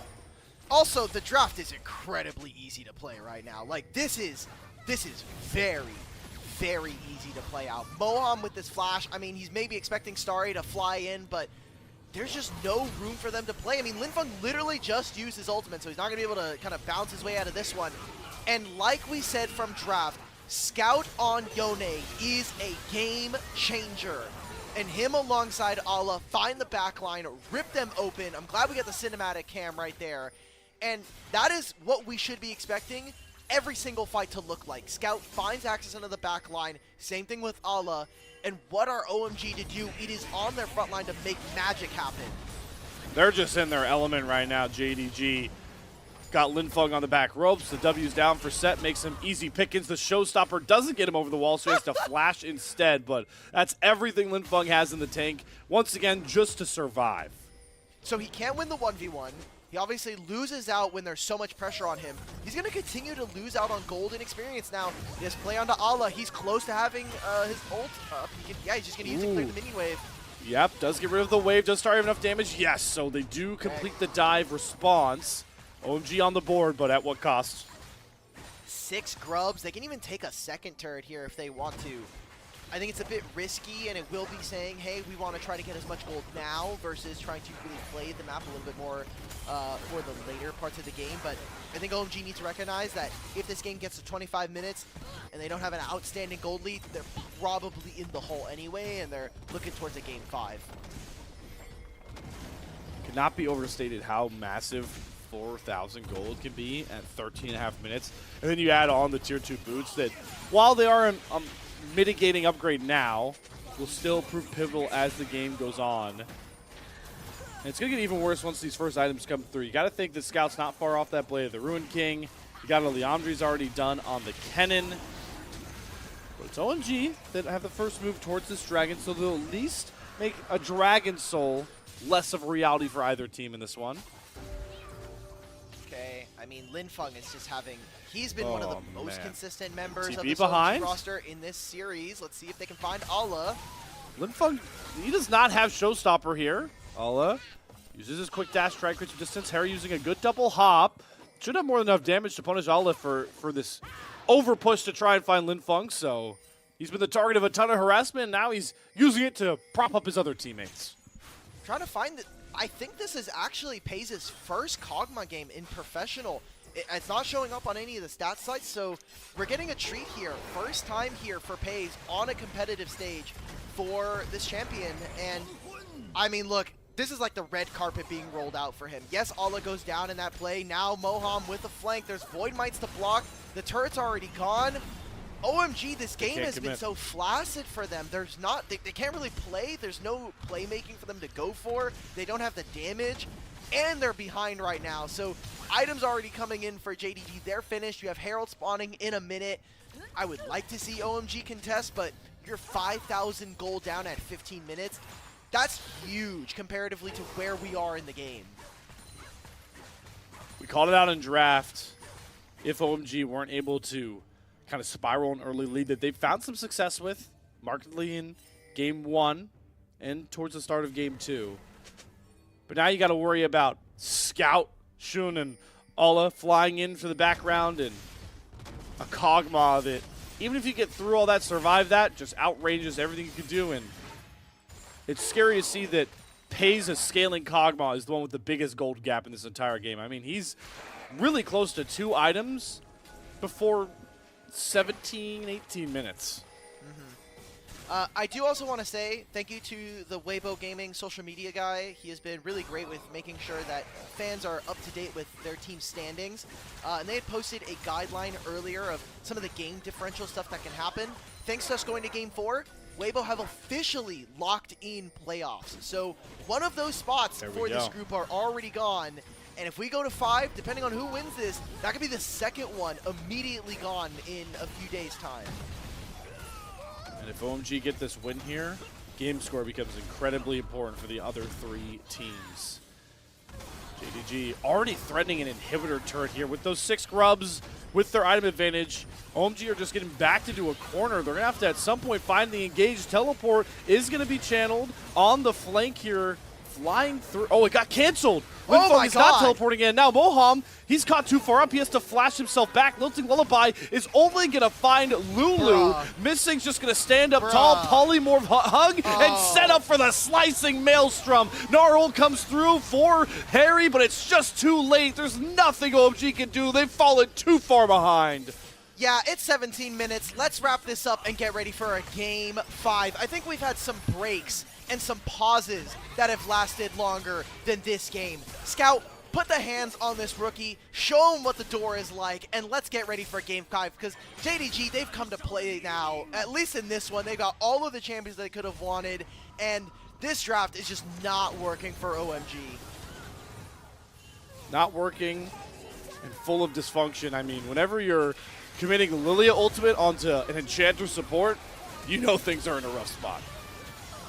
It just sucks. Like, this is what I expected coming out of this draft, was this exact kind of team fight where Ala can move in. Even though Scout wasn't there, it's just so difficult. Even if Lilia were to find a flash engage, Polymorph and the Wild Growth. So you've already mitigated a ton of damage coming in. Scout finds the 1v1 on the side lane. I mean, it's just hard to find faults here in this game with how dominant and how one-sided it has been. From laning phase alone, even we got to see from laning phase, Linfeng just getting bodied time and time again. We've seen it half the time tonight.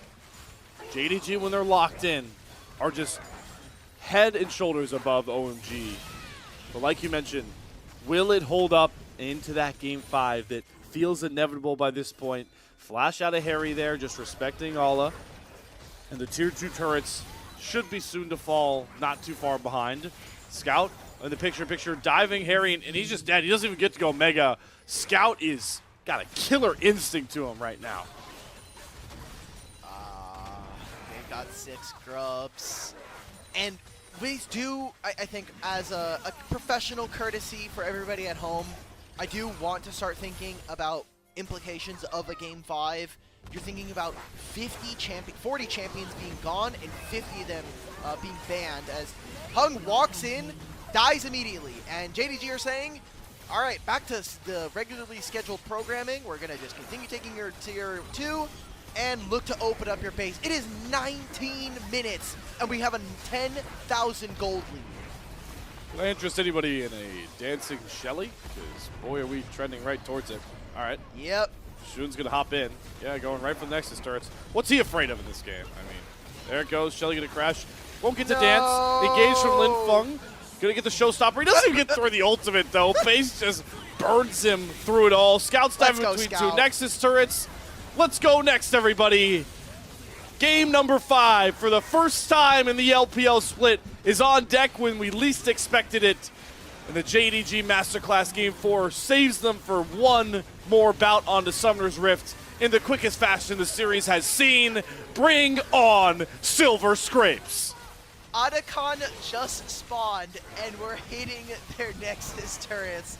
Look, masterful gambit from OMG. They've secured a Game 5 where there's no Yone for Scout, there's no Lulu for missing. Sure, man. Like you said, let's get the Silver Scrapes. 20.5 minutes is going to be the game time for Game 5. Make it look easy in Game 4. And now OMG, look, I want to take everything off the table here. The fact that OMG have made it to this point is impressive enough, but if they can take one more win, that would be huge for, I think, the story of this group and the story of LPL to start this year. Say it with me, Alk. If you can win 2, why can't you win 1? Can win 3. Yeah, or win 3. One more. We got there together, nonetheless. Interesting little side note here. How do you even decide an MVP in this one? Like, it's Scout. It's Scout. It's Scout.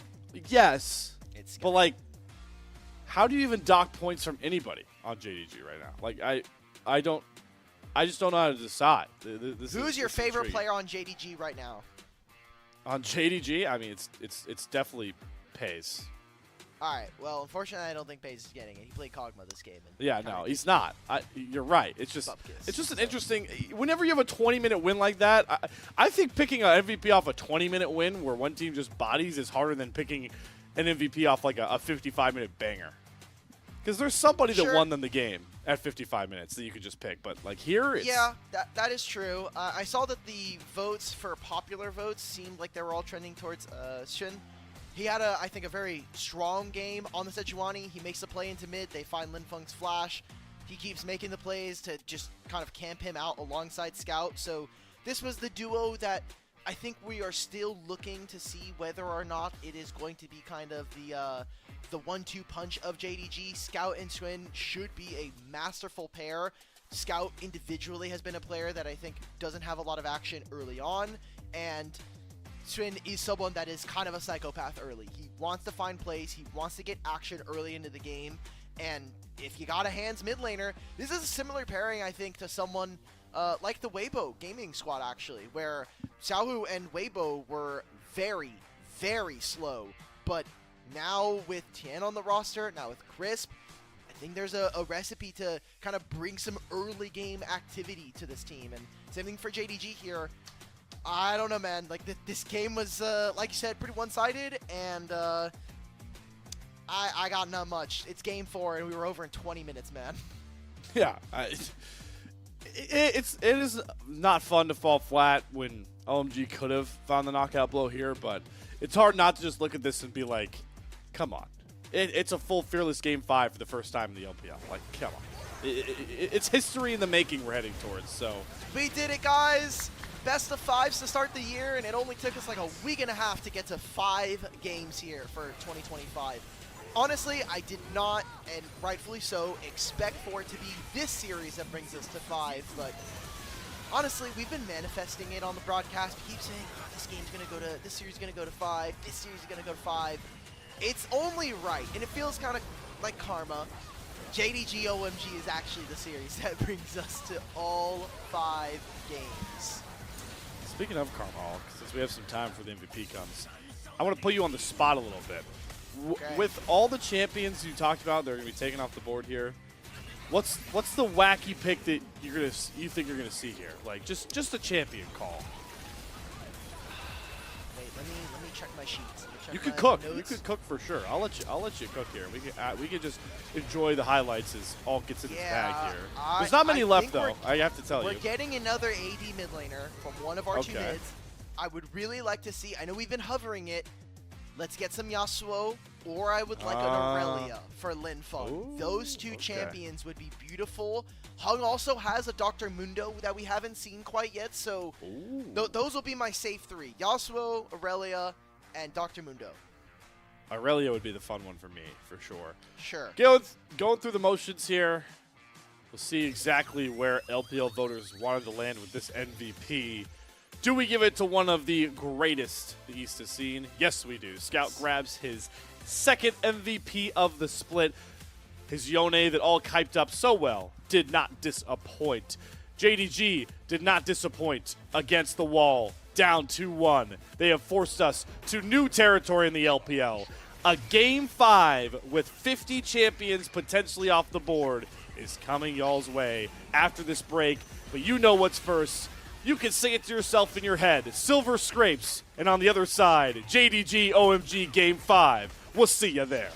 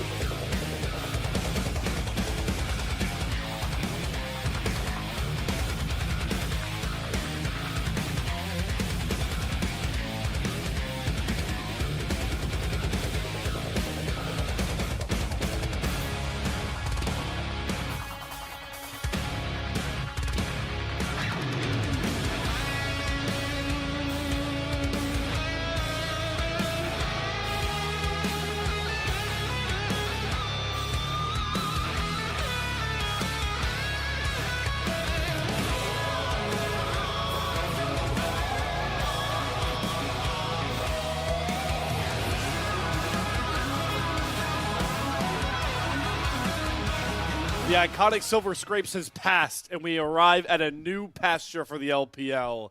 It was not expected in this series, but we're here.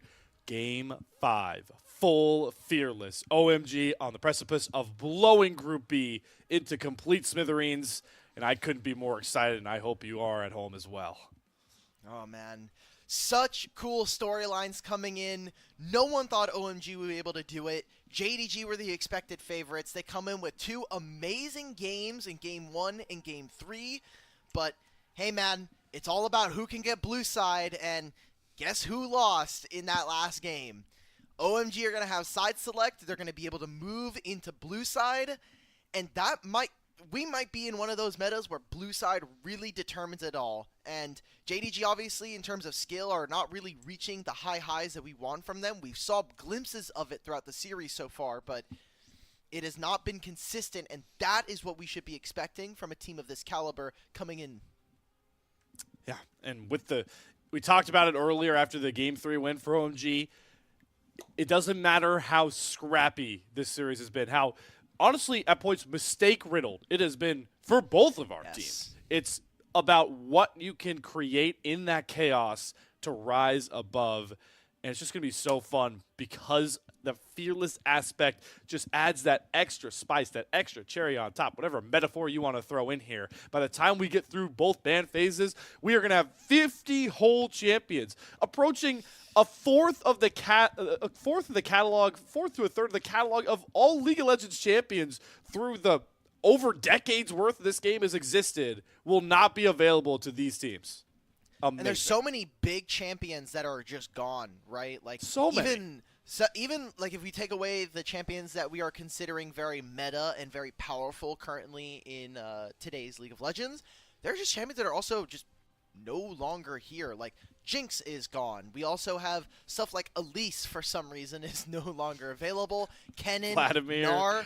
There are so many champions that are no longer available, and there are still, I think, some really niche ones. We haven't been able to see Ahri this set. We haven't been able to see Akali in this series either. So many different champions and different niches. I think one of the biggest pools that gets pinched, especially in a Fearless, is Marksman. There are so many AD carries that kind of fill specific roles, but they're all almost gone. I mean, I'm looking at the Marksman tab right now. I feel really bad because for some reason League of Legends likes to classify Azir as a Marksman, but you've got Aphelios, Draven, Jhin, Kalista, Lucian. Like, these are champions we're just not seeing, except for maybe the Kalista.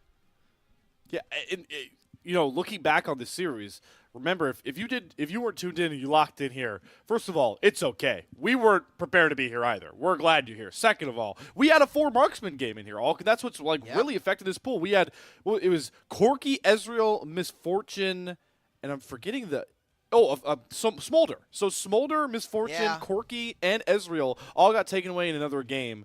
So Marksman's really pinched. I think in a meta dominated in the support role by engaged supports, especially in the LPL where everyone seems to be so adverse to playing these enchanters, except when they're forced to.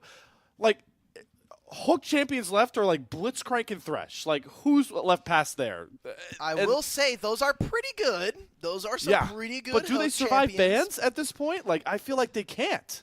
So Blitzcrank was banned in that last game. It was on the 4-5 from OMG. They banned both the Caitlyn and the Blitzcrank.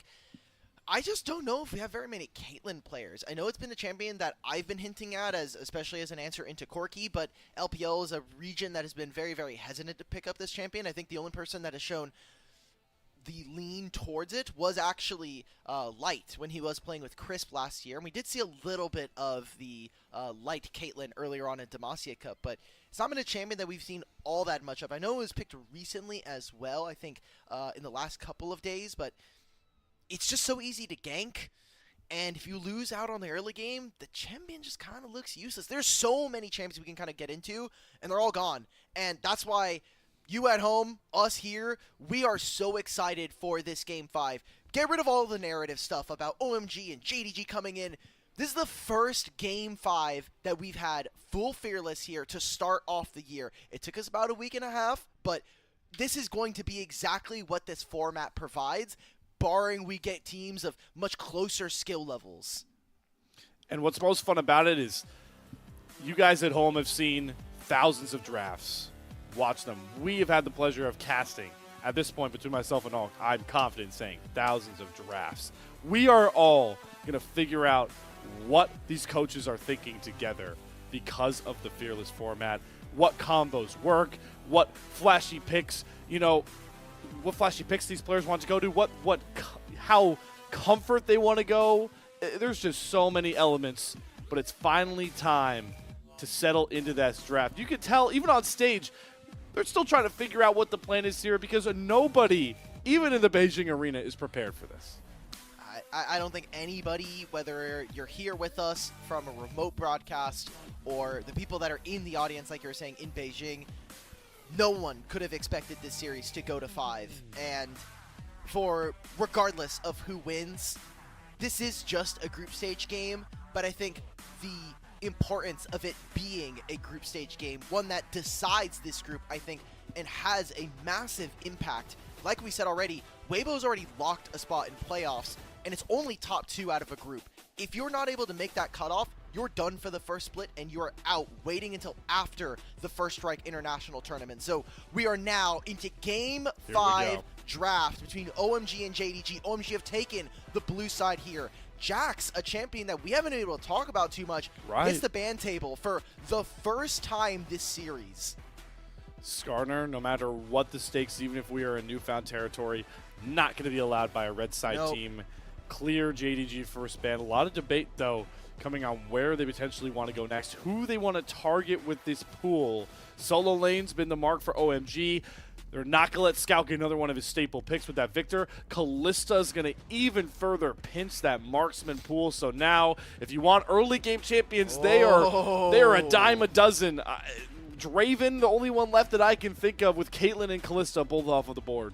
So what are you preparing if you're getting rid of Caitlyn? I think Jhin starts to rise in priority, especially as a marksman that's going to be able to have a strong enough laning phase and still be able to set up the rest of this team. Although I think putting Starry on a Jhin would be a bit of a disservice to how much this team has relied on him for these carries. Rumble, no longer available. A champion that has stayed on the ban list on both sides here. And we're seeing it, the first pick Lucian coming in for OMG. We've mentioned so many marksmen, Hulk. I don't think we ever mentioned Lucian at a point because he's just been so far out of the meta for a while. Lucian Nami is the callback. By the way, both are available. We used to the idea was that if you could lock Lucian and most teams wouldn't really try and contest you on the Nami, so don't be surprised if Moam just turns around and locks the Nami, but I like what GG are going for. This Pantheon's very flexible, but you could really punish that Lucian Nami, but instead they'll just use the range to try and neuter this 80 carry matchup. It's hard for Lucian to play into Jhin. Yeah, he will have a little bit of higher trading DPS, but overall the damage from Jhin is just a little bit higher. You can also go for Emilio here when we're talking about Lucian pairing, so we'll see what exactly that's going to be set up for the side of OMG. What are JDG thinking here? I think they wanted a little bit more time to think about the Pantheon pick. That is going to be their choice. Now, Pantheon is a champion that we haven't seen explored outside of the jungle, but he is a champion that can go into support, is something that you can look for solo lanes, and we're getting, finally, Poppy in game 5, I think a big counter into this Pantheon, and we're getting now the Nami. So a huge lane pair coming in for OMG. What I want to see from OMG and from Starry and Moham is take over this bottom lane, make sure that you're applying pressure in the early game, and then that mid game is all about how much can you position, how much can you chip away at your opponents. Saw Karma top not too long ago. This Karma going to be locked in with just a lot of flexibility being shown for JDG. You mentioned it, the Pantheon. You can realistically shift him into every lane if you want. He can play the solo lanes as an aggressive duelist early. He can play the support as a threat early, and then the jungle, like you mentioned, has been the LPL staple. Karma, similarly, I don't think we're getting top Karma, but you can throw her support, you can reliably throw her mid. So a lot not being shown by JDG, maybe trying to catch OMG in a little bit of a draft gap spot, as we do see that Udyr ban being respectfully thrown towards Harry. You talked about it, how he loves those tanks in the top lane just to stabilize. Maybe that's where JDG decided to pitch the pool. So I'm trying to think of what these bans are saying. When you ban Camille, you're obviously preparing for maybe an Aatrox here. Aatrox is one of the remaining fighters that are available in topside. I'm kind of just thinking of like blind top laners you can try. We saw Gangplank get hovered early. Olaf got up, hovered. but Olaf is, I think, pretty good into Karma and Jhin, so maybe that's something they can look for. Akali is a champion that we did kind of see make it all the way through, and if there's ever a time for someone like Linfeng to pick it up, this would be about that time. Maybe that's what Scout's thinking with this Zoe hover. I think Zoe can be kind of problematic, but no, he steals away the Akali for himself. I love it. Scout really seemed to unlock that killer instinct we know him so well for across many years. And now he's trying to bring that from the Yone over to the Akali. But maybe Linfeng was expecting it. Gonna immediately turn with the Sylas. Okay. Not a ton of quality ults to steal for a Sylas game.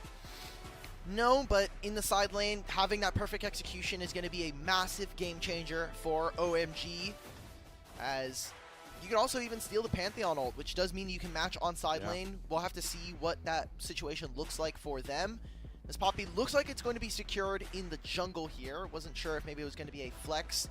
As Harry, again, low resource top laner here, having to blind the Scion in the final game of the series.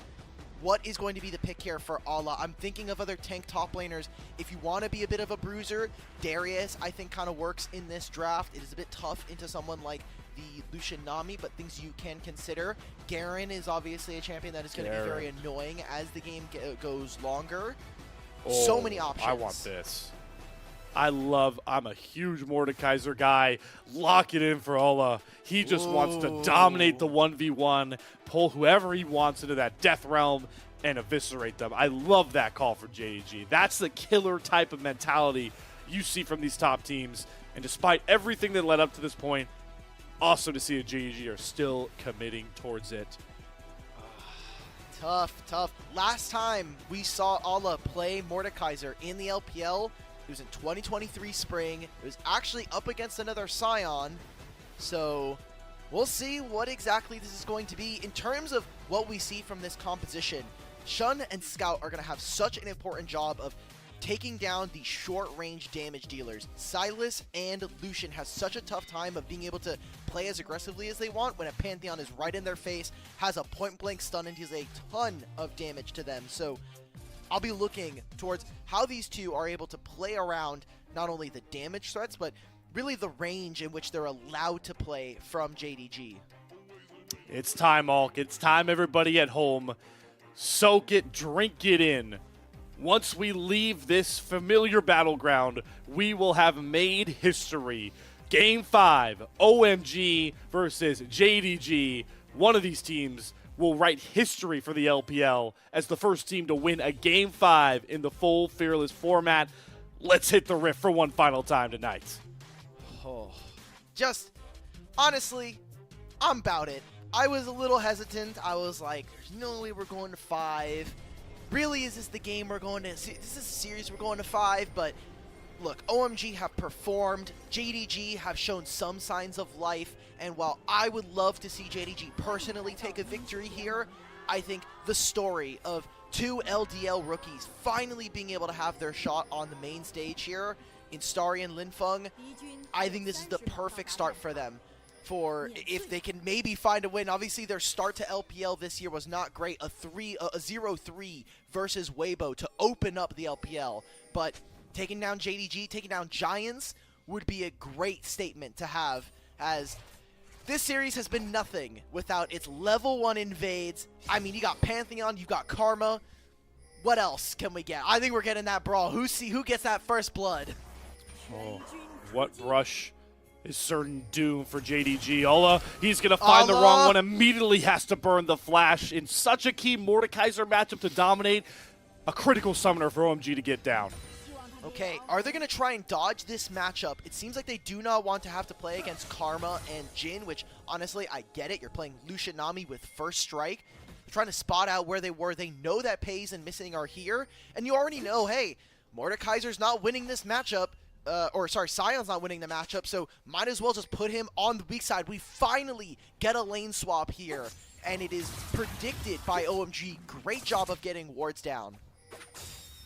Makes it even rougher for Alla to try and scale up in this one. Oh, you already saw him, bro. He stopped immediately. He's like, oh, wait a minute. Oh, no. That's not what I want. Time to walk mid. Boy.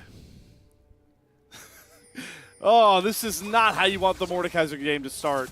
So he's going to try and leech XP here, buy some space for Scout, who does get a pretty positive trade into Linfeng. Wow. 2 5-point strikes straight to the dome against Linfeng, having to force out some of the healing as... hey, look, you're just playing a melee matchup. You are playing the Sylas. You just gotta deal with it, especially if we're doing this 2v2. This 2v1, I should say. Alla now still sitting in mid, just wants to soak a bit of experience. He's waiting for the wave to crash here, and he'll be teleporting after this wave is gone as well. Hung is pathing towards the bottom side of the map to match Shun here, but so much vision from the side of JDG has been really focused on tracking where Hung was, and doesn't seem like they know exactly where this Poppy is. Pantheon clearing down in the same path. Look at all the resources Starry is getting here in this matchup. He's gotten a free farm, a couple of waves, grabs such an early turret plate as well. In a great spot. We talk about the Lucian matchup, and one thing to remember from this draft, I think Pays is in such a prime spot with this Jhin. Nobody can ever touch this champion's range. Lucian, Sylas, Poppy, Sion, Nami, it's unparalleled. I will also say Jhin does 0 damage versus Poppy and Sion. So true. If they ever get into a tricky spot, great trade coming in from Starry. Ooh. Massive HP, and look at where the junglers are right now. While Shun does have the advantage, I mean, you're looking at mid now. Pantheon's here. Oh, Linfeng's turned this on its head. Tons of healing, but Shun comes to bail out Scout. First blood over to JDG for the final time in this matchup. Oh, but they still don't know. They've just now spotted Hung on the bottom side of the map here. Alla as well getting this ward. This was so tricky. I thought, hey, maybe we could see Hung make an appearance down bottom lane, force out a summoner spell or two, but a play in mid lane, Linfeng does not get enough heads up as to where this Pantheon is. And that's a feat of strength going over to the side of JDG, and I don't think it quite blows open the game, but it's one of those things, especially for newer players, got to think about the mental of playing in a Game 5 like this. A Game 5 up against Scout, a player of such high pedigree. We came into this broadcast talking about the raw stats, and while much of that has gone out the window, Linfeng has had some stellar performances. Game 4 was marked by the pressure looking to be too much for OMG, and they need to find a way to lock back in. It's not, like you mentioned, game-breaking, but these small, minute mistakes compound exponentially in a game like this. It's great. It's great to have these players immediately kind of put into the spotlight of a best of 5. One of the cool parts of this LPL format is the fact that we have immediately best of 5s. There's no best of 3s to kind of warm up immediately and kind of eventually waddle through like a double elim bracket or like a double round robin. We're going straight into best of 5s, and you get 3 of them. You get 3 of them to prove whether or not you're a top 2 team in a 4-team group. So tough spot for OMG. They don't have the game differential. They won't be able to find very many wins. They need to win this series if they want a chance at staying in the race for playoffs. And for these 2 teams, including Ultra Prime, that top 2 prove it is now already been narrowed down with Weibo guaranteeing one of those spots. Just added pressure to the stakes of already such a big game ahead of us. We saw both bottom lanes rotate back over towards the top side. Hung is really looking to try and pair up with this Lucian Nami to get Starry ahead. Grubs and Dragon both on the rip, but Hung is looking for Scout here. Maybe just trying to push him off the wave, get some prio down for OMG. Yep, looks like they're just playing through mid. Shun is already level -1. 6. He has done a fantastic job this game of making sure that he's staying on top of his farm. And now with this level 6, they can actually make this play. TP coming in from Harry, Pays and Missing are here, but I don't think they're making this play. Yeah, they're gonna give this up. Hung gonna flash, gets Missings out as well. But like you called out, Alk, this is gonna at least guarantee a split between the first two epic monsters towards that feats of strength. Shun is going to have all the time in the world with this dragon. So we're going to do the classic Season 14 trade. First grubs for first dragon. It feels so weird. We haven't been able to see it in this series, and some of our other series have also been a little wary of going for this. I like what Allah's doing. Allah's trying to pull the wave so it's frozen. With minion changes, I think it's a bit harder to find freezes, especially with the minion HP change and how much damage they deal to each other. So I guess kind of got to go home. But yeah, Allah's trying to get himself back into this game because one of the reasons why Karma is going to be very strong is how many melees that are a part of her team. But if at any point these melees start to fall behind or they're not able to provide the same amount of value as they would at baseline, you are kind of just playing Karma in a game that's pretty useless. You don't stop a Silas. You can't really stop a Poppy from jumping on top of you. Missing definitely going to lean into how much he can provide that safety net later on with those big mantra shields. Buying time for his Akali, for Shun as well. As we finally settle back in to a somewhat normal pairing. I just love the innovation from JDG. We saw this in the last game as well when they brought Pays over towards the mid lane. They're having Scout just constantly follow Linfeng to try and further push his lead, which has now grown to over 20 CS alone between the two mid laners. He's doing such a fantastic job, and it feels bad because Linfeng has had so many great games, not just in this series, but against Scout even, right? Like those first 3 games were some of his best games that I think he's played in LPL so far, even though, again, small sample size. So I'm looking for Linfeng to have a really big resurgence here, and while in the laning phase, I think Akali can be a bit of a bully versus someone like Silas, has infinite energy basically, or infinite resources. Starry's got to be careful now. That's Scout a full combo. 1 versus 2. It's just too flawless, but he falls just short with the 5-point strike. Starry flashes to create some distance. Missing has the health bar to come up here and secure the kill. What is this the Nami healing? isn't enough to Sorry. cleanse. No, the mantra Q to the dome gets Missing the kill, but it should end up costing him. Hung is trying to run in with that steadfast presence. Good speed up from Karma, the shields, the smite. It's not going to be enough, but it's Linfeng from the backside. He has a stolen perfect execution, but he can't use it onto Scout because of the turret. It took a while, but they do finally knock down Missing. Oh, wait a minute. Shun's calling Pantheon! forward. Oh, Pantheon just a little has late. the flash, but I don't think he's executing anybody. Shun's going to walk into this brush. He's going to force Still out thinking the about members it. of OMG. Yeah, I mean, he has double combat buffs ready to go. Half HP on Hung. I think you're more than willing to fight on this play. And Linfeng doesn't have any real resistances. That was a really sloppy fight. It is Starry eventually going down. It's both of his summoners gone as well. But it took so much. And even Linfeng having to flash there feels like an overforce. They wanted to make sure that that play went well for them. As we get a replay of this, you know, despite all of this here, Slayer, Starry played his damn heart out in this fight. He got so close to killing Scout. Yeah, I mean, Scout has to flash into Missing's heal range. Starry, the Xayah performance was outstanding. And he's on point with this solution, but it's just not enough right now. It's one minor misstep. If he had stepped back towards his turret, Moham was trying to block the empowered Q, and that right there could have been the game changer. But yeah, Linfeng flashing here and almost dying to the turret is kind of embarrassing, and I feel bad because, again, Linfeng is one of these rookies coming from the LPL, and while his first 2 games have been great, the last 2 have not exactly shown off. So now with Starry utilizing this culling in the mid lane, not getting much as well, I think that these grubs are going to be going over to the side of JDG. Hung is crossing over to the side of the map, but look at the top side jungle. It is littered with wards from JDG. And Linfeng doesn't have hijack, doesn't have flash available. He's just losing more and more CS. Should maybe looking to punish him even more. They do know.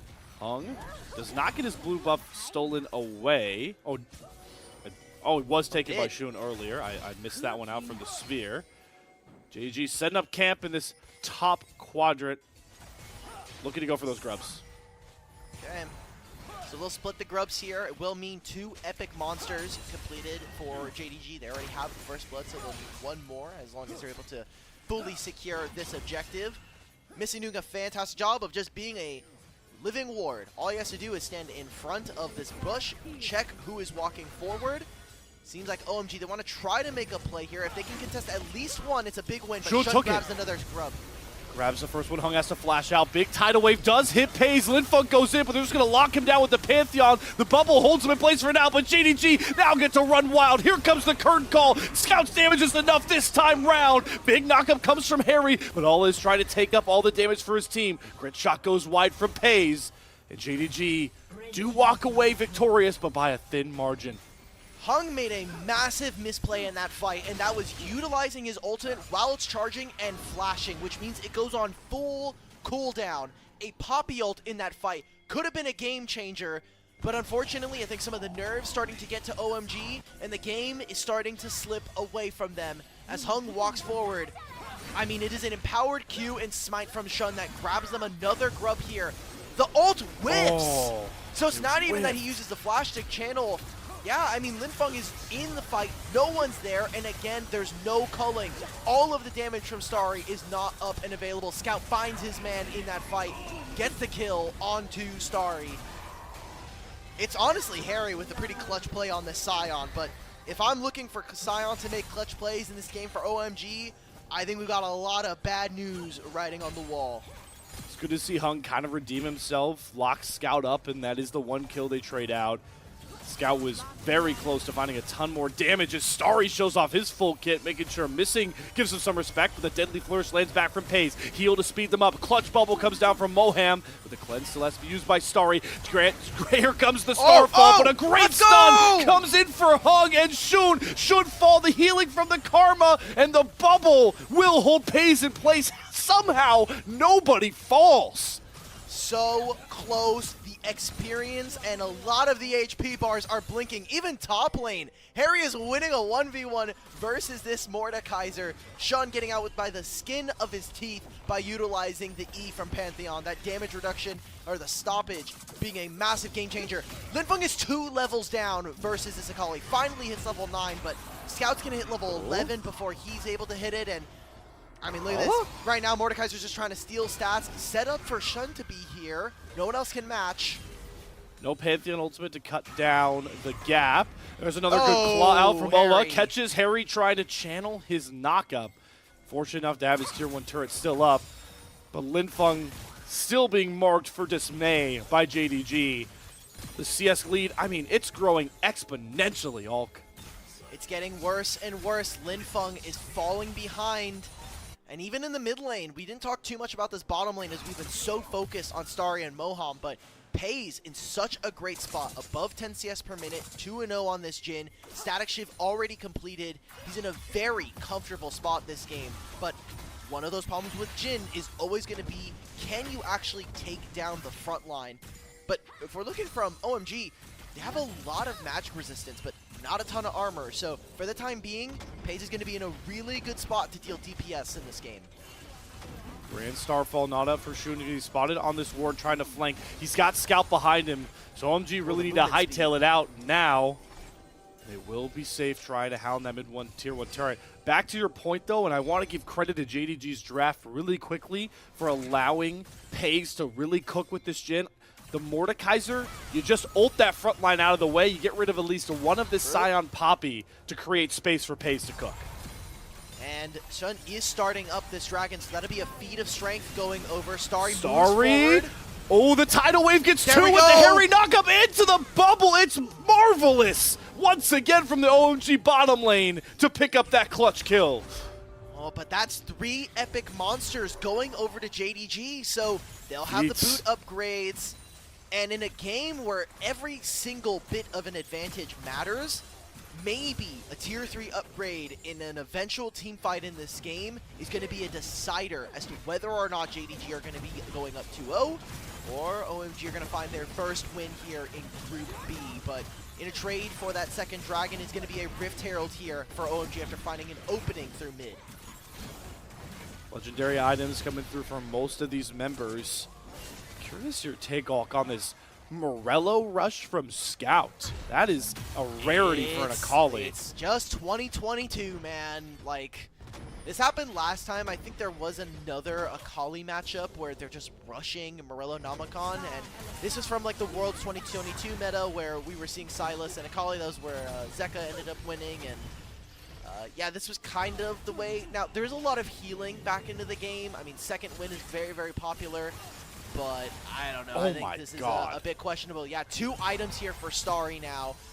You've got the Essence Reaver, which does a lot more damage than old Lucian, and this Rapid Fire Cannon.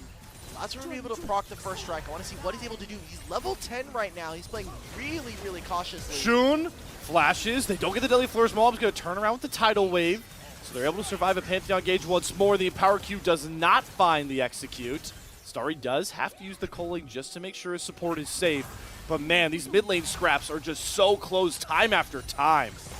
I think regardless of what this series has shown us, regardless of the victor either, Starry is showing that he is that guy, man. He has no fear to be able to walk forward. Oh, Linfeng causes the cancel from Pays. And now they'll curtain call. We've got Otacon in 2, 3 minutes before the Dragon. They summon the Herald in mid and finally crack this mid-tier 1. Maybe this is the bit of reprieve that OMG have been looking for to really kind of get the ball rolling for them in this last game. How poetic, Gulg. We've had early games with Game 4, monstrous 7-8K